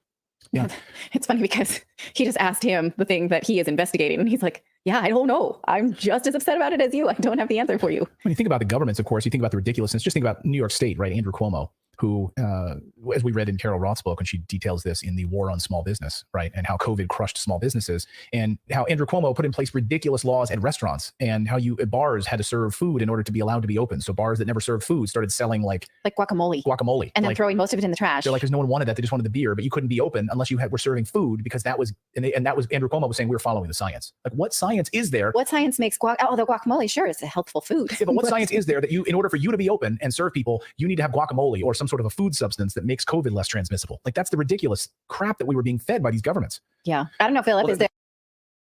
Yeah, I completely agree. Like, how is that science? Or like the whole, if you're in a small general vicinity, compact, like inside of a building wasn't allowed. So like when you go to a restaurant, you couldn't even eat inside the building, but you can eat out on the patio where it's just as compact and together. But it's just outside. But then you've got like the umbrellas that are above all the tables. So like any kind of like forcing out of air of your own mouth is still bounce off of umbrellas and everybody else, and they're all still in the same general vicinity. It was like you can hang out in small crowds as long as it was outside. And that's just what didn't make sense to me. Like, how is that science? You're still breathing on to other people out there as well. So is there molecular biology in guacamole that makes that safer? Not that I'm aware of, but I have never done a specific study on guacamole. There were studies done, like even towards the beginning, where they did know, like there were scientific studies being done that did show that the virus was weakened with the application of the vaccine. But even like back then, they knew that it was still like, well, I'm not going to use the words because I don't know what YouTube's current policy status is on that. Yeah, policy. But one of the things that just kind of strikes me about this that we're talking about right now is that one of two things had to be true: that the government knew that this study hadn't been done, and they were saying it did anyway, or the government didn't know, which means they didn't properly vet something that they pushed onto the population. I think it was the first answer. I believe they knew. I believe they knew as well. went with it anyway. And I believe we're seeing that now from governments around the world, and we're seeing that in court cases that are not necessarily in the United States. We're seeing it in Bolivia. We're seeing it in other areas and countries. Yes, the case we covered in Canada, where they were rolling out vaccine requirements, and there was an email chain that showed the woman said, "Can you show me some science that I can use in the talking points as we roll this out?" Which showed that the cart came before the horse. Right. Did I use that idiom properly? They put the cart before the horse. Right. Yes. Yeah. So we're seeing this in a number of court cases from different countries around the world. And of course, we've been following this cover up for almost 2 years on the show. We reported how Pfizer CEO Albert Bourla admitted that his company Pfizer had no data on the vaccine's effectiveness at stopping the transmission of COVID when it was approved in the United Kingdom and in America. Of course, Pfizer in the EU was already secretly worried that these things wouldn't do what they said they were going to do. We also knew that this information led to documents that talked about the leaked documents we showed on the show about the mRNA instability in the vaccines as well. That this leak of data a number of months ago talked about the instability of these vaccines. So there's just overwhelming mounting evidence about the trouble of this. And so if you're not waking up to this, if you're not aware of this, I keep seeing people talk about Nuremberg 2.0. And Tucker asked Rob Roos this on the show last night, said, when are we going to see prosecution of people? Mm-hmm. When are we going to see people held to account criminally? Because it's not just like, oh, well, we were trying to do the right thing. No, you knew. They're going to hold, like, as an example, they're going to hold J&J, Johnson & Johnson, accountable for this as soon as they hold them accountable for the pesticides in our baby powder. They're not going to do anything. These guys are too powerful to do anything. All they do, like what they're going to do pretty much is just fine them, and then they're going to pay off a fine. I mean, look at what Chevron did to that one guy in the Amazon, and then now he's been fighting. Like, he did something to benefit an entire country and stop a company from doing something bad to a country, and they ended up winning. They just went to their own country in their own state, in a different state, and was found a judge that gets their side. These rich people, like, practically can own anyone, including judges. So what kind of punishment are these companies going to get? You got to change the laws first and figure out a way to stop corrupting and giving approval to these corrupt judges and politicians and everything else before any of this can change. All it is a fine. Remember, rich people always say, like, when you get tickets and when you get in trouble, you don't get in trouble. You just get a fine. You can keep doing the bad things as long as you have enough money to pay for it. So you knew and you lied to people, and you ruined their lives, and people died as a result. And I frankly, I'll never forgive. I was thinking about this afternoon, sort of a quiet afternoon. I was thinking, I didn't get to see my father at the hospital went there because of a stroke, and because we were not allowed to go there and kept away from my father. We weren't allowed to travel there. We weren't allowed to go in the hospital. We were lied to and told to stay away to see my father die. So I didn't get to see my father die. Well, in fact, nobody did. He died alone. He was hospitalized just before Christmas and spent the last 6 weeks of his life isolated because COVID restrictions meant that not even one person could go and visit inside the hospital. So we were kept separate, and he got COVID in the hospital. So it's not us that kept it from him. He was isolated inside the hospital with COVID. And so it's not, it was extremely hard on Clayton and his family, but my father-in-law, who had no physical touch of anybody who he loved for the last 6 weeks of his life, is a real tragedy of the pandemic for our family. I see so many people in the chat. Simon saying the same thing happened to him. Same thing. So many people saying this in the chat. And same thing with our grandmother. You guys as well. And they could have so easily just come out and said, look, like the reality of the situation was, like, hospitals were being overwhelmed, and there was sufficient evidence that that vaccination reduced the amount of people in the hospitals. I mean, those studies still hold up. Like that data is still coming in, and it still points in that direction. They could have just said that, like, hey, we're trying to keep the hospitals from becoming overwhelmed. This will reduce your risk of being hospitalized. Go with it. But they chose not to do that. They like had to go with this like, I don't know even what I say, like scorched earth policy on how we should get vaccinated. Well, also, I mean, we're not even allowed to talk about it here on the show. We're not even allowed to talk about it here on the show because we'll get blocked and banned, which is the entire other side of this, which is the natural, all of the well, first of all, natural immunity, and then also the additional side of it, which is the non-vaccine piece of this, which is what Dr. Peter McCullough has been talking about and writing about and was treating patients in his hospital with. And there was all sorts of natural cures and availability of medicines that were out there that were alternatives. Alternatives. So again, that's another big piece of this. I mean, we can go down the rabbit hole. And that's what I was going to say too. It's like, yeah, maybe they were doing what they said with the hospitalizations, but there's a lot of data that come out in those documents from Pfizer that it's like, I would have rather taken the chance, like. And you weren't given the choice, right? Yes, we weren't given informed consent. Yes. Is the bottom line. Information is power. And here's the information. Do with it what you want, and we're not going to control you. I completely agree. It felt like we were forced to have to do something like that. We were forced to get the jabs. We were forced, and a lot of us could have done well with the supplements. I went out and bought, like Lana was saying, I bought vitamin D. I went and bought zinc. I bought everything that I can think of to build up my immune system to fight it, and still was forced to get the shot anyway to be able to do anything. Especially my kid and my husband too. Like they couldn't go to work. She couldn't go to school unless they had it. There was like nothing we can do. We had no choice. So yeah. And then my fear of actually getting it because they were all vaccinated and I was the one that wouldn't be vaccinated. I was like, I'm going to die. Like y'all are just doing this shit without me. I might as well just get it too. And fell into it. So the real suspicious part is the fact that the government pushed the vaccine only and never mentioned any treatment for the symptoms. Also, why can't you sue Big Pharma if you get injured? Exactly. Like medical malpractice or something, because they have their own lawyers that they pay a bunch of money to help them get out of it. So they're all corrupt and they're all paid and bought for, and the status quo will continue to keep coming no matter what, because that's just the way that our country runs. At least it looks like Canada and the EU are doing at least something, for it. So there's something about it, at least something. So yeah. Okay. I got 2 more regular articles or things that we can talk about, and then I got 2 fun ones. So we might run out of time, and I might have to skip Blink-182 again, like we did yesterday. But I've got Kanye interview clips leaked, and the whole John Fetterman bullshit that's been going on recently, talking about how he has to use like this, translate like this closed caption thing because of his stroke, and like what the news is doing about it. So which one should we do? Kanye or Fetterman? Kanye or Fetterman? Yeah, you were legally barred from attempting to sue. Oh, yeah, that's right. We weren't even given an option to do that. Didn't right after they came out with the patents for it, they were like, you can't sue us if something bad happens. I remember something about that in the news, them saying that you couldn't sue the companies, which I thought was bullshit, because people were actually getting hurt and dying and shit, and things were happening that were wrong with these vaccines too, because that happened. So Fetterman, all right, you got it. Oh, Kitty, come on. Okay. Can you please behave just for a little bit? Dasha, Oh my God.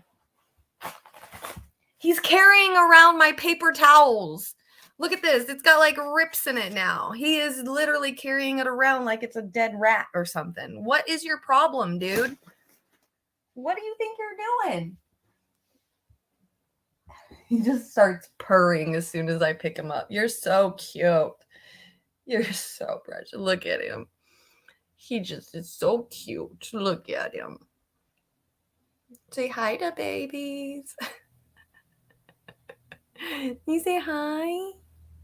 Do you say hi? Lana says hi. Lana says hi. This is what he does. He flops and turns into like a rag doll when I hold him. Unless he wants to do something, huh? Unless you want to go do something and be a pain in my ass. which I think he wants to do. He wants to go run amok and carry around a paper towel, like an entire thing of paper towels. He's so funny. Oh, thank you. Yes, he's adorable. He's still a baby. He's only like a few months old. So trying to teach him to be good, but he's going through puberty right now. So he's turned into a little asshole. And that's just what he does, is just runs amok. Huh, buddy? All right. So then you want to do Fetterman. I know, isn't he? He's getting so big. Like just within the last month. This, like, look at him. He is just humongous. Huh, Mr. Burton? You just huge, huh? So you's a big boy. You's a big boy, huh? You gonna get fixed soon. You gonna get fixed soon. And then you're gonna be a good boy. Yes, you are. You're gonna be a good boy after that, huh? Just right now you suck because those balls are making you crazy. And that's what it does. Balls make men crazy. Just gotta take them off and then everything would be okay, huh? Should teach that to the male race. I'm just kidding, you guys. Not really, but okay. So John Fetterman recently had a stroke. I guess it's been a few months that he's still recovering from it. But this lady on, I believe it's MSNBC, decided to give him an interview. He requested that he has closed captioning, and then she decided that she wants to question whether or not he's even ready and like able to run for office and be in that position with the way that his stroke is. I consider it, he said he needed closed caption. He's admitting that he's still recovering and that he still needs help. Doesn't make him any different to be able to be worthy or, capable of doing it. If we can have sleepy Joe Biden as the president of the United States, I'm pretty sure we can have John Fetterman as, a lower politician. So here is, I believe it's just a snippet. It's not the full thing. So this is just them going over what it is, and this woman being a biased bitch. Yeah, exactly. We teased your story a moment ago, your sit down with John Fetterman. This is the first face-to-face sit down that he's done since his stroke. What was it like? How was his health? Yeah, Katie, let's just set the stage here. I mean, we are 4 Tuesdays away from voters heading to the polls here. And some folks have already submitted their mail-in ballots. I'm standing in front of the Board of Elections building where people are today, dropping off their ballots. And this is, as you mentioned, the first time that Lieutenant Governor John Fetterman has sat down in person for an interview with a journalist since his stroke. Now, Fetterman has always been an unconventional candidate, but this is a particularly unconventional interview. I will tell you, I sat down with him at his home back in May before the stroke. This was very different, including literally what the setup looks like. You'll hear him. I'm telling you, if he doesn't end up being a politician and he doesn't win, he could be like a really good, like Jolly Green Giant, like the green beans commercial dude. Man, he just see him and he just makes me think that he's just way tall, huge tall, gigantic tall. He just looks like one of those dudes that would look down at you because he's just so big, super, super tall. So science, I think Sherry's a little bit behind, but yes, absolutely. Science moves at the speed of funerals. So true. That was a good one. He looks like a Klingon from Star Trek Discovery. You guys and your Star Trek shit, man. I don't know. I don't watch Star Trek. I just want to smash Spock. That's it. That's all I want to do. Spock, smash. Done. Finished. In just a moment, as I preview some of our conversation about needing closed captioning for this interview. We had a monitor set up so that he could read my questions because he still has lingering auditory processing issues as a result of the stroke, which means he has a hard time understanding what he's Man, hearing. Now, Shane was telling me that last night. He's like, you need to learn and watch and get into the Star Treks and stuff. Man, you know how long it took me to get through like most of the Star Wars stuff? And I'm like, I have like definitely turned away from my super fandom of Star Wars. And now you're going to get me onto Star Trek. I think the only reason why I would probably watch like the old Star Trek TV shows is to see like the Reading Rainbow dude or like Whoopi in there back when she was still, you know, cool. I want to see the Reading Rainbow guy for sure. and once he reads the question, he's able to understand. You'll hear he also still has some problems, some challenges with speech.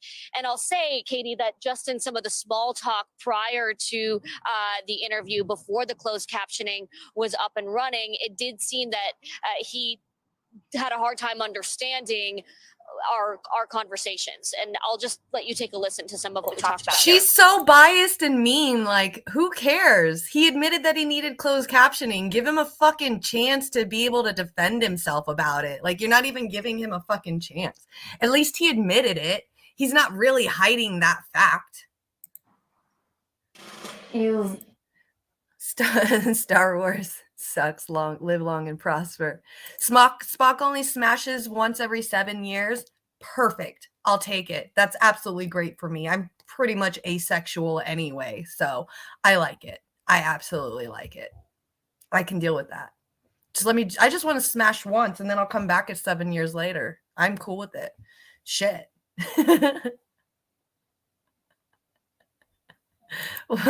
Gotta wait for this Ponfar. Ponfar? What the fuck is that?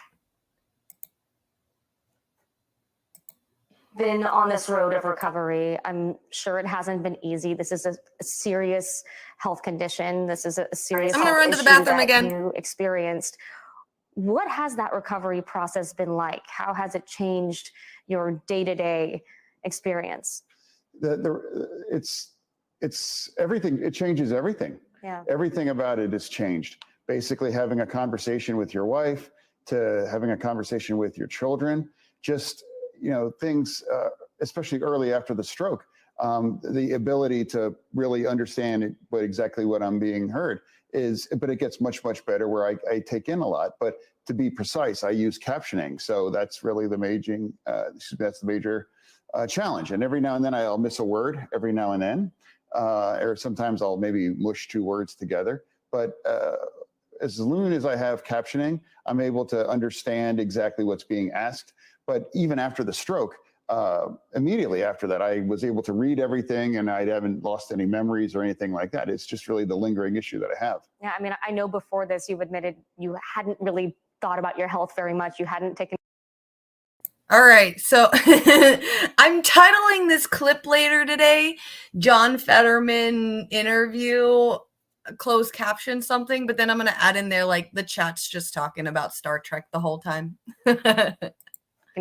Great care of yourself. What's it like now for you? Is there some frustration in having to? We'll call it face this, Star Trek and Fetterman. Every day. It's not frustration. It's just a challenge, actually. And I always thought it was pretty. Yeah, exactly. Go Start. Like he can have all the little, setbacks that he wants to with his health and stuff while he's recovering. He's still got some bomb ass, mic drops like that right there, telling Oz, "Yeah, I'll be better soon, but you'll always be remembered as a puppy killer." Like, haha, got him. Emphatic. I think I was empathetic. That's an example of the stroke, empathetic. I always thought I was very empathetic before having a stroke. But now after having that stroke, I really understand, much more kind of the challenges that Americans have day in and day out. Yeah, Les Bones, that's literally what I was telling Shane last night. I was like, y'all are a bunch of fucking nerds. Like, every time I go to a show or go onto a YouTube show somewhere of all my friends, they always end up talking about Star Trek at some fucking point, man. All a bunch of nerds. Nerds. I love you though. What you saw and heard there, the auditory processing challenges, the speech challenges. I've spoken with stroke experts. They say folks can fully recover from that. But the caveat that every expert gives is that they can't fully assess a patient without details on their health records, without that information that the campaign has yet to disclose. We've asked multiple times for medical records. We've asked for interviews with someone from his medical team. Those requests have so far been denied to NBC News and other outlets that have. Because it's none of their fucking business what's going on with his health. He's getting better. That's all that fucking matters. Like, if we can, like I just said earlier, if we can have Joe Biden be our president, Sleepy Joe, the guy that can't remember, you know, he's like, you know, the thing, that kind of stuff, then he can be a congressman. Are you kidding me? Here's another one. This is Inside Edition. He's bid to flip the Senate. There are several high-stakes races, including the race in Pennsylvania, where TV's Dr. Oz is challenging that state's Lieutenant Governor John Fetterman. As you may know, Fetterman suffered a stroke just days before winning the primary last May, and he's using special technology to help him deal with some cognitive challenges. Amber Cogliano has details. The critical race for the U.S. Senate from Pennsylvania took an attention-grabbing turn last night after Dr. Oz's opponent appeared on TV and showed he reads the reporter's questions on a computer screen. 6'8" tattooed Lieutenant Governor John Fetterman suffered a near-fatal stroke 5 months ago and is still recovering. I'll hear someone speaking, but Did sometimes you hear that? be. Please tell me you heard that. They said 6'8". He's huge. He's so big. Holy crap. I would probably go up to like his hips. That's insane. It's like when Kevin Hart hangs out with Shaquille O'Neal. That would be me and him standing next to each other. Oh, God. Oh, that's... Oh, God. Oh, he is huge. That's what she said. Yo. Oh, God, I'm choking. That shit is so funny. He's humongous. Precise on what exactly that they're saying. I use captioning. During the NBC interview for the first time, Fetterman was seen using transcription technology to read the questions. Can voters trust that you will be able to do this job on day one? Yeah, of course. Fetterman's camp said using closed captioning helps him because he still has trouble comprehending and pronouncing some words. Here's how it works. The reporter asks a question like, "Are you healthy enough to serve in the Senate?" The words would then appear in real time on the monitor so Fetterman can read them. Prominent doctors evaluated Fetterman's performance. Most of the recovery after a stroke happens in the first 3 months or so. He's at month 5. Can more recovery happen? It's certainly possible, but it's certainly not guaranteed. I don't want to minimize how significant. I don't like how they do that. Like the scientist on there or the whatever guy was saying, like it takes 3 months to heal and recover from it. Like it's a case by case basis. This fool had a fucking stroke, dude. Chill out. Sit back, relax, and stop putting like your own, anecdotal perspectives on how long it's going to take for this man to recover. Because you don't know. It's all case by case issues. But he's like, he should already be better. I'm good. I choked and I got caught off guard at the same time. I did not know that they said how tall he was. That motherfucker is huge. He's so big. So scary. He could like step on me. Like, what's that one TV cartoon anime where it's like those giant people that attack the city? Attack on Titans. Yeah, big motherfucker. An event this was. It sounds like it was a significant event. They had to pull a blood clot out of one of the blood vessels in his brain, but people do recover. The Pennsylvania race is one of the nation's most intense and nastiest in this historic midterm election. This morning, Fetterman tweeted, "Recovering from a stroke in public isn't easy, but in January, I'm going to be much better and Dr. Oz will still be a fraud." The Oz camp tweeted this days after Fetterman's stroke. If John Fetterman had ever eaten a vegetable in his life, then maybe he wouldn't have had a major stroke. The back and forth between those two is absolutely ridiculous. And I love how Dr. Oz just doesn't have like any good real comebacks. Like, if he ate a vegetable in his life, what? That is not a joke. And if that's a joke and that's the best you got, dude, you need to go back to Joker school and learn something, because that was a shitty ass joke. The two Senate hopefuls will debate later this month. Fetterman plans to use that same technology. All right. So that's that on that. That poor giant, man, he's just getting made fun of by Dr. Oz. I couldn't imagine having to be made fun of by Dr. Oz. That's got to be the worst. And then he's also having to defend himself over like the closed captioning thing, and then the news coming after him as well. Poor dude. Kind of feel bad for him.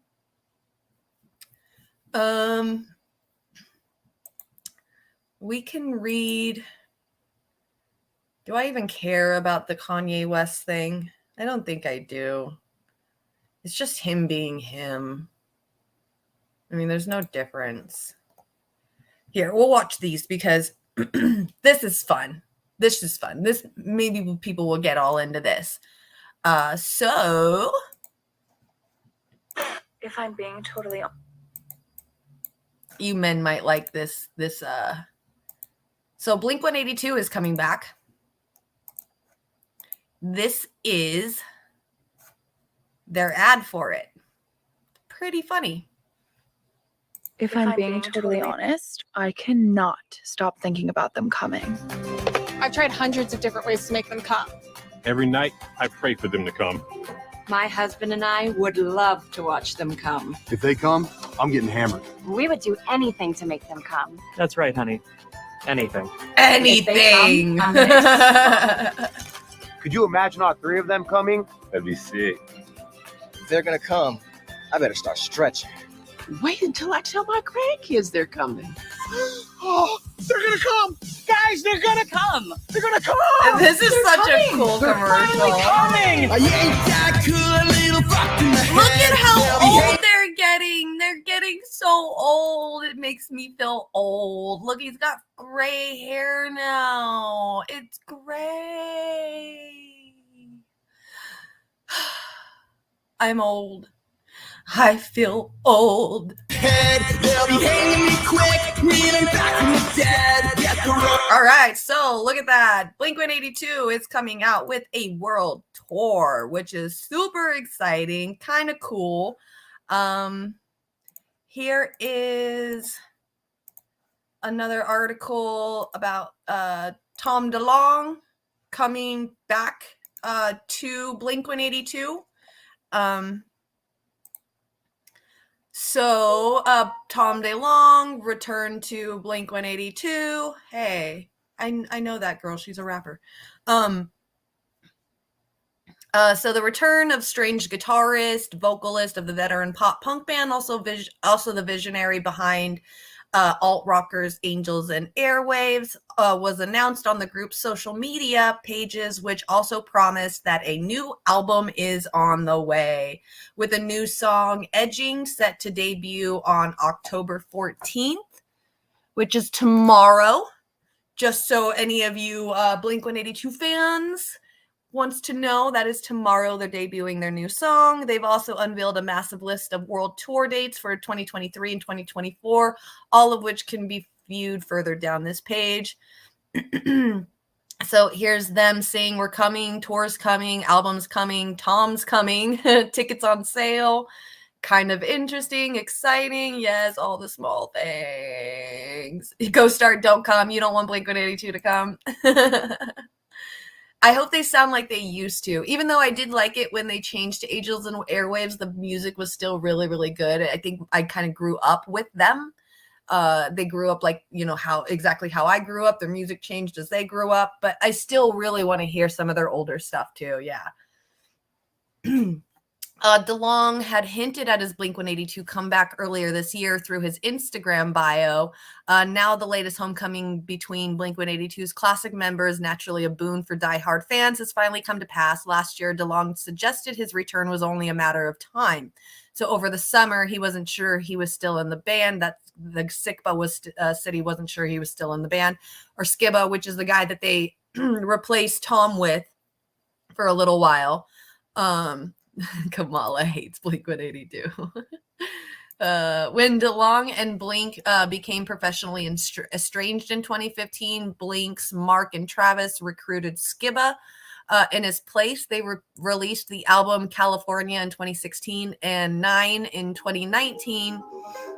Who is calling me? Jesus. In 2019 with the Alkaline Trio rocker. So I guess Skiba is somebody from the band Alkaline Trio that they took on. But talks of a Blink reunion with DeLong often cropped up. They gained steam last year after Hopus finished chemotherapy. Hopus recently said he was open to anything regarding Blink's future. Blink-182 went on hiatus from 2005 to 2009, returning in 2011 with Neighborhoods. Tickets, here's the tickets, go on sale on October 17th. Here's some of their tour dates right here, which is kind of cool. Looks like they're going to be in my neck of the woods in June and July, or in June of next year, which is going to be awesome. I probably don't have enough money to go and see them, but you know, it's cool to see that they are coming back. Oh, okay. I was like, why aren't you going to the page, mofos? Okay. So then let's see where Mr. Tom DeLong has been over the last couple of years, you know, over the last years, why he decided to leave, what was his hiatus about, why is Tom DeLong just now coming back, what has he been up to? Well, here is what he has been up to.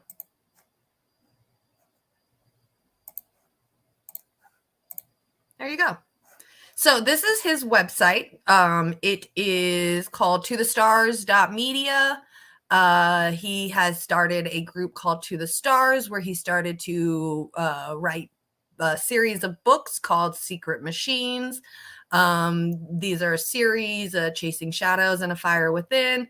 This is pretty much what he's gotten into. He got into a lot of the Area 51, alien stuff, very into like top secret things. Apparently, obviously, this is like his merch part of everything. This is the website for it, for his stuff. So then here is what happened with him as well. Actually, we'll play the video. Yeah, let's do the video because this article will go with the video pretty decently. So he was recently, just a couple of months ago, on Wild Ride with Steve-O. And this is Steve-O's show on YouTube, where he records interviews inside this van. So here it is. Yeah, I saw like was it like a Deadline article about like you've got like a series based on your book about UFOs, and then now there's like a subsequent series to that. Yeah, so Legendary picked up my books called Secret Machines. It's like these 700-page novels that are about UFOs, story about UFOs, but it's all government. It's all like military industrial complex. Think like Area 51, CIA, Department of Defense, and then their counterparts in other countries. And then intermixed with that is some of the things flying around are totally different entirely, you know. And so it's a big deal because this is the true story of UFOs, of what's been going on with our government and everything else. So I think that there's two things that really strike me as crazy about the developments with UFOs. Number one, it's crazy that the government is all of a sudden just sort of saying, yeah, the UFOs are real. There's like, all this, like the government acknowledging. We did that. I did that. Wow. That's why they're doing that. But what's even, I don't say that. I sound like a dick when I say that, but I'm like, that's why I have, there's a whole story here, but keep going.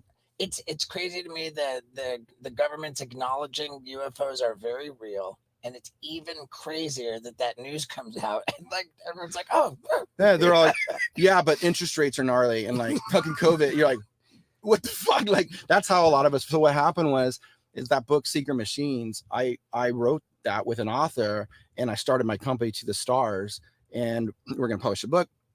And then when I put it in there, because I studied UFOs for like 20 years, and I was like, I figured out what's going on, not just like the bullshit you read or thing. Like I figured out what's going on, and I was like, shit, if I put this out there and open my big mouth, I might get in a lot of trouble.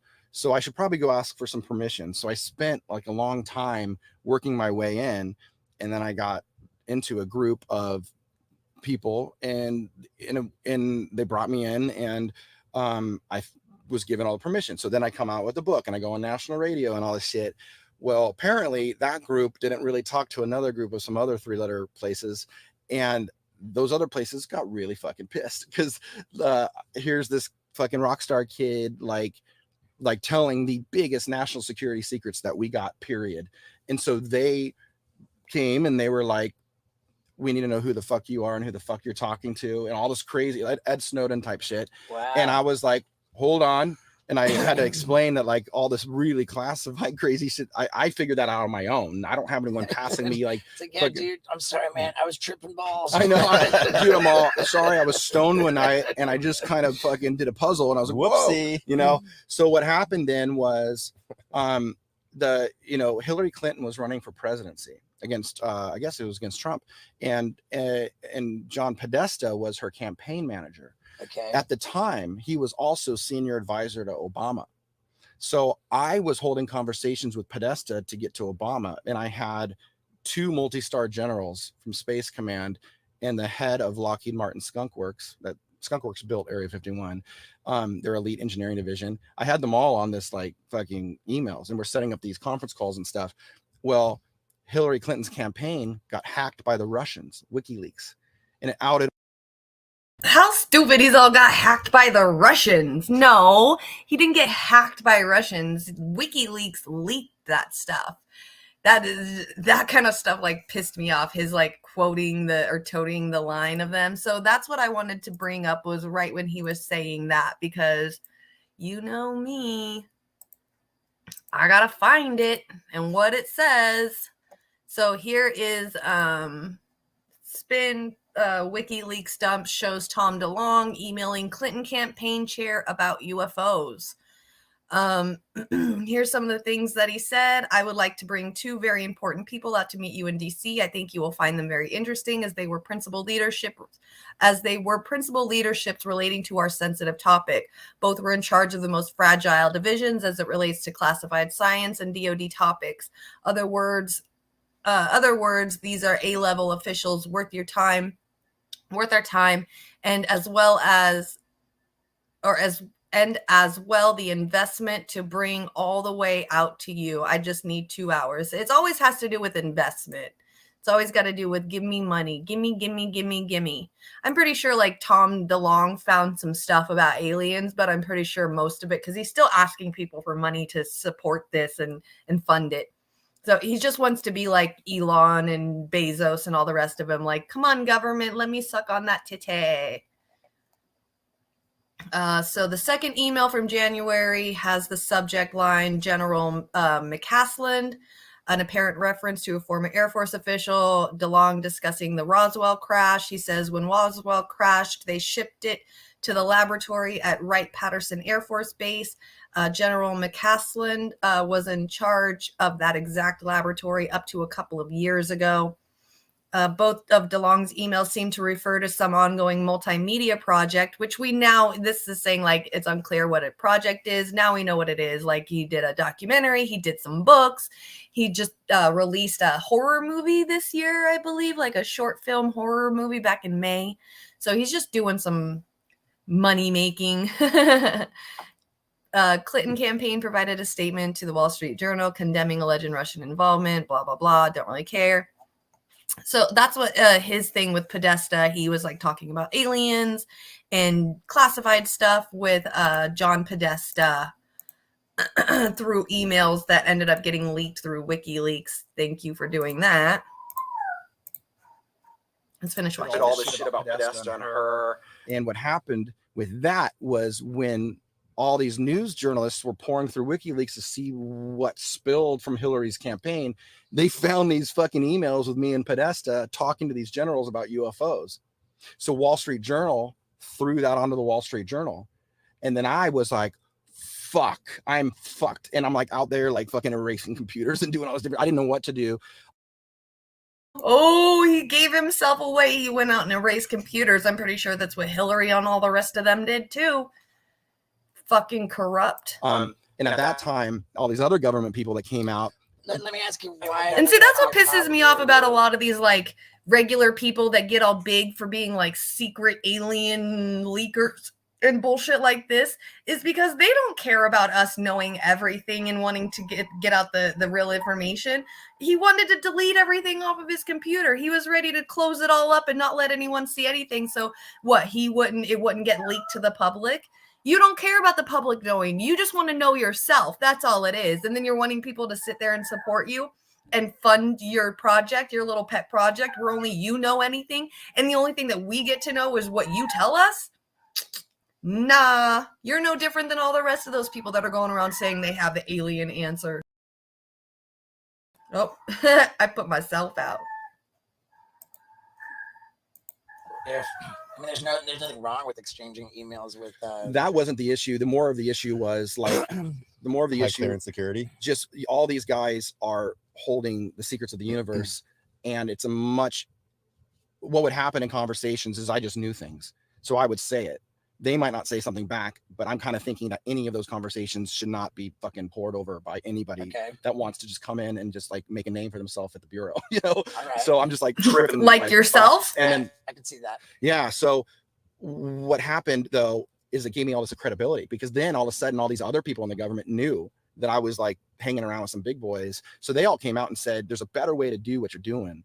And then that's when my company was not just me, it became something bigger. And so the company came out to the public, founded by myself, one of the heads of the CIA, and the head physicist. That's about the time that he got sold out, and now the government is telling him what he's allowed to say and what he's not allowed to say. The program director, the guy that ran the UFO program, and then I brought on another like 8 people from the DoD and the CIA. So they're all part of my company. And the first thing we did was take those videos to the New York Times and out the program. And then we went and spent 2 years briefing all the committees in the Senate and Congress and the Office of the Director of National Intelligence. So now you're seeing hearings. The DoD admitted UFOs are real. The Navy admitted, that's all us. The hearings at Congress and the UAP task force, that's all that. We started all of that. And it all started with me just being a little punk rock. Right. So, okay, admitting that aliens are real, and the UAP task force he's admitting that he's the one that helped start that. But what difference is it? It's just like, you know, all this top secret government alien stuff that they've been doing since Roswell and, you know, before, that they're not letting us know about. You're just wanting to know the information yourself so you have it. You ain't gonna give us regular people shit. Like, we ain't getting jack shit from you. Nothing.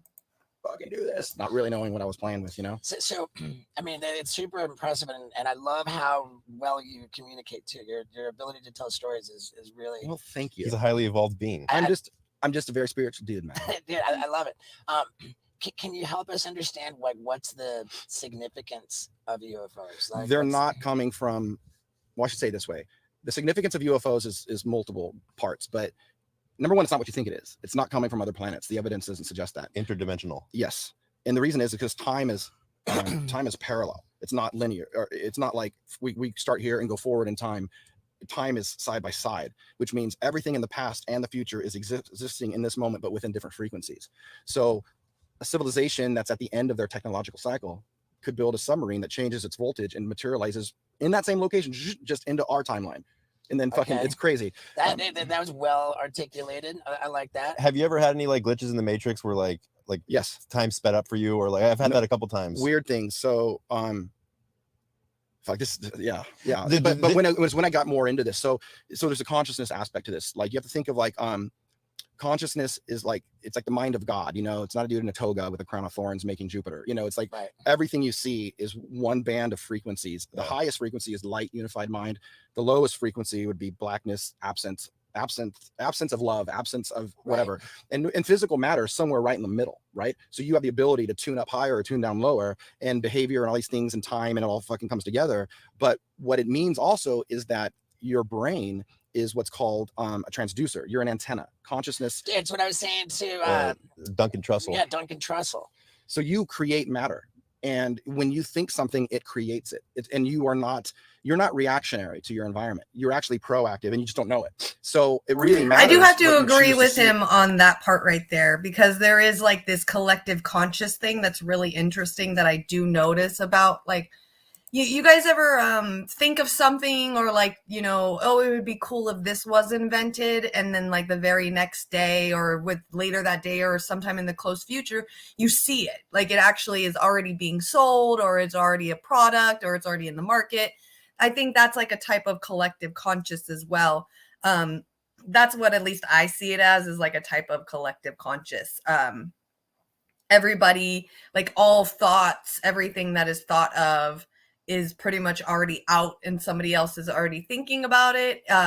It's just put out there. It's like this like unknown ethereal thing where our thoughts are all, you know, connected in a certain weird way to where we all like, you know, I can't think of something, and then my kid like later on that day is like, I'm inventing this out of nowhere, but you know, somebody else in the world could be thinking the same thing, and then that's where you see those connections of the collective conscious. So I mean, I kind of agree with him on, at least on that part.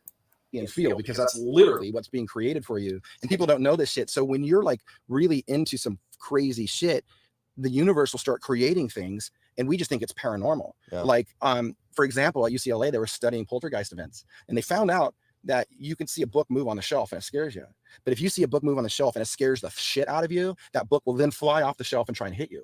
So the more scared you get, the more shit starts happening. And they didn't know why. Well, the reason is you're a transducer of your environment. You're an antenna plugging into all these frequencies. And once you go, oh, that book is moving, it'll move. You know, so it's fucking crazy. It's like our universe, it's just not what we think it is. And the whole thing with UFOs is that they're fucking around with us because of that, you know? Is it not like we're not, think of UFO. I wish that was true.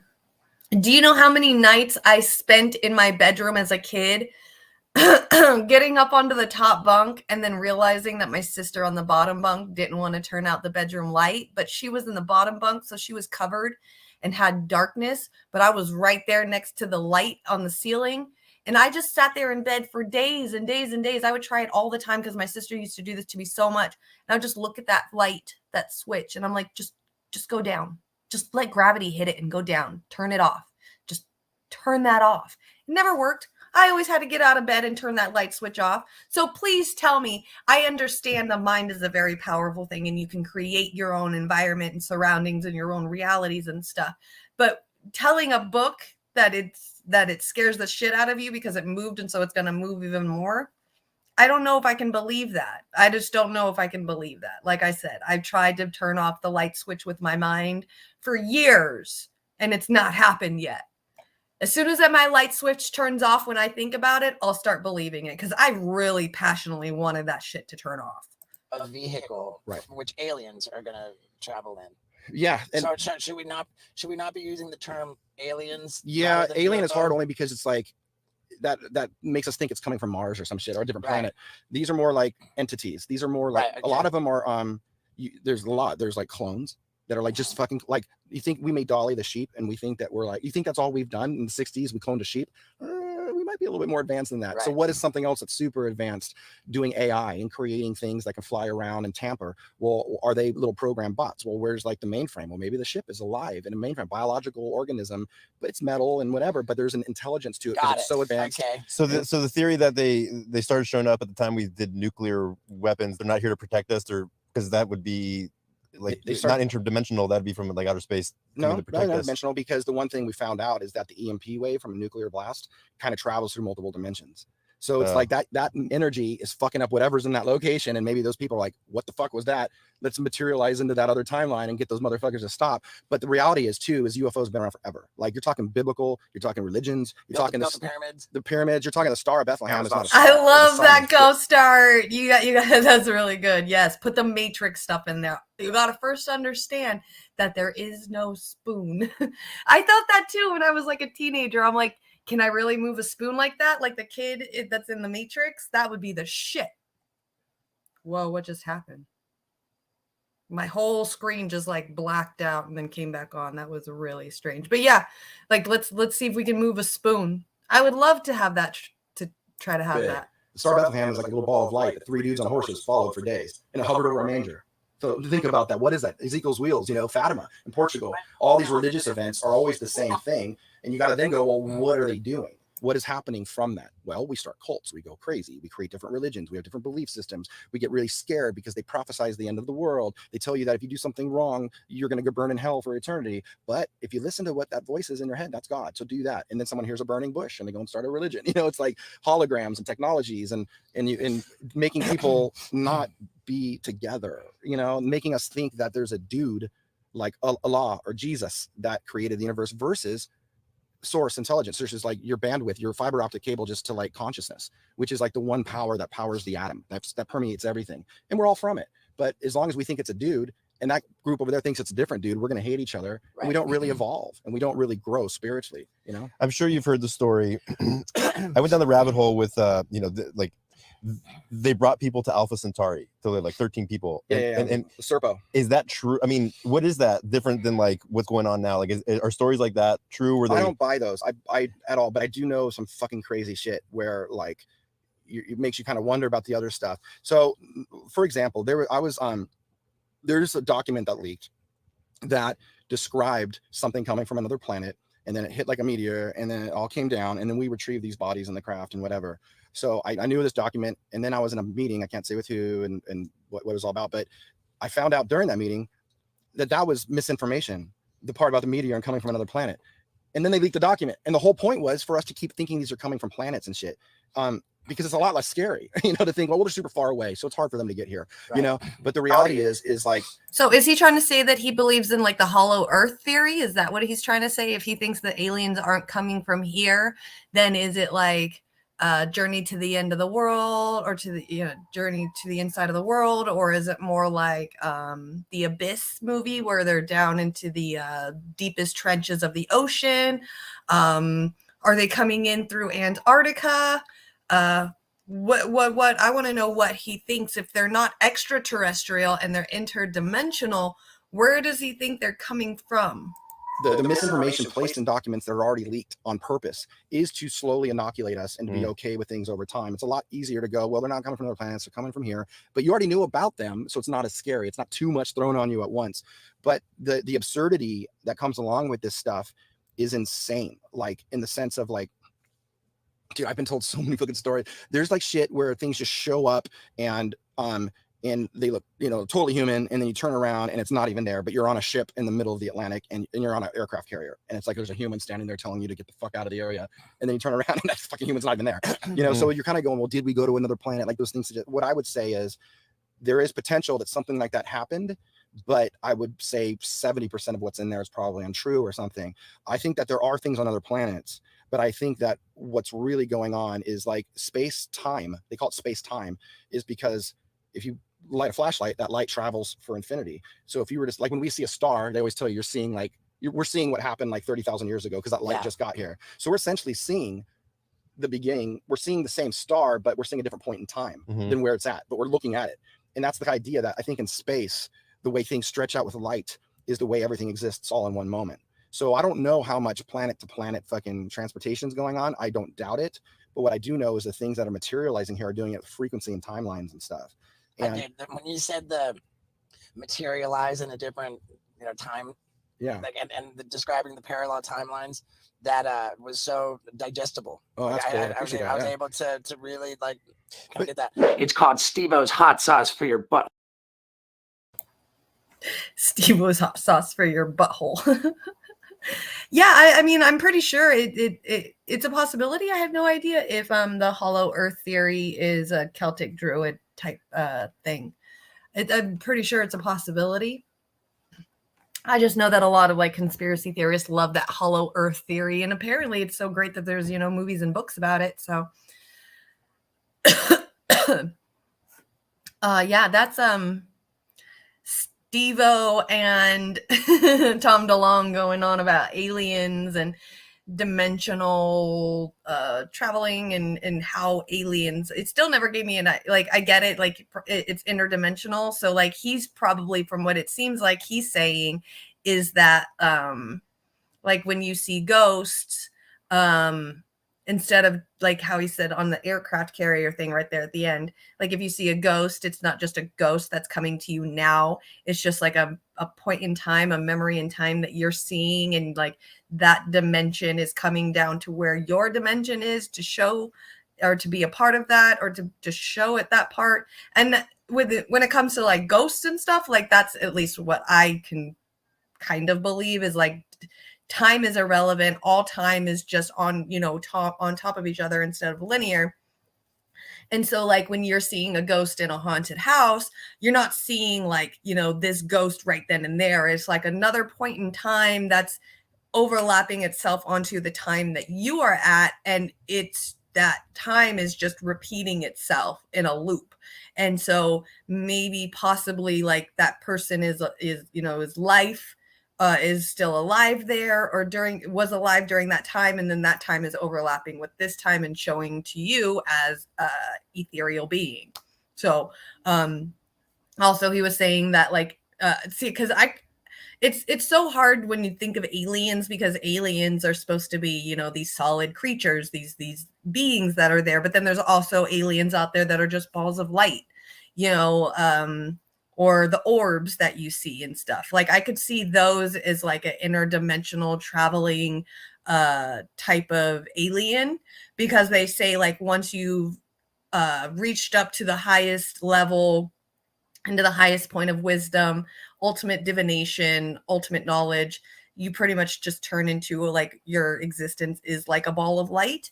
So I could see like, you know, maybe some really super intelligent beings from another time and space could be ball of lights, and that's what they look like. You know, if we can imagine that aliens look like blue avians or aliens look like these big green guys with eyeballs, you know, why can't they be ball of lights?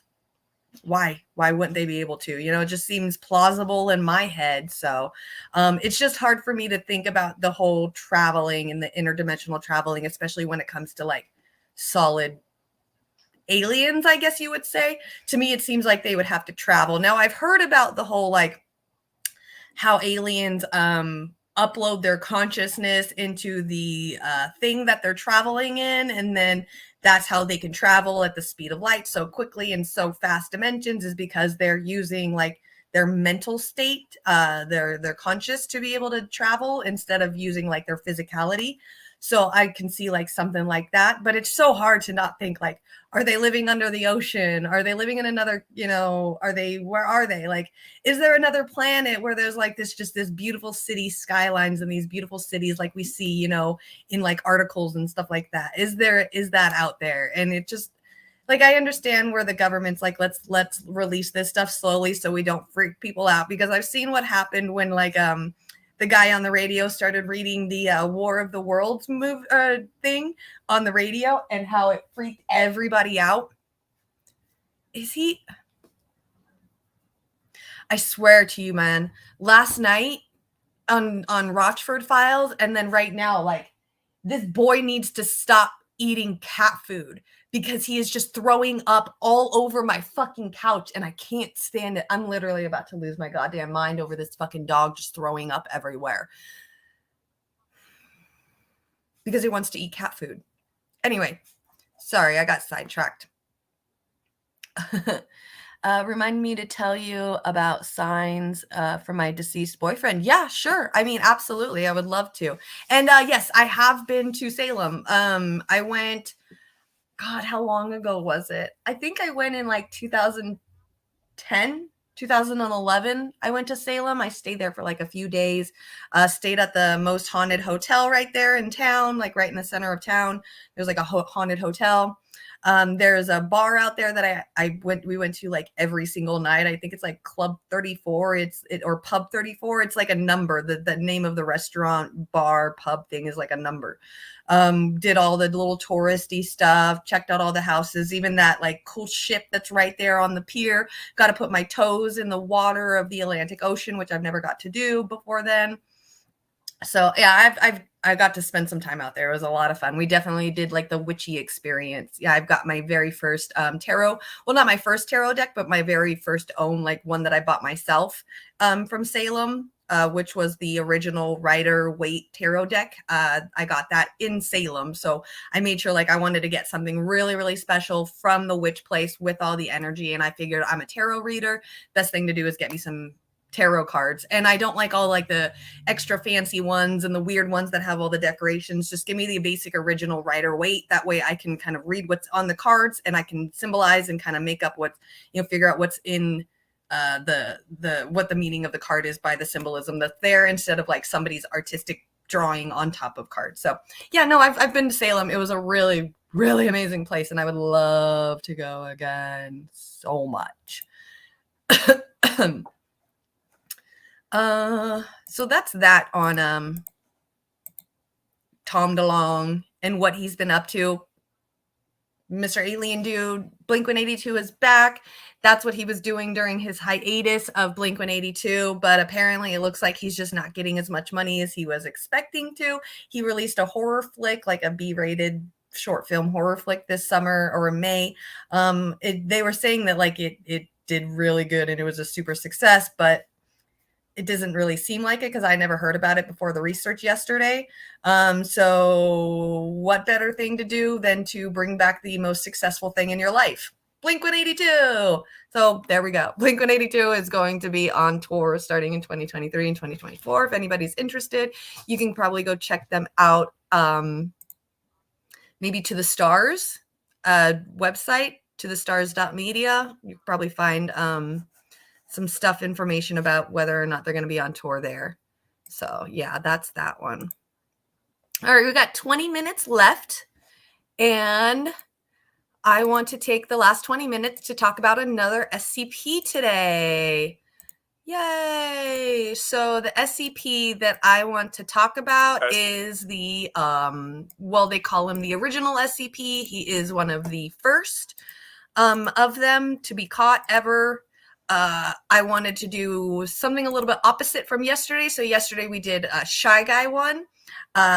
Today, this SCP, SCP-173, is called the Sculptor, and the complete opposite of like Shy Guy, just nobody wants to see him, or he doesn't want anybody to look at him. He doesn't like people to look at him. He wants to be alone and go away.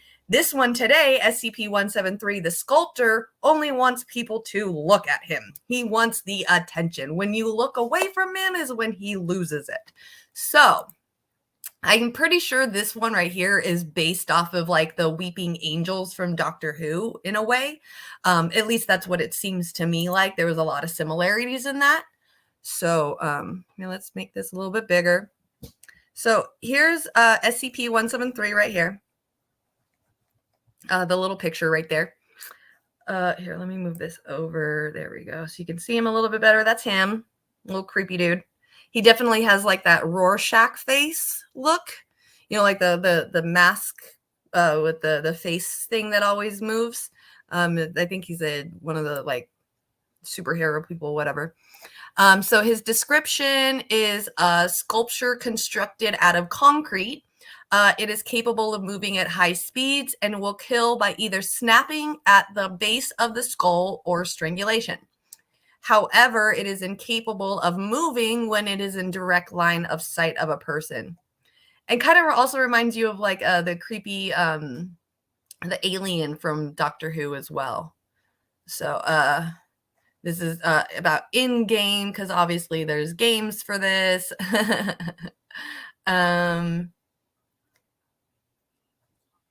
Let's see. However, during the testing, the site undergoes a powerful failure, killing 2 Class Ds and a guard before escaping into the ventilation system. Oh, this is just talking about in-game. Okay.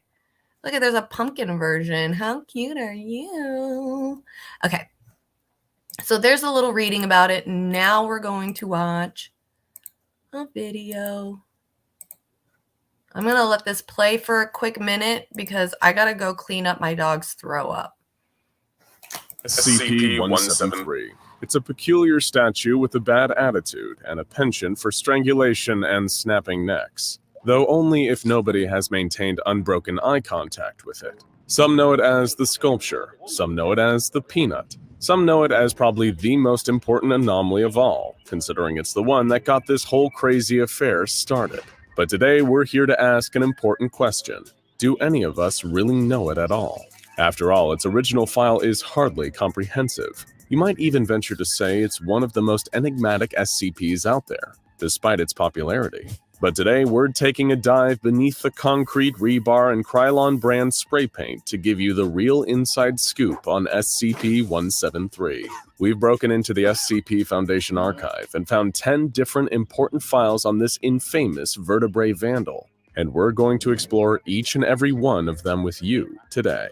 As you can expect from the Weird and Wild SCP Foundation, they cover possible pasts, presents, and futures, and some of them will naturally contradict. But that just gives you more of an opportunity to immerse yourself and compare them. We often like to believe that the real truth is somewhere in between, so make sure you pay attention to every detail throughout.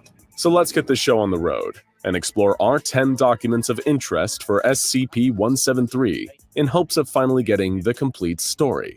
And, of course, don't blink. Document 1. Crunch. Where better to start than the mind of the sinister sculpture itself? Crunch gives us an insight into the private thoughts of this otherwise pretty uncommunicative monster and reveals a great deal about its relationship with its favorite activity, snapping the necks of anyone who dares look away from it. In Crunch SCP-1... Snapping the necks of anyone that looks away from it.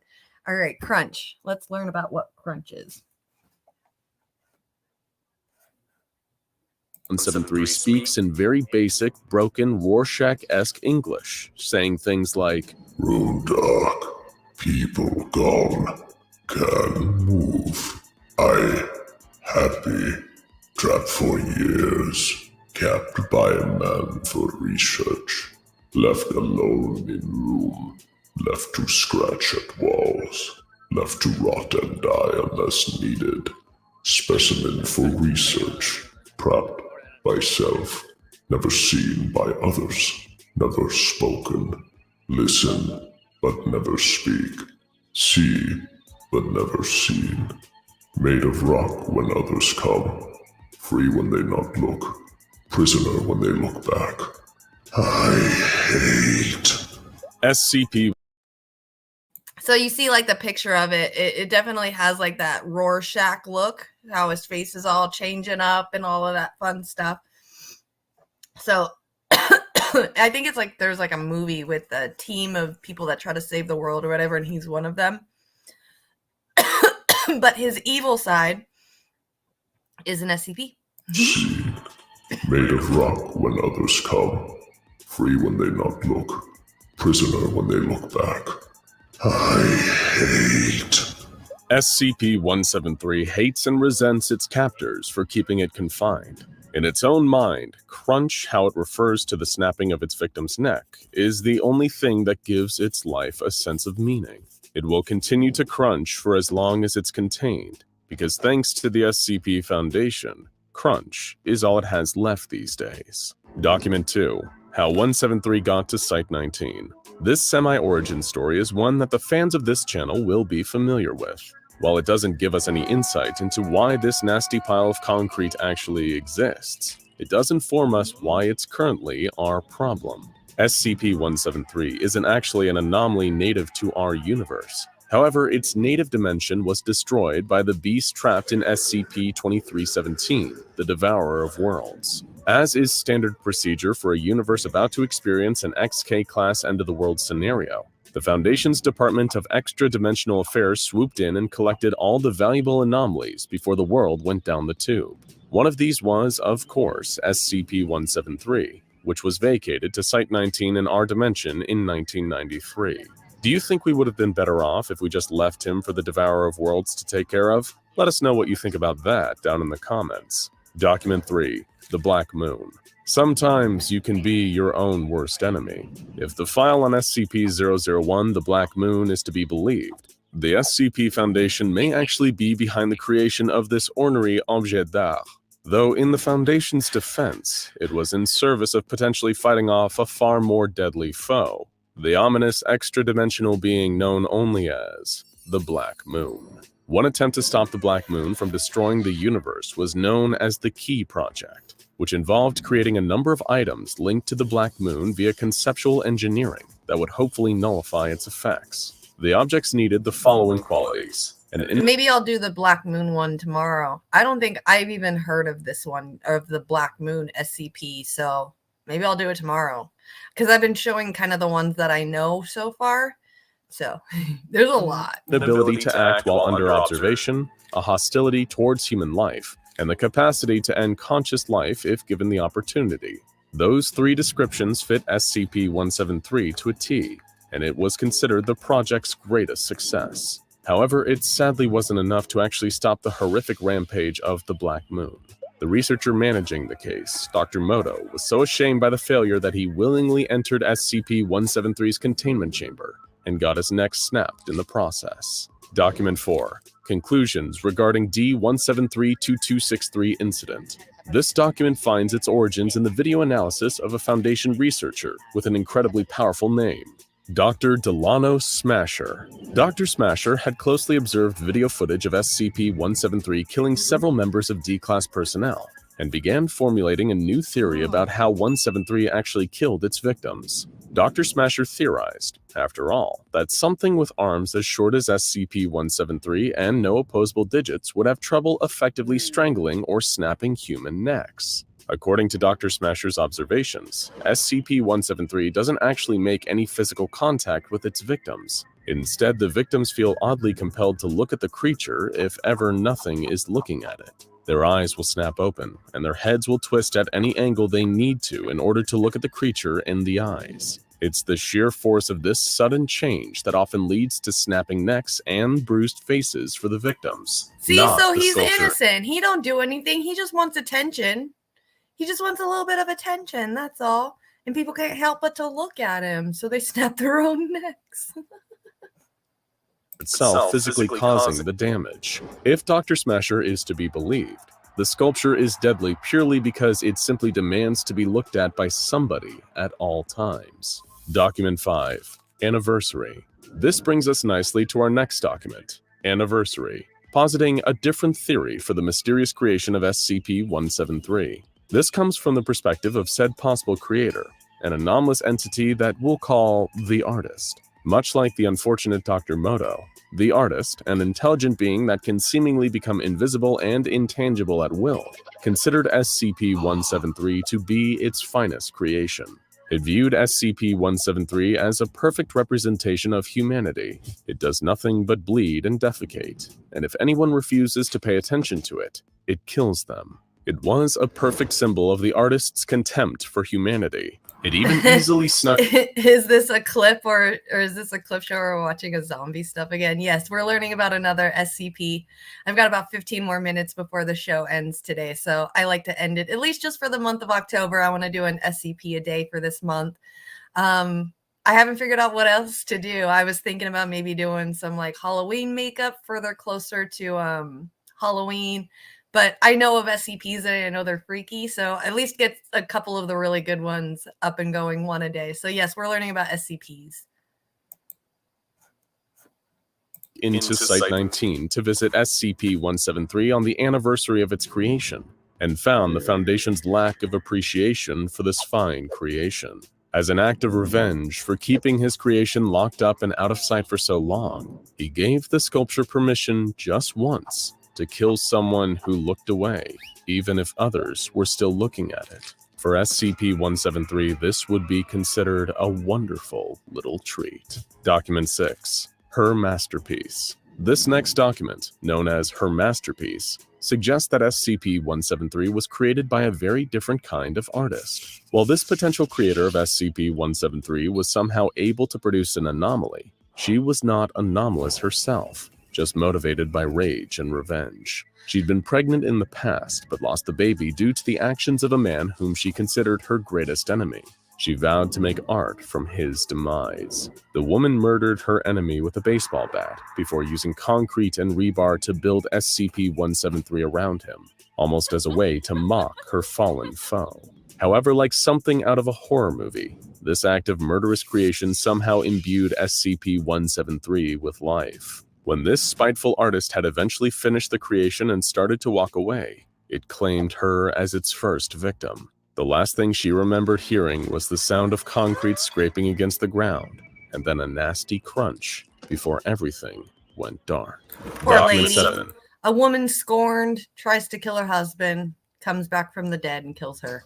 Total movie stuff. Regarding the statue. From one tragedy to another. The document regarding the statue shows the journey of researcher Marcus Silburn from idealistic young employee to full-on mental breakdown after trying and failing to gain control of SCP-173. He entered the SCP-173 project with bright eyes and big ideas about how to contain the sculpture, suggesting that the human element be removed entirely in order to reduce risk to Foundation personnel. He proposed ideas like introducing a sprinkler and drainage system to the chamber and using a sentient AI and remote viewing technology to keep SCP-173 immobilized. However, he was then enlightened to some frustrating and frightening facts about SCP-173. In the absence of actual present human observation, the same buildup of feces and blood that the creature somehow excretes builds up in any technology used to control or contain it. It destroys the circuit boards of AIs, takes flying camera drones out of the sky, and even degrades the locks on its chamber doors, leading to the brutal death of a janitor in the hall. Researcher Silburn advanced far enough through the ranks of the Foundation to be in direct communication with Dr. Jack Bright, the director of Site-19. After his final attempt at containing the creature without direct human observation resulted in a containment breach and the death of 12 people, Silburn was moved off the SCP-173 case after breaking down and begging for permission to terminate the anomaly. Permission was denied.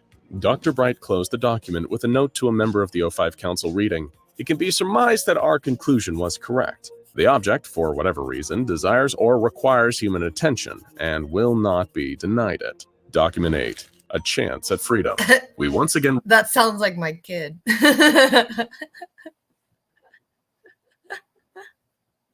Oh, sorry. Return to the direct perspective of SCP-173, but this differs vastly from the perspective of SCP-173's inner monologue presented in Crunch. According to the document entitled A Chance at Freedom, SCP-173 was actually an incredibly intelligent agent of espionage, sent from another dimension along with its unknown cadet, though the cadet is heavily implied to be SCP-096. This piece details a containment That's breach the from one we SCP... learned about yesterday. So the shy guy and the guy that wants attention apparently have teamed up. That's kind of cool. 173's perspective, as it is shown looking down on humanity and its primitive technology.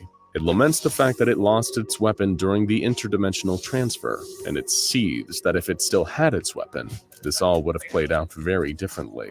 Despite conceding the fact that it underestimated the humans, which was the main reason it ended up in containment, it spends the majority of the document touting its own superiority, until one of the SCP-131, the iBots, turned up and froze it in place. The degree to which SCP-173 hates the iBots cannot be overstated.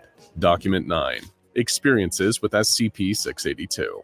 Of course, no full-story video on SCP-173 would be complete without a discussion of the SCP-682 cross-tests. A number of researchers, though particularly the very persistent Dr. Carlson, decided to use SCP-173 in various manners, in hopes of finally doing in that damn lizard.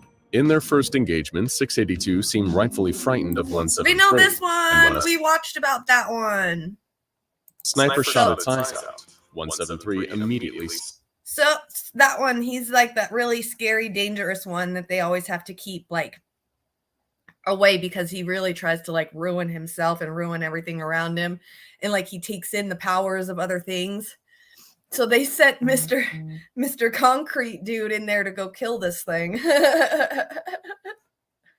Snapped its neck. Of course, it grew back a series of sniper-proof eyes not long after. Someone next suggested SCP-173 being sent in with a picture of 096 taped to its chest, though this was rejected as being ridiculous and an incredibly dangerous idea to everyone. Thank you, Dr. Bright. The researchers then went after SCP-682 with high-precision blades, cutting it to pieces, each of which became autonomously dangerous enemies. SCP-173 then began to murder each of those blobs of the mutated tissue, until it stopped when a D-Class was sent in to stare at it, while the rest of 682 regenerated. SCP-173 was transported back to its cell, but there was a brief power outage during transit, leading 173 to kill a number of the staff transporting it. This test was still considered a step in the right direction. After 682 was once again shrunk by a different anomaly, SCP-173 was released into its chamber. At first, it appeared that 173 had actually killed 682, but a week later it returned, having reconstituted itself from matter that had been splattered on 173 after it had been brutalized, making this test, once again, a failure. Dr. Carlson requested the resources to conduct one more cross-test, but this request was denied. A member of the O5 Council affixed a request simply saying, "Stop it, Carlson, please. Stop it, Carlson. Get some help. Stop it, Carlson." Document 10. Revised entry. Oh, right. The time SCP-173 literally caused an XK class end-of-the-world scenario. In the document Revised Entry, we get a frightening glimpse into a possible future world, where SCP-173 develops a terrifying new anomalous ability, multiplication. We don't know exactly how it happened, but here, the sculpture somehow developed the ability to make exact copies of itself. And what's more, every time one of these copies is produced, the collective SCP-173 hive mind gets stronger, allowing them to think tactically and slowly wipe out North America, even destroying any potential Foundation countermeasures, then ripping and snapping through anyone or anything that dared oppose. In the end, the world decided to take the nuclear option, literally, and blow away North America with nuclear bombardment in order to stop the SCP-173 army from spreading to the rest of the world and killing everyone. However, this attempt didn't actually work, as SCP-173s were spotted in Wales over in the UK, leading to a second nuclear bombardment. It continued like this until there were no human beings left to push the big red button anymore, and only the endless legions of SCP-173 remained. There is one bright side to this otherwise pretty bleak situation, though. A group of around 150 SCP-173s ganged up on SCP-682 and tore it to shreds. Somewhere out there, Dr. Carlson is probably smiling. Now go check out SCP-173 Origin Story, how 173... Oh, that is so cool. I love this SCP. He's one of the scarier ones, obviously. Yeah, replicator zombies. So this is like if this was like a scenario, I guess, what would happen in the future, what could happen. So yeah, that's SCP-173. He is called the Statue, I believe is what he's called, right? Yeah, the Statue. So he's pretty awesome. Another SCP to learn about. I love SCPs. I think they're so fun. They're just, a innocent scare thing to, freak yourself out over, because people see things all the time, like they're always like, oh, I saw a Loch Ness monster, oh, I saw the Bigfoot, and like, so they just turn all these like things that people have seen pictures of and creepy pasta stuff and turns them into like real life scenario situations. I think it's really cool. This is just one of them. And it's really cool how he's like the opposite of the one that we saw yesterday. Yesterday, he was the shy guy.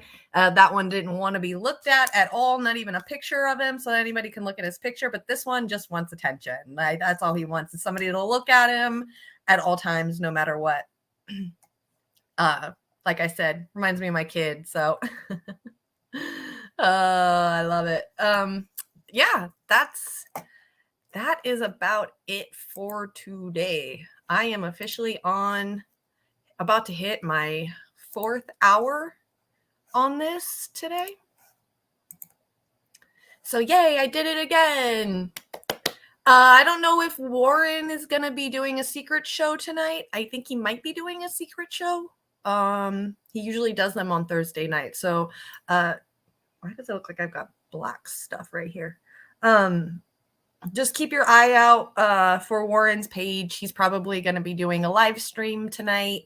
And then keep your eye out for here because I'm going to be releasing all of what I did for these 4 hours. Exactly. It's a secret. We don't know yet. So, but we'll let you know. If you get the message on Twitter, then you're in the in crowd and you've got the invitation to the secret show. If you don't see it, then you weren't invited and you're not allowed to watch it. Just kidding. And then I'm going to be posting up some videos, the clips of these videos. Oh yeah, before we go, I wanted to see this really quick. Present, share screen. Oh, you're not going to do it because it's not on a Chrome tab. Okay, let me copy this. All right, Les Bone said he found the kit video. So we are going to watch the kit video really quick before the day ends. I want to see. It says, hold on, let me bring it up really quick. Okay. I guess this is it. This is the one that Les Bone sent to me. So Chicago Coroner says one of Kit Cabello's clones got loose again, this time in the UK. All right, let's watch.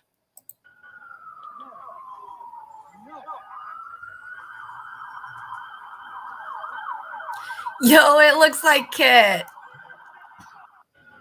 He fucking ran. I love the UK police. They're like so unscary. They're just like, will you look at those hats? Like, how can you be afraid of those hats? I would wear that shit. It does look like Kit though. I really want to see this fool's face. Like, he even got like shoes that Kit would wear too. That's so fucking funny. Oh my God, I love it. I absolutely love it. Good vibes, good vibes. Oh, that is the best. Good job, Chicago Coroner. I'm probably on the next episode of Cops.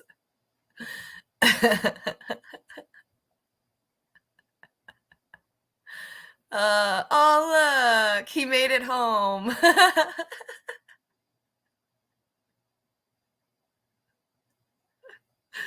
Oh, this is great. Oh, I love it. I'm here for that. That is wonderful. I'm gonna share it because we just watched it. All this today. Lamau. Here we go. Share it. That way everybody knows that we watched it. Yes, Friday night's going to be super, super fun. I cannot wait for Friday night. Friday night is what I am looking forward to. All the Comic-Con stuff that we're going to be talking about and everything that has to do with everything that Comic-Con does, whether it's movies, music, cartoons, animations, superheroes, celebrities, cosplay, the environment, the energy. I cannot wait for Friday. Friday is going to be super fun.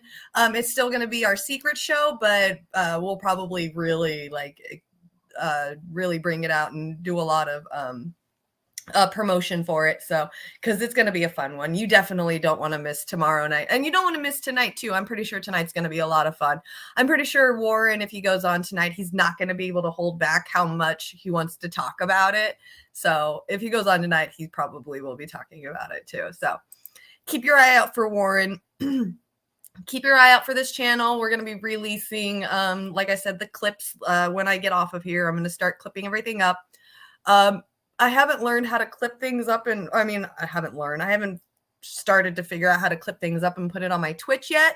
I'm actually even wondering if it's like a good idea to do the clips on Twitch like you do with just the main streaming, but it would give me some more runtime on there. So we'll see. And it seems like I get a lot more traction at nighttime on there as well. So I'll see if I can figure it out. I just don't want to overload the StreamYard with just my Twitch because it's Shane's Twitch. So, I mean, it's Shane's StreamYard. So I'll see how to figure out how to do that. But our YouTube channel, God, I have my camera mirrored so that it looks exactly how it looks in my house instead of like everything flipped to the other side. So I'm like backwards and shit. But here are KRTD Media on YouTube. Definitely going to be releasing the clips on there as soon as I get off here and get those done. And that's it, I believe. Is there anything else, Warren? Am I forgetting anything else? Your show tonight, our show tomorrow night. Keep an eye out for the clips today. Tomorrow, I will be back again.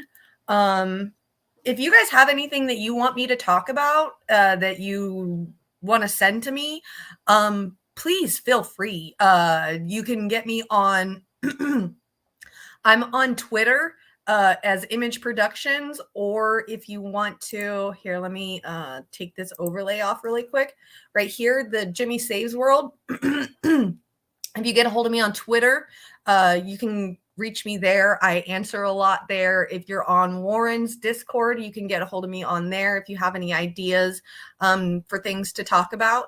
Definitely want to get your guys' input, see what you guys want to learn about. You guys seem to be interested in a lot of the politics and the issues and stuff like that. So I'm definitely going to continue doing that.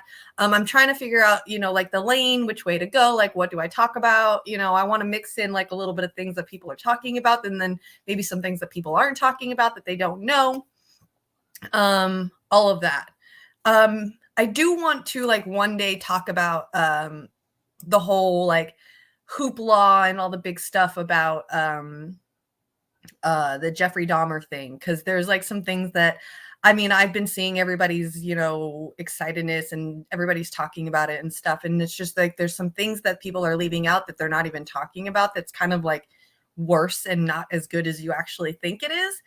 I like, as an example, Jeffrey Dahmer left one of his victims in a certain position on a bed where he was like bent all the way backwards and like tied up in that way. And that's the way that the person passed. And Jeffrey Epstein decided to turn that into a sculpture and hang it in his living room in his front entrance like a chandelier. That's how like disgusting a lot of this stuff is. And I haven't seen anyone talking about the fact that Jeff Epstein has that sculpture, or had that sculpture in his house. So just certain things like that, some of the things that I know a little bit more about, because I haven't even seen the new like Dahmer thing. I haven't watched it or anything like that. But I've got really into psychology while I was practicing a witch in my 20s. And I really got into like why people do what they do and what causes it, and criminal psychology kind of went along with it, and serial killers kind of went along with it. So I have a few books that I've read about Jeffrey Dahmer. I've done a lot of research on him, because obviously when you do research on these serial killers to try to figure out psychology and things, you end up learning about like the most popular ones, I guess you would say, the ones that people know about. So, like BTK, Jeffrey Dahmer, Ted Bundy, Ed Gein, Andrew Tchaikovsky. I think that's his name. There's a guy out in Russia that was a pretty brutal one too, that got really famous. Or Germany or Austria, I believe. Anyway, so maybe we can maybe spend a day talking about it during the Halloween time at the very end, talking about serial killers, the things that people aren't really talking about, the psychology part of it, what causes it, the things that maybe psychopaths, like the traits that psychopaths have that don't make them serial killers compared to the things that help make them become serial killers. Like a lot of people grow up in really bad situations, but then and a lot of people end up bumping the front of their head really bad and they don't become serial killers, but a lot of them do. Like, I guess, like pretty much like 95% of serial killers have had a frontal lobe impact at some point in their life. But everybody that's had a frontal lobe impact is not a serial killer. It's just really interesting to find out that every serial killer has had something like that. So just things that maybe people don't really know about. Maybe we can get into the deep of, the psychology part of it. I don't really want to talk about the excitedness of a serial killer. It's not really something that we should be excited about. There's victims, there's families of victims, there's people that are suffering because of it. But it's very informative and helps, especially like us as women, we kind of have to do this kind of stuff because we have to look out for it wherever we go. So it's just a very interesting thing to find out just that things that people don't really talk about when they idolize and fantasize over, a guy playing a serial killer in a movie. There's a lot more to it, so that people don't talk about. So I definitely want to bring that up at some point. I just talked about it for 7 fucking minutes and I shouldn't have fucking done that. I'm an idiot. I'm just ruining myself for future episodes. It's all right. All right, so I am going to get out of here. I want to thank everyone for coming. E. Heller, thank you for stopping by. Lana, Warren, Les Bones. We got Ghost Start. Sherry, thank you for coming. Steve Wolfbrand, thank you for coming. I'm scrolling up. Anyone else that I missed? Holly, Manara is life. Thank you for showing up in the Twitch area. I truly appreciate you. It's good to see you again. Definitely hope to see you some more. Josh and Sally, thank you for stopping by and saying hi and hanging out with me again. I swear you guys are like more supportive than my own family, and it's wild. I swear. Hello, what's up, Q, on Twitch. Thank you for coming and saying hi. Anybody else that did not comment, I just want to say thank you for stopping by. Thank you for coming. You don't have to comment or anything. I just appreciate the support that I am getting. I am now like pretty much officially have like a week in, fully into the show. So first week, super excited. I'm truly ecstatic and grateful for all the support and the love that I've been getting so much and so far. Right along with the hate, it's all good. I'm enjoying it. I knew this was going to happen, but thank you guys all for being really good friends and being supportive. I truly appreciate you. You guys are like literally more precious to me than my own family is, which is wild. But I truly appreciate you. You guys are all becoming my family, especially like you, Warren, you, Les Bones, E. Heller is starting to be in here a little bit more. Miguel H was in here, you guys, Lana, you guys are just my family. And I really, really appreciate the support that I'm getting from you. It truly means a lot, especially somebody who's been like traumatized of the fact that my family has never cared about anything I do anyway. And so now I'm like actually happy and excited, and I'm really feel like I'm starting my life and getting out of the depression of the last 2 years and the anxiety of the last 2 years. And my family is just like, whatever, Jimmy's just doing Jimmy. So thank you so much for being there for me. Thank you for being my family. Thank you for being there to love me, and I love you back. And I will support anything that you guys do, any help that you guys want, anything that you need. I am here. I love you guys so much. I want to see before we get out of here really quick, of course, because I'm on Twitch as well. So I want to see if anyone is live. Okay, good. Harlan's Media is live. And Lainey's on there. Yay. Okay. We shall go raid. We will go raid Lainey and Kit, because I have not rated Lainey yet. So raid channels, Harlan's Media. Damn, Nikki, she's got 43 people watching her right now. That girl is getting big. She's starting to get a really good following. It's starting to intimidate me. All right. And raid Manara. Okay. We got them done. We got them done. Okay. So they have been rated. They're good to go.